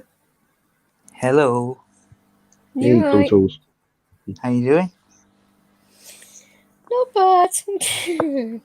How's everyone else? Tonkin? Yeah, I'm doing fine. James, everyone in the chat? Wow, your mic's a lot better today. Because I'm on an iPhone 12. Wow. Got it going, bro. Brilliant. Bloody iPhones. Yeah, I don't Took really me like the brand. weeks. So what do you reckon? Is it alright, yeah? Oh yeah. Well, you're Much clicking better. anymore. I can't. It doesn't sound like you're in a fish tank. Oh, God. This is an official sound test. We can have a proper island chat, can't we, at some point? Oh yeah. When we get Yes. Sean out of the joy or wherever he is. Should I bell him up now? Probably be awake. Probably will be actually. Yeah. I'm not going to bring you at 4 a.m. Do you know, James, I don't eat too much bread, mate. It's like a thing that I can do without asking anyone else at night. So that's generally when I have it. I only have a couple of sandwiches at most, you know. But yeah, it's right. The bread does definitely do that. Yeah. Are you a bread eater, Tonkin? Yeah, I'll try. I'll try to stay off it as much as possible. No. Yeah. I tend to go for the fancy breads now. You know. Oh Yeah. no! The What, the brown multi-seeded. one? Yeah, the Brioche. multi-seeded. Yeah, brioche and the multi-seeded loaves and all that up. You know. I don't mind like the brioche in that, but I'm real funny where seeds are concerned. See, I don't mind. And it's true. There's certain seeds, if you eat too many of Oh, them, God, you'll fail the don't you dog's start. test. Don't Oh, It's you yeah, start. true. Yeah. I know. Sister, It's true. Yeah, it is true. flipping seeds, God. I remember once I'd ate some and it wasn't my normal thing. And I'd had this bread because it was the only sandwich we had in the van, and it was one of my dad's.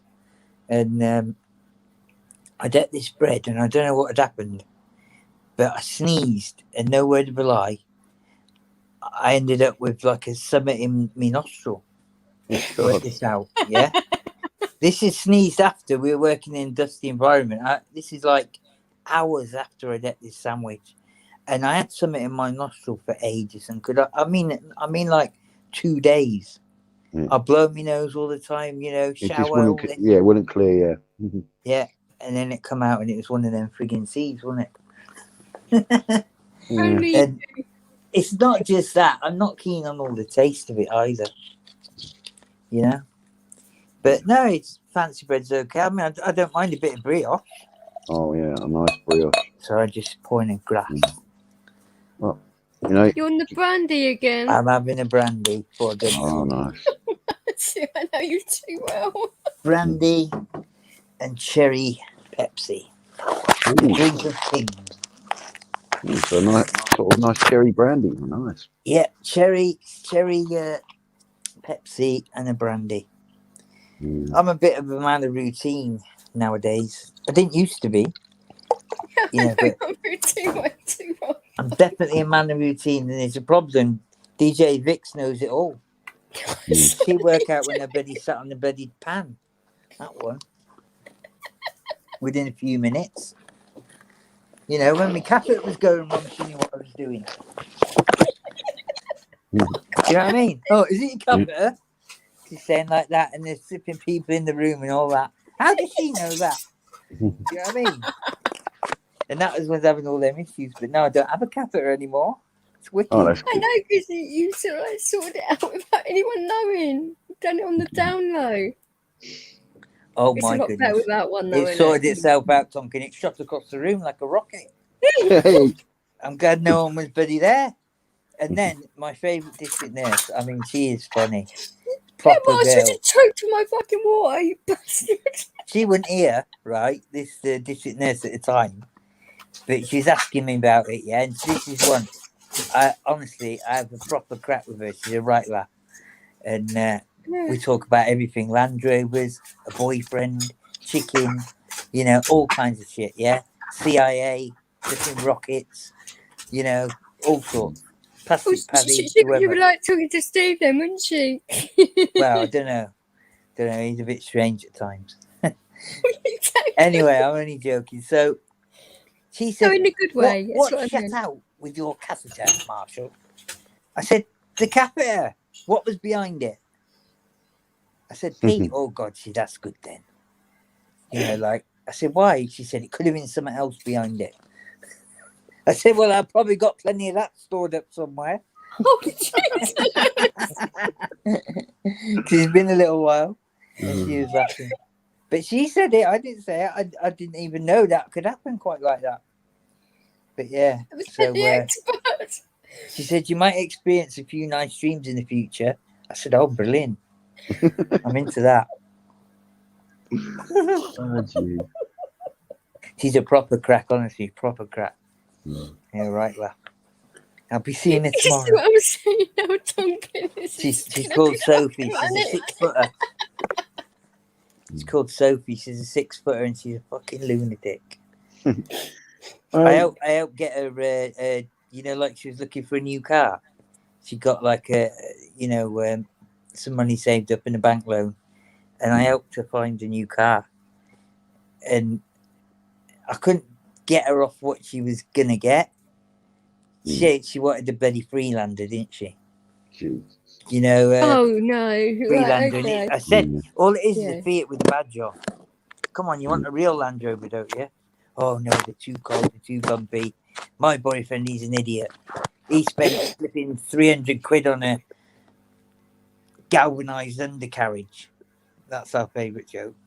Because we always ask how is galvanised undercarriages, yeah? And she says, oh, I'll give him some bloody, I'll give him some, what's it called? Not blocking cream, I'll give him some... blocking cream? I can't think what it's called, sorry, it's a bit late. I'll give him some, God, what's it called, that stuff, Vic? Barrier cream.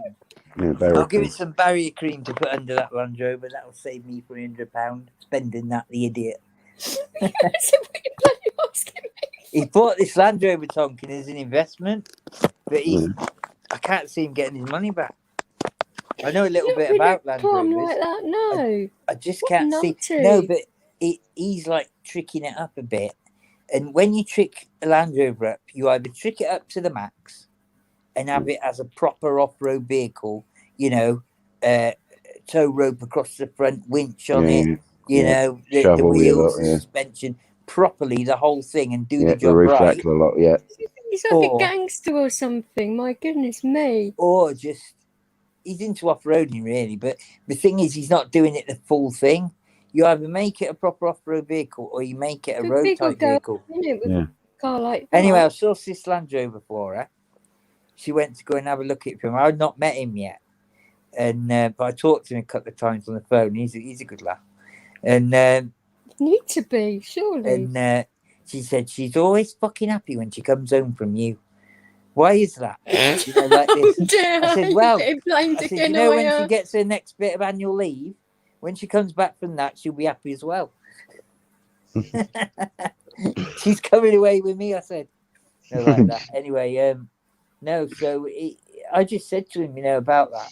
Anyway, they went to look at this Land Rover for her, and I was trying to tell her that, you know, it is really not a full Land Rover in a way. It's just badged in it a Freelander. Yeah. You know, I know someone who got one of them on the old Mobility, an old guy I know, and it served the purpose, but she wanted a roadie type Land Rover, you know. So anyway, she's got it, and no word of a lie, it looks like flipping Dr. Dre's car. Oh, Honestly. sweet. Fucking funny, honestly. But honestly, she had the windows tinted off.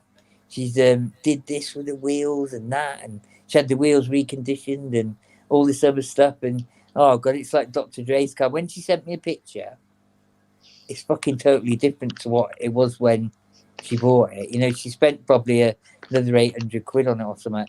And honestly, it looks like bloody Dr. Dre's coming up the street. And I can hear her when she pulls up. No, is it street legal? Because Oh, we yeah, tend to yeah. got to make sure, because the old bill will love to Yeah. Yeah, do it's that just, to your car, don't you know, they? it's like, it's almost as if her boyfriend's just getting into Land Rover. You see, I worked on them for a lot of years, and we used them when we were away, you know, with the Red Cross and that, and doing the security work for the Red Cross. So we had Land Rovers all the time, and I learned quite a bit about them. And that's like the you know, the 90s and the 110 Defenders. Yeah. And they're like the benchmark, really, aren't they? Oh yeah, they're the proper ones where they're easy maintenance. Sort of, Yeah, that's it. And everything was done to them. You know, we did all sorts. You know, like when we were in Africa, we had them adapted exactly the same way as the SAS would adapt them, because it was an SAS engineer that did it. Yeah, that makes sense. Ex-SAS engineer that did the adaptations, and he did them exactly the same way as they were done when they were in the Gulf War. He's a Gulf War veteran, and he did the Land Rovers in exactly the same way. I helped, you know, I used the angle grinder in a couple of places and this and that, and he did a lot of things, and they served as well, to be honest. I can't really remember any real breakdowns, you know, that we couldn't handle there and then. Do you know, Land Rovers are pretty reliable we were going cars. around. It's a bit like Range Rovers as well. Yeah. They're pretty reliable too. Yeah, but I think Range Rovers have gone towards the road a bit, haven't they, Tonkin? You know? Oh yeah, their whole gone chassis that way, changed hasn't it? completely towards the road type that, yeah. thing, and you know, I'm and talking about a obviously, few years they're back good when my aunt off-road. had one. But When I like, drove her car, my God, that's a nice drive. there's a lot of complications. You know, the computers in them. Say if your interior light has 2 bulbs and one of the bulbs is out, the thing won't even start. Yeah. You know, like, because it puts, you know, unless you've got a mapping computer that you can plug in, it's hard to find the faults, isn't it? You know, with them nowadays, because they've got these ECUs running the car and everything. The thing is, though, Marshall, this is the thing, though. You know, I'm sure I was getting in another bloody Range Rover isn't easy. They lower, Djvix. They lower. My aunts didn't. They lower. Maybe they do now, but no. Yeah, they lower the Land got Rovers. a new Jeep. I don't know what sort it is. Rachel, you know, she don't know what sort it is. She was trying to tell me, but when I spoke to him last night, it was like just a sort of quick catch up, and then, you know, he's like, he was in the room with his missus and kids and that, so I just like had a word with them and all that. I didn't really, but he got a new motor. I think, I'm not sure, but I think it might be a Nissan, because he's just done a load of work with Nissan, you know, in his job. And I don't know whether he's got it out of them, you know, like as a sort of a sweet deal or something, you know, because he does a bit of that. When he got that BMW M2, he got that through BMW Direct in Germany. He had everything done to it, Tonkin, but it wasn't that good a car, really. Well, do you remember I told you about that? He got rid of it a bit ago, yeah. yeah, he wasn't impressed with it. But he has had an older M3 a while ago, and he had what's it called? A Hybrid 3. Have you heard of them? Yeah, the Hybrid 3, yeah. Yeah, he had that, and that was my favourite one he had. Just for the way it looked, and it was double, wasn't it? You know, the two electric and petrol or whatever. Yeah, the hybrid, yeah. That's why. But he had a few problems with it, you know. James, have a good night, mate. Yeah, take care, man. Nice to chat to you proper anyway. It's an alright guy. He just gets too fixated on stuff sometimes. No, it's alright. It's fine. You know what I mean? Sometimes when, I don't know, you think, like I've done it, haven't I? You know, asking Annie how her fanny was, you know, it didn't go down too well, did it? Oh, Jesus. Oh, I'm glad I Annie. did it, because she turned out to be a right snake, didn't she? But, you know, she's quite nasty to a few people, and she had people that I actually really like, you know, and had a lot of fun with online. She made them practically have a meltdown, didn't she, Vix? Yeah. Or she didn't have very nice things to say about certain, even myself, and I'm like, what no, the I know fuck? that, yeah. But anyway, no, actually, no, I will play you the recordings, actually, guys, and then you can actually hear what kind of a sociopath she actually is. I haven't released the I'd never recordings heard to them. anyone. Is that the ones you mean to Tony? No, my own personal ones. See, I got recordings done about me. Tony got recordings done about him, and Ian got recordings done about him. I only got onto the back end of it when Tony was doxing himself, and I was going fucking mental. I'd only been coming on his for a couple of weeks, hadn't I? And yeah, I stopped him from making a complete. Well, you did. You got in there because you had his number, didn't you? But it was like he was being a total idiot. You know, it's Tonkin. That could have got him at least 4 years in prison. Just what he said. Oh, yeah. Oh, do you know what I mean? Absolutely. And they're hammering down on all this internet kind of attacks, aren't they? Where you like the racial ones or the ones where you threaten someone's life, even though it might not be totally what you're going to do. It doesn't matter. Threats to kill is a word, isn't it? And he threatened to kill a number of people and feed them to the pigs. Yeah. Like he'd done it before. So, you know, that's serious stuff, isn't it? And nobody knows apart from him how serious and how determined he would be to do that. Yeah. That's why they take action on that so much. I mean, it's a lot of jail, 4 years for a few words, isn't it? And he did that a number of times in that period, didn't he, Vix? Oh, yes. I was going bloody mad. You know, because he's a nice kid. I used to have a lot of banter with him because he's a Tottenham supporter and all that. And that was my fun with him. The stuff to do with, you know, the football. Yes. Yeah, we had a good laugh, you know, and he's a nice kid, you know. He just got a few rough edges here and there, and you know, like that. Very true.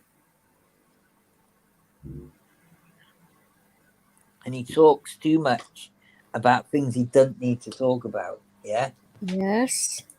And that is a dangerous thing to have for himself as much as anything. You know, I did try and warn him about what this platform was all about before. Yeah, he'd only knew to it himself, wasn't he? Yeah. Really. It didn't even prepare him slightly for it all, and yeah, you taught him a lot about it, didn't you? Really. Yeah. But obviously, when somebody does something like that on the spur of the moment, for what someone else has said to him, they just think it's like normal life and a normal disagreement. But it's bloody publicised to everyone, isn't it? You know, that's the thing that people kind of, they lose grasp of what's immediately there, don't they? But that's when he came into my channel a couple of times and went like that, so I just stopped it. And well, that's what I did on with flipping Celtic, didn't I? When Celtic was doing it, I had to turn it backstage, didn't I? That was mental that day. Do you remember that? When Celtic was going on, and Of course, I bloody Doxing- remember that day. I mean, God, goodness he was- me, that was a crazy I night. think he was worse in a Boy. way because he lives with other people, and like you can't be somewhere 24/7, and No, there's people that do that's things, what I was saying to him, wasn't you it? know, like for silly reasons, and there's a lot of nutters out there, and he was saying all that, and you know, he needed a proper talking to, didn't he? Because he's fucking stupid, you know, in drink or not, I don't care. That's really irresponsible. You know, you got brothers and sisters, and you're telling anybody well, in the I whole did of try. Ireland and the world to come to you if they want to have a go. Do you know what I mean? And they're so stupid.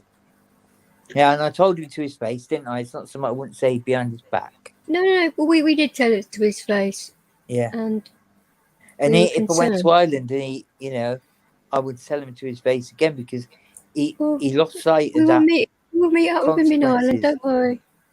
Yeah, he lost sight of the consequences, and there are, aren't there, consequences? Always are. Yeah. Anything you do in life balances everything, isn't it? Balances it out either way, good or Are bad. you off work at the moment, Tonkin? Yeah, I am, just for a little bit. What's that, a bit of annual leave or? A little bit of a rest break, yeah. Oh, well, that's all right, isn't it? Yeah, stupid blonde moment me today because I've had so many things to do today and I just got sidetracked. I was supposed to couldn't get hold of Sean today. So when can I sort this first out. come on, you was on about an incident with people outside your house and all that. I only got the last bit of it. What was that about? No, that was foxes outside our house. No, what's going on around here at the moment? There's some fireworks. And there's like loads of foxes right, okay. around here, and It's like you're having some kind of disagreement. oh no, I won't mention about that bloody house, but yeah, that was a disagreement. That was a fucking disagreement and a half. Fuck me. Yeah, Fucking well, inconsiderate biatch. Oh my god. You don't go into somebody's house and do all that shit. I mean, I certainly wouldn't go into a person's house and do all of that. I mean, without even asking as well. Yeah, if you don't know them, exactly, no way. yeah. But when she started with the clothing as well, I'm like, fuck's sake. What was that about then? She was a carer. No. It was Vic's birthday party. She was having a birthday house No, I don't party. think. No, I don't think it's my birthday at that time. I think it could have been. Might have been Gaz's actually. I think. Or I can't remember. But someone was grabbing your clothing and all that. Oh, it's more than that. She was a friend of a friend, and I was like, okay, why not? Right? I didn't think she'd be a complete and utter twat. But even her friends couldn't believe what the shit she was pulling. I got a round of applause when I threw her out the house. Great. You know. I'm bloody the smallest one in the house, and I'm the one that deals with it. Wow. It's about right, isn't it? Mm-hmm. So you always get someone like that at a party what goes too far and that. Yeah, but not as a fucking drink right near your bloody DJ equipment that's fucking rolling up cigarettes on your bloody vinyl and shit. I mean, that's taking a blatant fucking piss. Oh yeah. And you know what I'm like about having most people would know better, really, wouldn't they? Well, I think she was doing it deliberately. I mean, Gaz antagonise you as well, and I'd already seen it, and he turned and said, "That's a no. Do not. If she sees you, she will kill you." But normally, someone would ask, wouldn't they, to use some or? Oh yeah. No, she didn't ask at all. You know, like that, and that's the genuine. You know, and if you're happy to use an old white label cover or something like that, that you know might be left over or something, you know. Or, this is what really pissed me off. I've got DVDs everywhere, and she could use a DVD cover or something like that. I mean, there were plenty of people that were skinning up and stuff. just using manners, DVD really, covers. isn't it? Well, yeah, but Basic using my manners. bloody vinyl. I mean, Yeah, whoa. that'd be And worth a using my fortune limited now, wouldn't it? What edition was it? vinyl as well. And I'm like, fuck me. Drum and bass? It was drum and bass. And it's Oh, like, fuck. Oh, they're worth a fortune now, aren't they? A lot of them classics. Oh yeah. Oh, I'm gonna have to go through my record box. I left a load of my.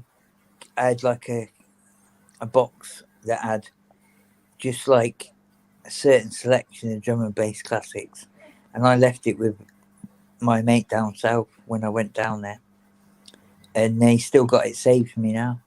That's how cool he is. That's Nice. Unknown, yeah. Scott Mitchell, Yeah.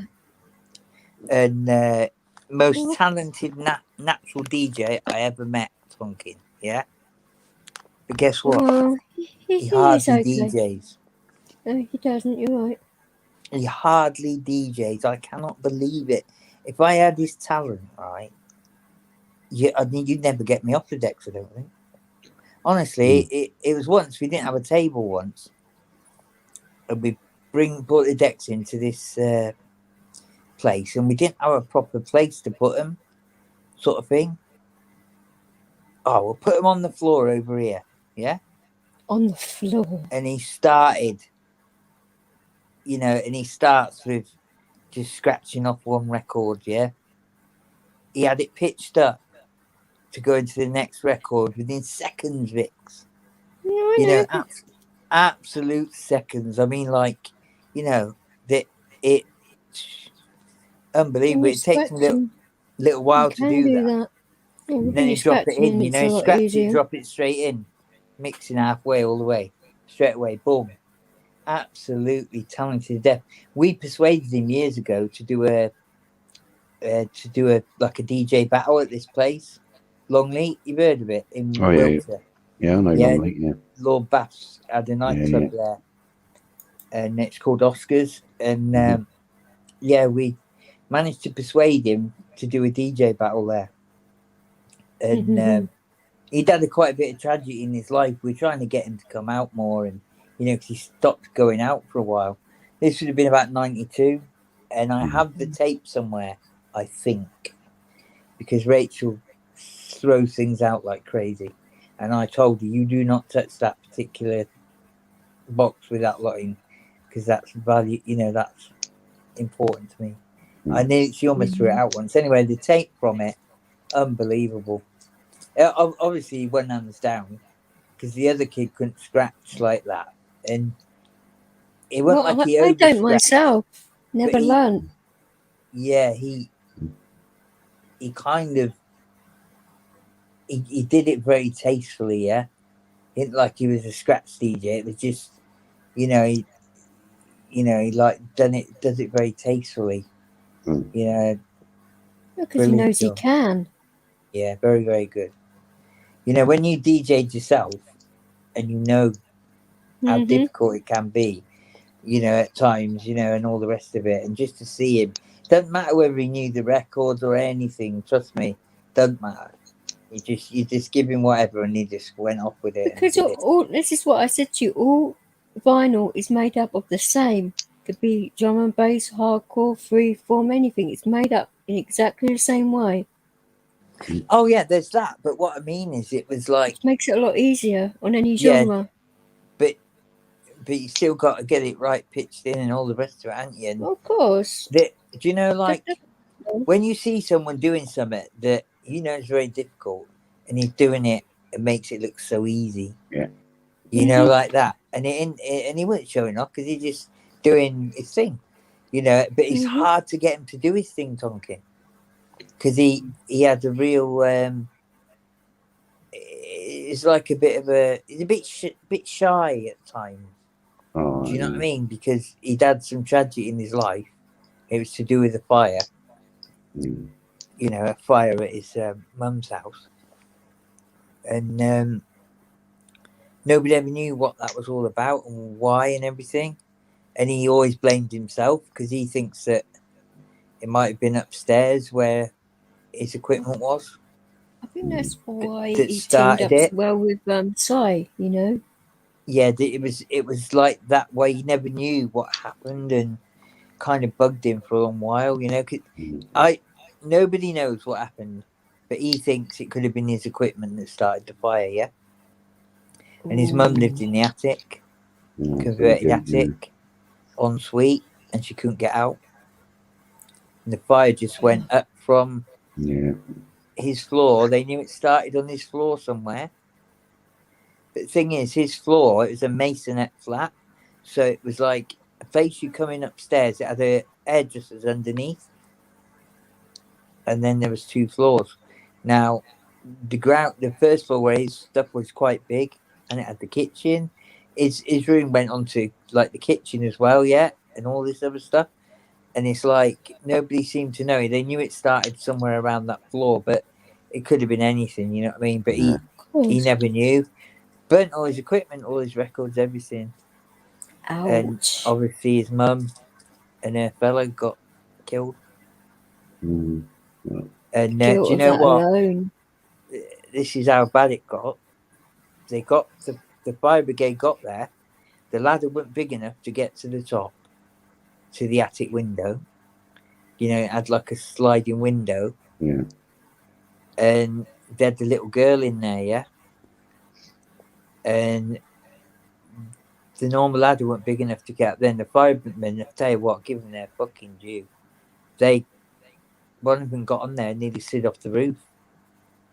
He ended up getting caught on the ladder upside down. Yeah, upside down. He got caught on the ladder, right? And all the rest of it. So they brought another piece of equipment from far away. And it got there, but you know, they'd succumbed to smoke. But what they did is the little girl, they put out onto the roof, and she slid down, and she got caught into like blanket or something like that, you know. Yeah. They got the little girl, but they couldn't get to them, you know, and she's scared to death about getting out. And then next thing you know, boom, probably 20 minutes or something. I think the floors went through or something like that. Yeah, it burnt through and their floors went through, and then, you know, they couldn't deal with it. But I didn't understand why they didn't get in on the floor below. But when you think about it, maybe the fire was too hot then. You just don't know until you're there. And also the floors, you know, that it wasn't a ground floor. The floors are burnt out. It would have caved in on them as well, which is dangerous for them. Yeah, that was it. Yeah, and obviously the stair to get into the attic was probably damaged as well. So that's why they were trying to get it in through the roof. No, very sad. He always blamed himself for that. And I don't know whether if you ever see him, Vix, or whatever, you know what I mean? Now have a chat with him. And he might not say or whatever. He might, you know what I mean? But, you know, I think a lot of people know. I have spoken to him before quite a few times, but obviously not about anything like that. But that's where his complex sort of came from. But he's a lovely kid, you know, nice kid. He lived with me for fucking ages. I mean, ages. I used to watch my flat when I used to go off places, you know, and he always respected my stuff. He always looked after the place. He never had, you know, idiots round and things like that. You know what I mean? He's a nice kid. I mean, respectful, you know, and it was, you know, it's not nice to see someone like that who's, you know. DJs are like that, especially with like equipment and stuff like that, because they know how anal we get about it. He's therapeutic about it, obviously, as well, you know. It's like that. Yeah, I mean, I should go off. Got to get some vinyl cleaner. I need teaching in the electronic world. I need teaching the electric. It's all changed, Tonkin, hasn't it? Yeah, I know. I mean, for the madness. Yeah. I tried to get into it when I was young. It's fine. I'm just going to put all when my they describe vinyl all this everything. Serato and all that. And Yeah, Serato's easy to use. no, I understand, but when I watched the set, I don't know, about a year back, and it was slipping. God, Randall, yeah. Now, Oh, Randall, I haven't heard him for a while. and he's playing on one of these YouTube things, and I couldn't work out why he wasn't going down and changing records. Control vinyl or Yeah, CDs, and one that's or what the he other, was doing. or all four. This control vinyl thing and all that, and it's madness. But why didn't he change his records? Well, I told you the answer to that one. Well, you did, Didn't yeah. you? But there's that Serato. I mean, obviously, I understand, the CD mixers and everything, but you don't even need a CD now, do you? Right. Well, I will always, if I'm doing a job, I always carry my Serato in the control top of it because I prefer to mix that way. Yeah, well, I think in a way it's electronic DJing. In a way, it's a lot of It's cheating. cheats, isn't there? That's right. It's cheating Right. to people that have learned it on vinyl. There's a lot of cheating, but Nicky Black Market prefers it. Of course he does, but then he learnt the correct way. Oh, he did, yeah, exactly. And But he's taught his daughter the electronic way, hasn't he? I'm sure he taught her how to mix vinyl on that first. I'm pretty darn sure of that. Probably, yeah, you're probably right. I don't really know, but yeah, I'd imagine. Well, I say, if any of my kids wanted to learn that, I would teach them basics first. Yeah, it Then gives you a again, lot of good my pointers. kids have a lot of options because Joshua's father's a DJ. That's and it, isn't it? My younger two fathers are DJs, so they've got options. That's it. You should get them taught, Vix. Just as something to fall back on. Yeah. Or It just doesn't have some fun with, Yeah, it's a good skill to have, and at the end of the day, you don't need that much now, do you? To learn the craft, if you like, and you've got all this stuff anyway, and you're Certainly have. And music-wise, they don't need to be going and spending all their hard-earned cash on bloody music every week like we had to. Do you know what I mean? I mean, that was a big thing for me. Somebody was sort of like saying on YouTube about I bet you don't even have DJ equipment, this, that, and I was like, okay, I'll prove this. And I'm gonna find the right bloody picture now, but What, they didn't think you had DJ equipment? Yep. So that's a bit silly, isn't it? You bloody got it all there to photograph, hadn't you? Well, this one in particular. Right, let's make this a bit bigger. Right, you see where Billy's lying? Right, his back feet. That is a CDJ. I'm amazed that you let him do that. Well, why not? They've got you under the thumb, haven't they? And he's where he's looking towards. That is an 800 mixer right there. And next to it are two flight cases where my vinyl decks are. The actual other CDJ is on top of the stereo because I needed room. The CDJs aren't in flight cases. They're just but naysayers, Vix. And I know it's nice to prove things because you know what I did with what's happened to me. Yeah? Mm-hmm. But really, we shouldn't feel obliged to do that. Fuck them people that kind of like get you to do them things because you don't have to answer questions to nobody. Oh, I know, but really, you know what I mean? But like, I felt obliged when what had happened to me because you get these people that come on trying to con, like Steve got conned out of a PlayStation, didn't he? And for that guy that used to come as on an American channel. Steve. Yeah. There was a guy that came on the channel and he's having a hard time and depressed and all this, and they clubbed together and got him a fucking PlayStation 4, didn't they? And he turned out to have been lying. Jeez. What? Do you know, like that? Oh, And it's like when Steve bent over backwards when I eventually said what had happened to me, I didn't want anything because I didn't need anything. Well, But I did say I wouldn't before I mind having. started this stream, because I didn't know what was going on, and Tonkin bloody well surprised me because I was listening to one of my the set I've done on my birthday when I was a bit off my head. That's it. You shouldn't have to, you know. He enjoyed what you listened to, but You know, I mean, we could all start photographing things of, you know, good bits of life or good bits of our life. And this is the thing. putting He's it on actually seen me Facebook play. and- This is the thing. He's seen me around enough. This is another thing, and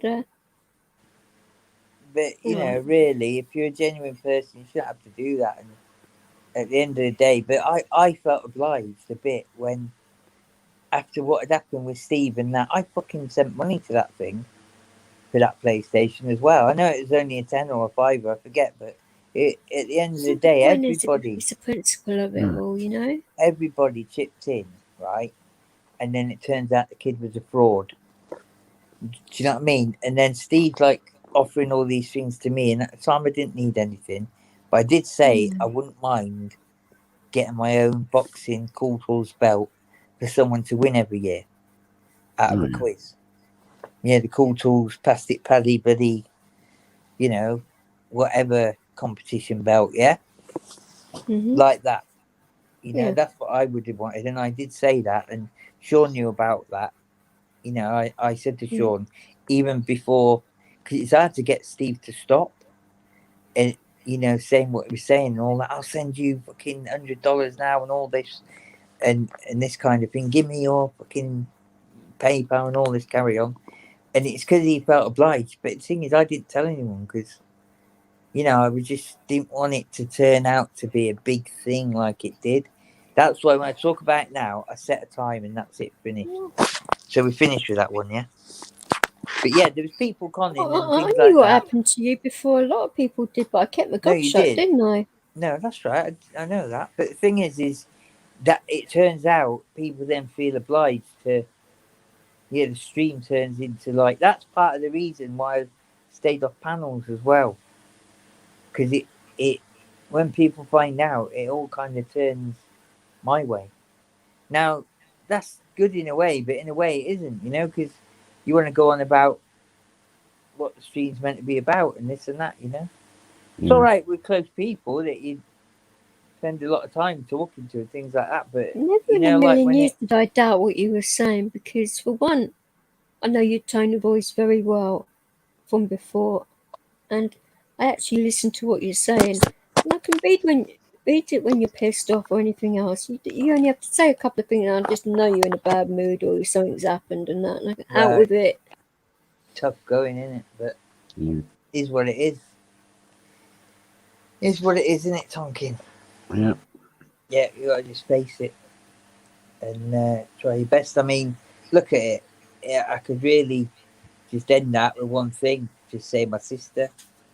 You know, fucking hell, I've got out of it. You know what I mean? And she didn't, unfortunately. No, And sorry about that happened to you. At the end of the day, it's like, you know, it's done, bitch. You know, at the end of the day, it's about them kids now, isn't it? You know. And if they ever ended in a position or they needed something or what they're at, and you know, I'd do something for them more so than myself. Of course, you know, it's who you are. Family.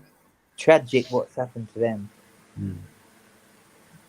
It's not easy, but trying to get my nephew, the older one, into doing a bit of wheeling and dealing online. You know, like trying to get him to learn a bit about eBay and things like that, and you know, just about general, you know, like the tools and whatnot, and see if he can take to it, because there's nothing wrong with putting a bit of cash into something. And I'm getting them bloody power banks, but I'm gonna get him some as well.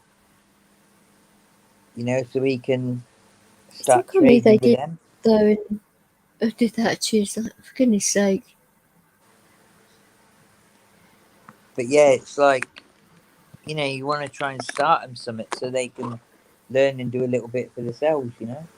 Yeah. I wish I knew what I knew like when I was 17. Yeah, don't we all? Yeah, so I'm trying to, like, it's worked with my son, trying to install all them things, every little bit of thing I learned, trying to install it in him, you know, and my nephews and all that. But, you know, any little bits, because, yeah, I learned a lot from my dad and my relatives and that, but in a way, I could have learned more. Yeah. Do you know what I mean? Like, you really could have learnt more. And in a way, they could have said more. And that's dishonest about it. So I try and really, really put it into him. And sometimes, you know, if I think I'm getting a bit boring or it's dragging on the end, I just say, oh, well, you know what? It's up to you. See what you think. Yeah. He rings me the other morning. Boom, 11 o'clock, rings me. What's the commission on eBay, Dad? I was buzzing. Absolutely buzzing. Because it's like he's never asked about eBay before or never been interested and, you know, couldn't give a shit. As long as he's got his money in the bank and all the rest of it, he's all right. You know, like that. Just cruising through life as we did, Tonkin, yeah? Decided Like to that. change their policy recently and PayPal as well. Yeah, it's about 13% now, isn't it? Yeah. Apparently. Oh, Used it's to be something 10. different with PayPal as well and eBay. I'm trying to think what it is. I can't think off the top of my head. This bloody new medication that it's made me feel like it's coming out of my system now, but it's just taking a little bit of time. So, It's made my like memory a little bit like, whoa, you know? what, mess with your memory? Oh no, it done a lot more than that. It fucked my throat, it fucked my eyes up. No, you were saying like that you had the sensitivity. Mm. Is that right? No, it wasn't that. It was something else. It was just a new medication and that. And No, you said about the medication, but you said it no, might be fake. no, this is something different. Oh, right, sorry. He wanted to put something through that would deal with my heart issue a lot quicker and trying out different things. He went and got some meds from the doctor, not my doctor, another doctor, and he wasn't. He thought I'd be all right on it, and I wasn't. Do you ever like get it where you have them different doctors like that you don't know and all that? Or do you always get the same one? What, at my doctor's surgery, you mean? Or Yeah. I will always see the same one. You see, Because he's lately, insisted on it. since I came here, that hasn't been happening to me. Mm. Used to, but not now. It was his choice. He insisted on it. So that way I get continuity of care. There are no That's misunderstandings and all of that. Yeah. Because Definitely. I cannot tolerate people fucking things up and messing me It's about. hard. And all that. I to don't need repeat it. everything. Well, that way my prescriptions got done right because he runs a practice. So it's like he's head doctor. So he makes Right. sure it all gets done. And I normally like to put in my repeat and whatever, and it's done within 10 minutes of me putting it in there. Does it immediately. When we have to wait 2 days, not with him. He's on the ball with it. Right. I just wish he would bloody change the epilepsy meds over. And he will not give me an answer why, and I'm like getting a bit annoyed about that now, but Okay. Well, he might have Don't they have to give had you an that? argument with the supplier or something, you know. no, I think he has an issue with it because people can abuse it. Yeah. And I think he may have had a bad issue with the patient. Past I don't know. patient, I do not know. I haven't because it's none of Pushed my it, yeah. business. I can't be asking him questions like that, you know. But There's a lot of that about, though, isn't there? Like we were saying last night. Yeah. the thing is, though, the medication I'm on is just as bad. to be abused. But this doesn't work for me. Yeah. And when I saw the pain doc, not my normal pain doc, it was a different, like really long appointment to see a lot of people, and he went through everything, and when he said, yeah, that's in the same family, there should be no issues there, I've got no problem changing that over. But the doctor wouldn't.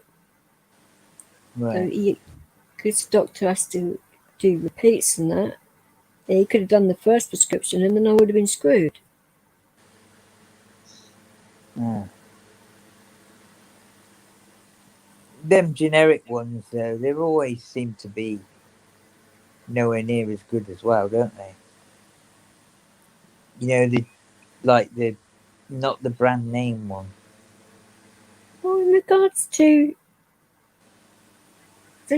the actual patches I'm on, there's like generic versions of those, and they're thicker, heavier, they don't stay on, they burn.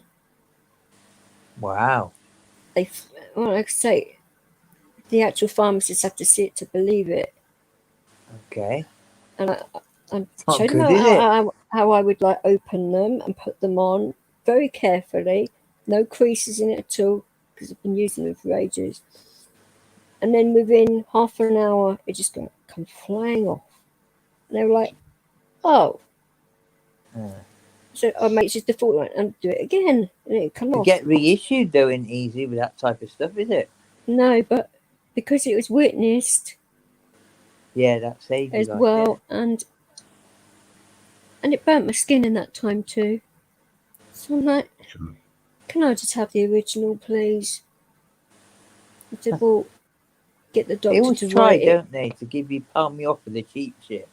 Oh yeah. But if it All worked about and it profit, didn't burn innit? me, I wouldn't mind. You know, I'm not unreasonable, but when it comes to my patches in particular, I'm making write it out for the actual brand that I know I can tolerate, and they stay on my arm as normally. I mean, occasionally, like when I'm seasoning and I knock them a bit, even with the dressings on them, I can dislodge them a bit and they get a bit loose, but that hardly happens. Or if it gets really hot outside, don't stick so well because you're sweating and that's normal though. The Well, I fact had that a bit of a you thing get in with my... showers and stuff with them on and they don't come off, that's what's good about them, because they're fully waterproof. My previous chemist, I had a bit of a thing. He'd like had a sort of a shop that he took over, but he turned it into a really, really big delivery chemist, covering most of Yorkshire, all of West Yorkshire anyway. And he didn't live too far from me, and then 1 or 2 times he come and delivered right to me himself, you know, on his way home. And I said to him about generic ones. He gave me a medication. I forget what one it was. It was a generic one. And I said it doesn't work. And he wrote something on my file. No generics. Yeah? And I Nice. didn't get any generics thereafter from him. Yeah? They make enough money to give you the real thing. But if they can get away with it, him if it saves the included, NHS money though, that's the reason, isn't it? yeah, him included, they'll, if you can get away with giving them generics, they will. And he put on my file no generics, and I never got a generic. And some of the other generics I was okay with, yeah, because they were okay. But Yeah, the as one I I say, some complained, are. pardon, Some are. yeah, well, because I can. You're cutting out.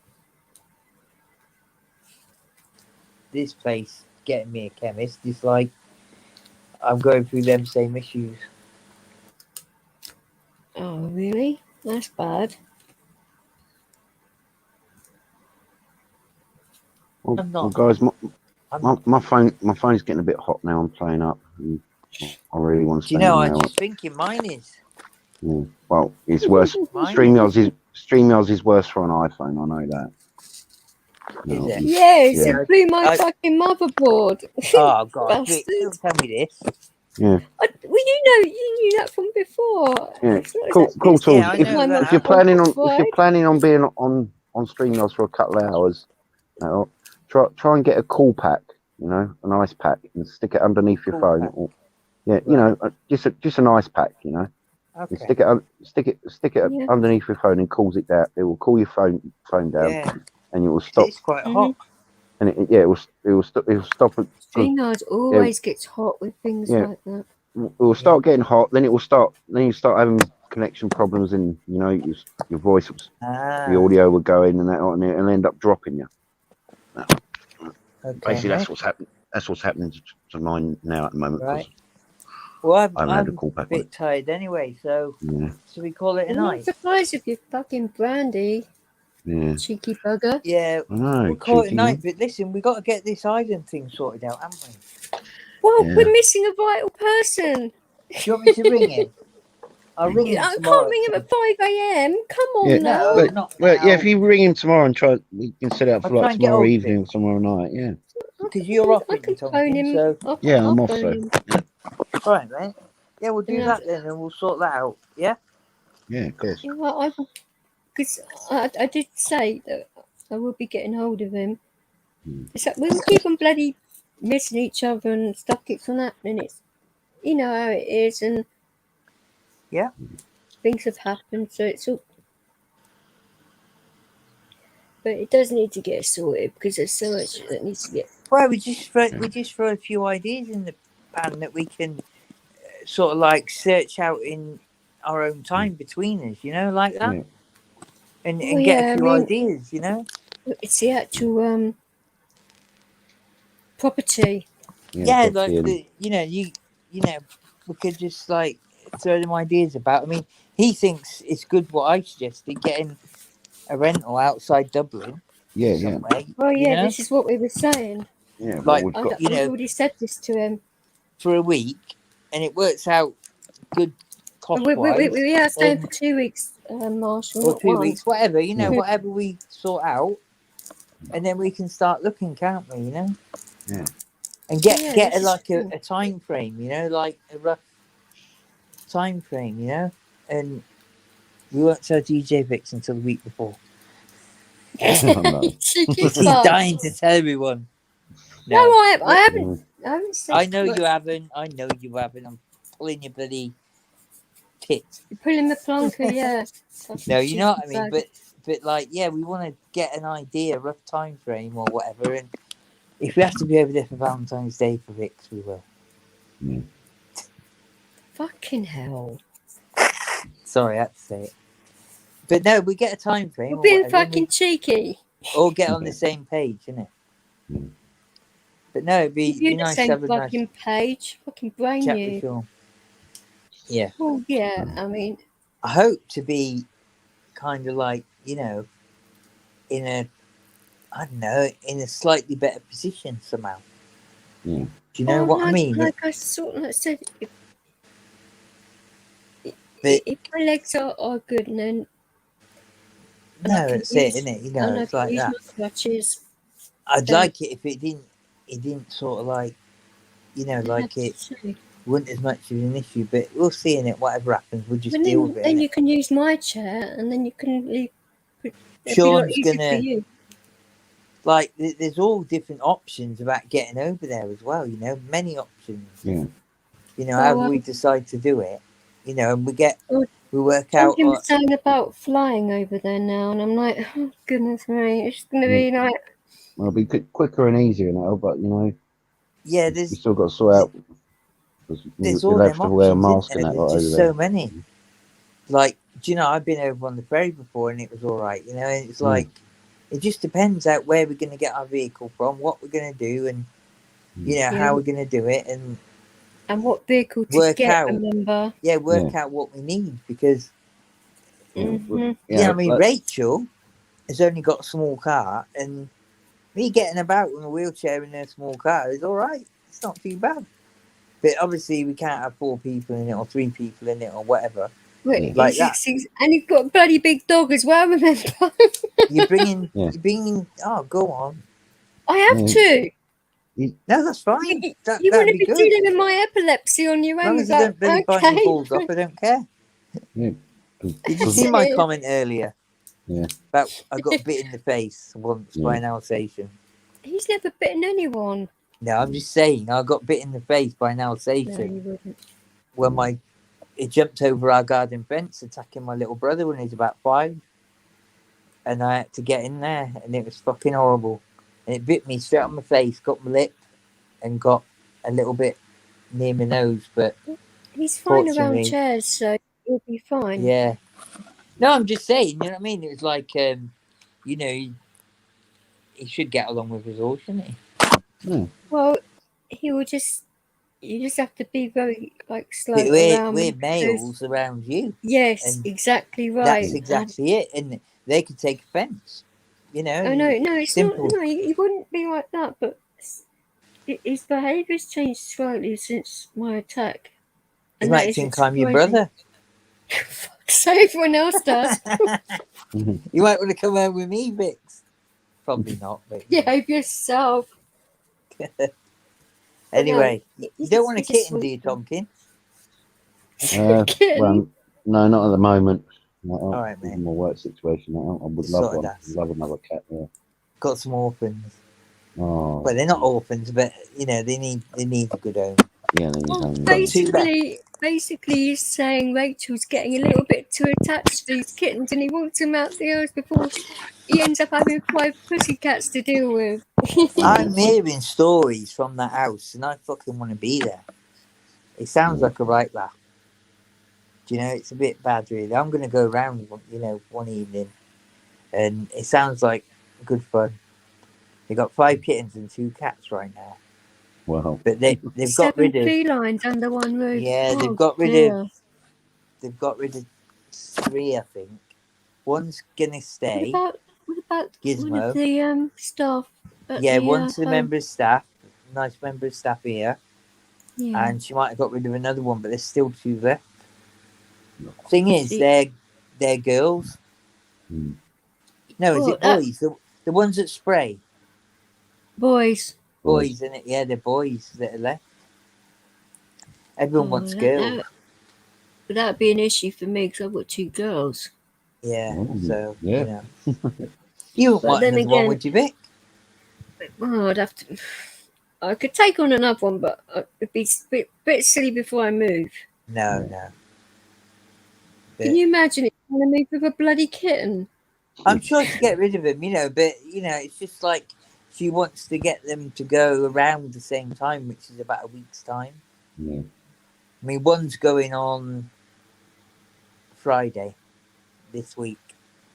The first I'm one's going. talking to neighbour that lives round the corner from here Anyway, to see if she can keep an eye on my cats when we go over. I see if she because she does shift work and that. So Tonkin, you bringing your missus? No, she's going to be. She wants to go see her sister. So. All right.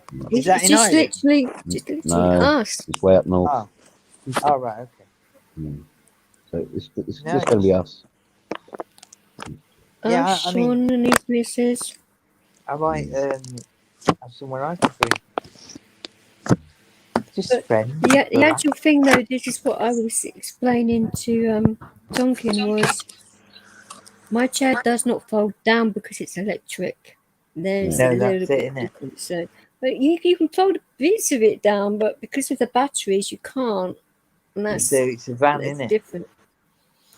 But I was thinking of those ramps that you see at train stations that you basically carry like that. Yeah. I'm thinking of maybe buying a set of those to take, because for one, they would bloody come in handy wherever you are anyway, and you can get them in all different sizes and that. So Yeah, I've seen them. it's so easy to bloody carry anyway. It's so they're lightweight too. I just don't want it to be like a real burden for everyone else coming. Just wanted to try and sort of make it as easy as possible on us all. Well, I've just got to be careful around, obviously, being outside with my head. So that's the only big issue. Because, like, really, you're okay walking, but then you'll get tired or whatever and need a chair. I can bloody fucking sit down. I mean, it's not. It all depends. Yeah, that's it. How much bloody walking we're talking about? No, but like, really, we I've don't got have to do much. I've God, got if we're out on the crutches. drink, yeah, it's a bloody taxi, isn't it? You know, every taxi's got a bloody disabled thing now, hasn't it? Most of them. You know, if we decide, you know, like, obviously chair-wise, and if I need one, and probably will at this rate. Well, But, then, it'd be easier for you to use mine than use a manual one. Yeah, it's like if, you know, we didn't want to get sort of like get caught short anywhere or whatever. But I'm master planner. So, you know, and I'm sure Tonkin, with what he does in his work, knows how to really plan a good mission. Because you can sit on my lap. God. I didn't mean it like that, but I know. I said I'll get tired, just sit on my lap. Them bits of equipment that he moves around and all the rest of it and fits, they're not straightforward, are they, mate? Oh, no. I've had experience of that kind of stuff. We've got to sort Moving out of a car factory in Swindon. Fucking hell. God. This is the thing, though, Marshall. I know all about, like, different size chairs, getting in and out of properties, cars, and all of that. Yeah. Because I've had to deal with it for quite a while. So that's it. Not like it. I've learned a bit off YouTube and been out a few times, really. That's it. Nothing beats experience with yourself. I mean, that's why it'd be better for you to come down to London and go on public transport and find out exactly what a-holes are all about. The rush hour and everything. I'll end up really someone in the headlock, Djvix. Breaking you need to like, get your patience about it, but with buses and that, you can really only have one wheelchair on at a time, so this is going to be a little bit awkward. But some drivers are right with two, depending on the size of the bus and that, but like obviously the double deck ones are different because they've got more of a space. I give whatever a go, and it'd be nice to get out and about a bit more. Well, I say this place is fully adapted, so you don't, like I say, you wouldn't have any issues here, and it's got a wet room. The thing is, as well, I've got to get used to this. This is what I'm saying. Nice to get used to it around people you don't necessarily know in places you don't live. Yeah. Well, I have a hoist in here as well. I've got a ceiling hoist if I need it, but I never use it.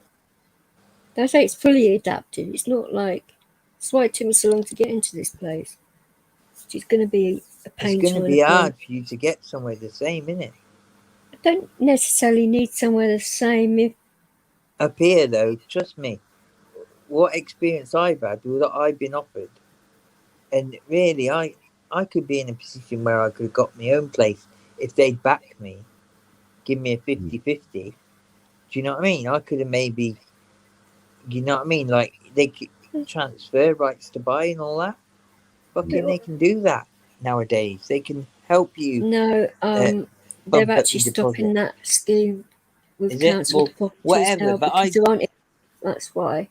I know somebody that got so much help, it's unbelievable. And I've gone into a place and I got fucking MRSA because of them. Now, they're going to get everything back that they give to me, aren't they? Through the insurance, yeah? They'll get every bit of benefit money I got. They get it all back, don't they?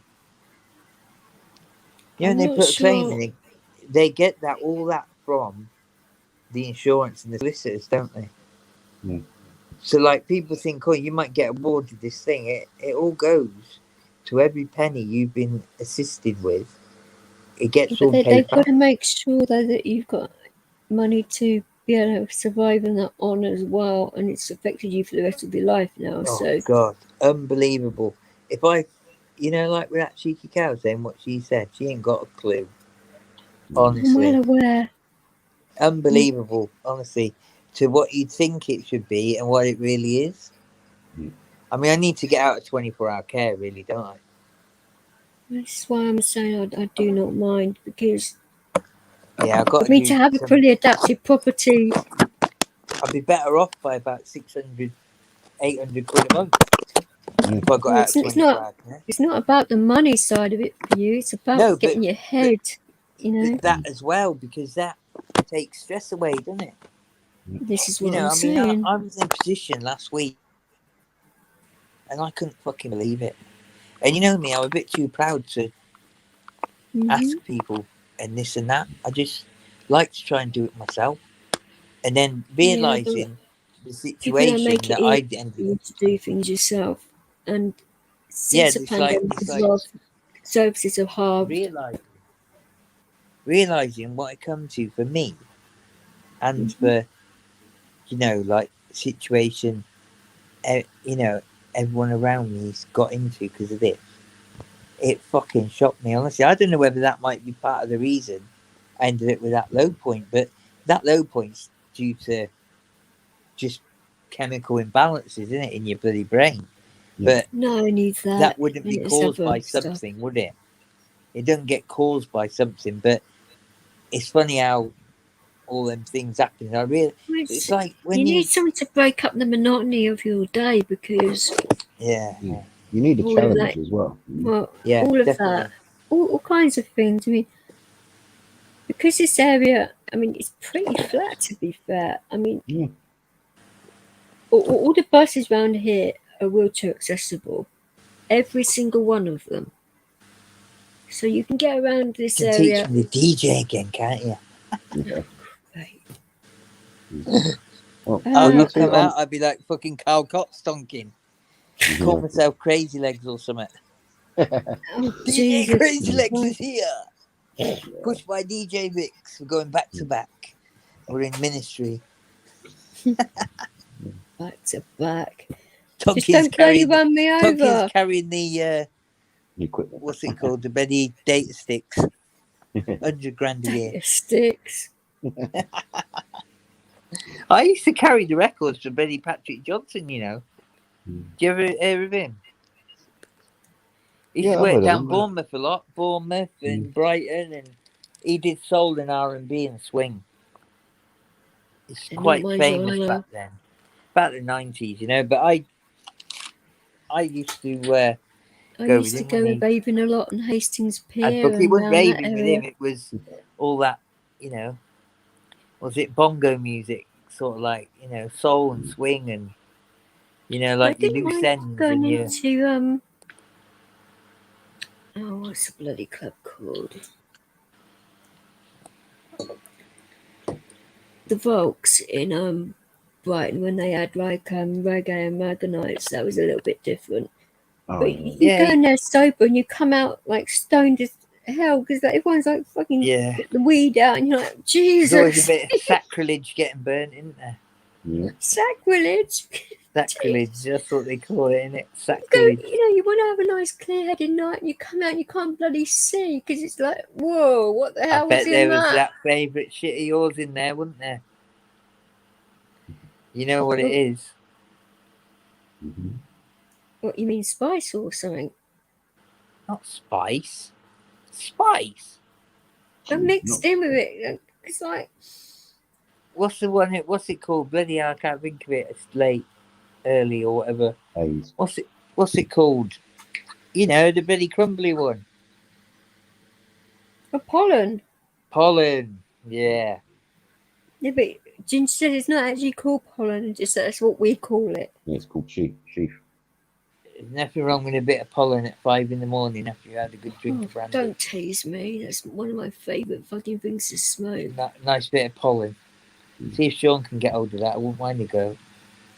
We'll get you on it, Vix. Get old Tonkin rolling it up big uns. I could bloody skin up probably better than Tonkin anyway. Me and Tonkin will smoke it. You probably could. I haven't forgotten how to bloody blaze, for goodness sake. Oh well. Right, I'm getting off. When I used to have Yeah. to do it for my old dear, you just don't forget. But then Quite hot. and a friend of mine, he got out this book which teaches you how to do all these different things with king-size wizards and making all these different kinds of joints. And I'm thinking, this is for my mum. Behave yourself. No, I'm just going to skin up normal joints. She doesn't want like 3 kings in a Rachel row. didn't do a bad one. She hadn't done it for years, but she didn't do a bad joint, Rachel. She back in the day when we used to have a dabble, after we've been out raving or whatever. Yeah, the thing is though, because I don't drink and that, and really completely go nuts. Everyone be like passing down their gear and do something else. We're too drunk, and I'm like, I'll be like skinning up all bloody night instead of DJing or something. It's ridiculous. Yeah. We're not. Are you bad for the ganja, Tonkin? Well, I used to be when I was younger and out. I'm one of them. I'll enjoy it with good company, after a night out, whatever. But I'm not chasing it or anything like that. I don't buy it every week or every day. You know what I mean, or anything like that. But it's nice to have a good bit of summer. The oil's nice though, because you're not coughing. Yeah. If I was to get any gear, I'd be smoking it through a pipe. Don't need tobacco and that with it. Better with a pipe.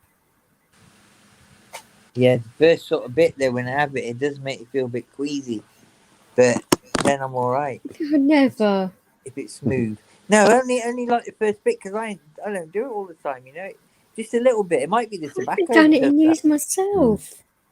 Even though my uncle's bloody blazing it all the bloody time, and I get high off his fumes. I don't actually smoke it myself anymore, really. I don't know how, when they smoke it quite like that, it's almost as if, do they, you wouldn't look forward to it or enjoy it, I don't think, as much. I don't know. No, I mean, yeah. Yeah, that's what it is. It's some people, they just bang at it. And it's like Tony was. It's like, how the hell? Yeah, but the thing is, so when he's at work, he wouldn't be blazing, obviously, because it's a safety thing. Yeah, but as soon as he's out of work or he's got time off, he likes to smoke. And I'm not going to say Uncle give up smoke yet. I don't like it. He coughs occasionally, but I'm not going to dictate to my uncle what he can I'm not saying that. But what I mean is, it's almost as if, the way I see it, it's almost as if you think, well, are they really enjoying it, or is it just a routine, or you know what I mean? He enjoys it like that. Yeah, he actually prefers it when I sit down with him, actually, but he respects that I don't do it no more. To it as well, of course, but no, it's almost as if the way I sort of look at it, and those that do it a lot more. I gave him some of my THC oil, and he was like, "Whoa, this stuff's nice." I mean, it's not bad, is it? So is that just giving you the ganja feeling? It's just you feel it has a buzz to it, obviously, but it's clean. Is that like constant sort of thing? Constant in what way? With the buzz, is it like you just get up there and that's it? It's just like a plateau of niceness. It's not. It won't give you a whitey or anything like that. No. I'm just curious because I've never done it. The feeling lasts longer than lovely feeling because it's clean. Having a quick joint, I do think that you need a tiny amount as well, like a dab of it. Yeah. You put it under your tongue and it lasts ages. Oh yeah, you don't need a huge amount. I've been talking about it many times, but it's like I never experienced it or. But CBD is different to the THC, and if you mix them up together, that's a bit of an experience. But I went 10 whole days without any seizures, and that was brilliant for me. No, I remember that, and I was really happy. So do I, actually. I do. I remember that period, and I was really glad for you. You'd gone through it up to that point. You'd fucking gone through it, wouldn't you? You were off your head, in fact, wouldn't you? You was fucked, Tonkin. Oh yeah, she's like a lunatic. I could get away with all sorts. I Oh, was jeez. turning the chat into bloody some right debauchery. I could not You know, stop so- laughing my I was just arse having off, a and laugh, then like, Puss in Boots kept on coming in and being a Oh. right pervert. flipping Angela was just being a bloody weirdo. But Mm. she'd take it even further, and I'm thinking, oh my goodness. Well, But no, apparently she- not. No. It gave me another dimension to you then, Vic. I thought, oh my goodness. But you was dead happy because that'd be release from not having a seizure as well. Yeah. You I'm think happy, man. that's This is the thing. your brain All chemicals the time fucking- anyway, and like I say, I haven't had CBD in a while or the THC or. No, I'm surprised. Yeah, I I mean, thought you'd yeah, be I on mean, the I line. know what's going on, but I'm still happy. Yeah, but But if I'm in a real hard time with my pain, then obviously I'm not so happy. But I'm still not going to fucking take your head off. no, but what I mean is it's almost as if you kind of like how can I describe it? It was like you because you weren't having them seizures. It kind of like freed your energy up a bit more. Do you know what I mean? Yeah. That's what it seemed like because you weren't having because them seizures wipe you out, don't they? I remember what I told you about that girl at school that we were told to slap. Yeah, but this is the thing. I have two different kinds. You know, like that, and they wipe you out. She was knackered after Well, some of them. the tonic ones do. The pseudo ones are the exact opposite. So your body's But you fighting never with had each any other. of it. So that's got to make you feel better in a lot of ways, doesn't it? Some days I don't have any at all, Yeah, that's it. but some Right, I'm days I getting have. off because this is Oh. red hot, and I've got to shut my eyes. a Get bit, it out so to this your is cheek. necessary. Goodness sake.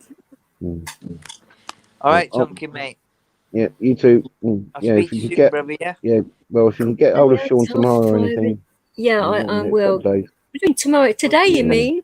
Yeah, well, today or tomorrow. Yeah, later on, yeah. All right. So, Take care, Vix, yeah?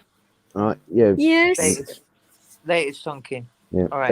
Bye. Go order yourself a nice breakfast and some hot chocolate. And, Yeah, Oh, that might- his breakfast time isn't no, for another few hours yet, is it?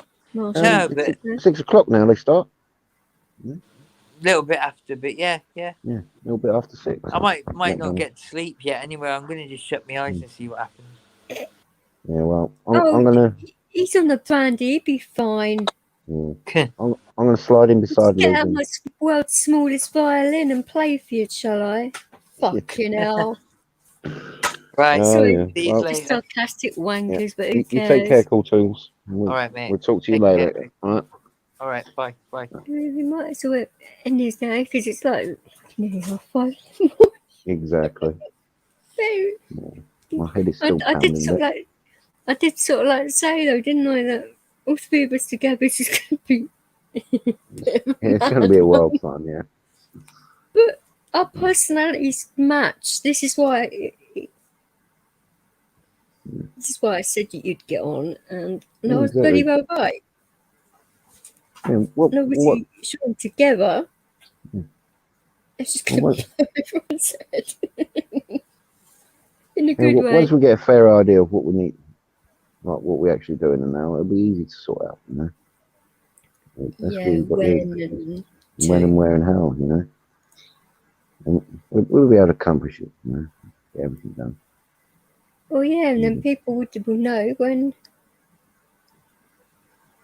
if we go by plane and that. I just go live, say we're in Ireland, everyone. All right, well, DJ, I'm gonna go. I'm gonna have to go. Yeah, I'm gonna end spend a this bit of time anyway. before Liz gets there.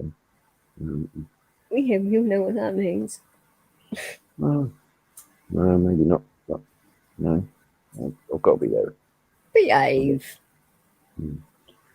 All right. Well, you take care. I'm gonna catch you end later. the stream anyway. Have a good evening, You guys, too, girls. Well, if you've ever Yeah. see you on the next one. Yeah. Take care, everyone. See you later.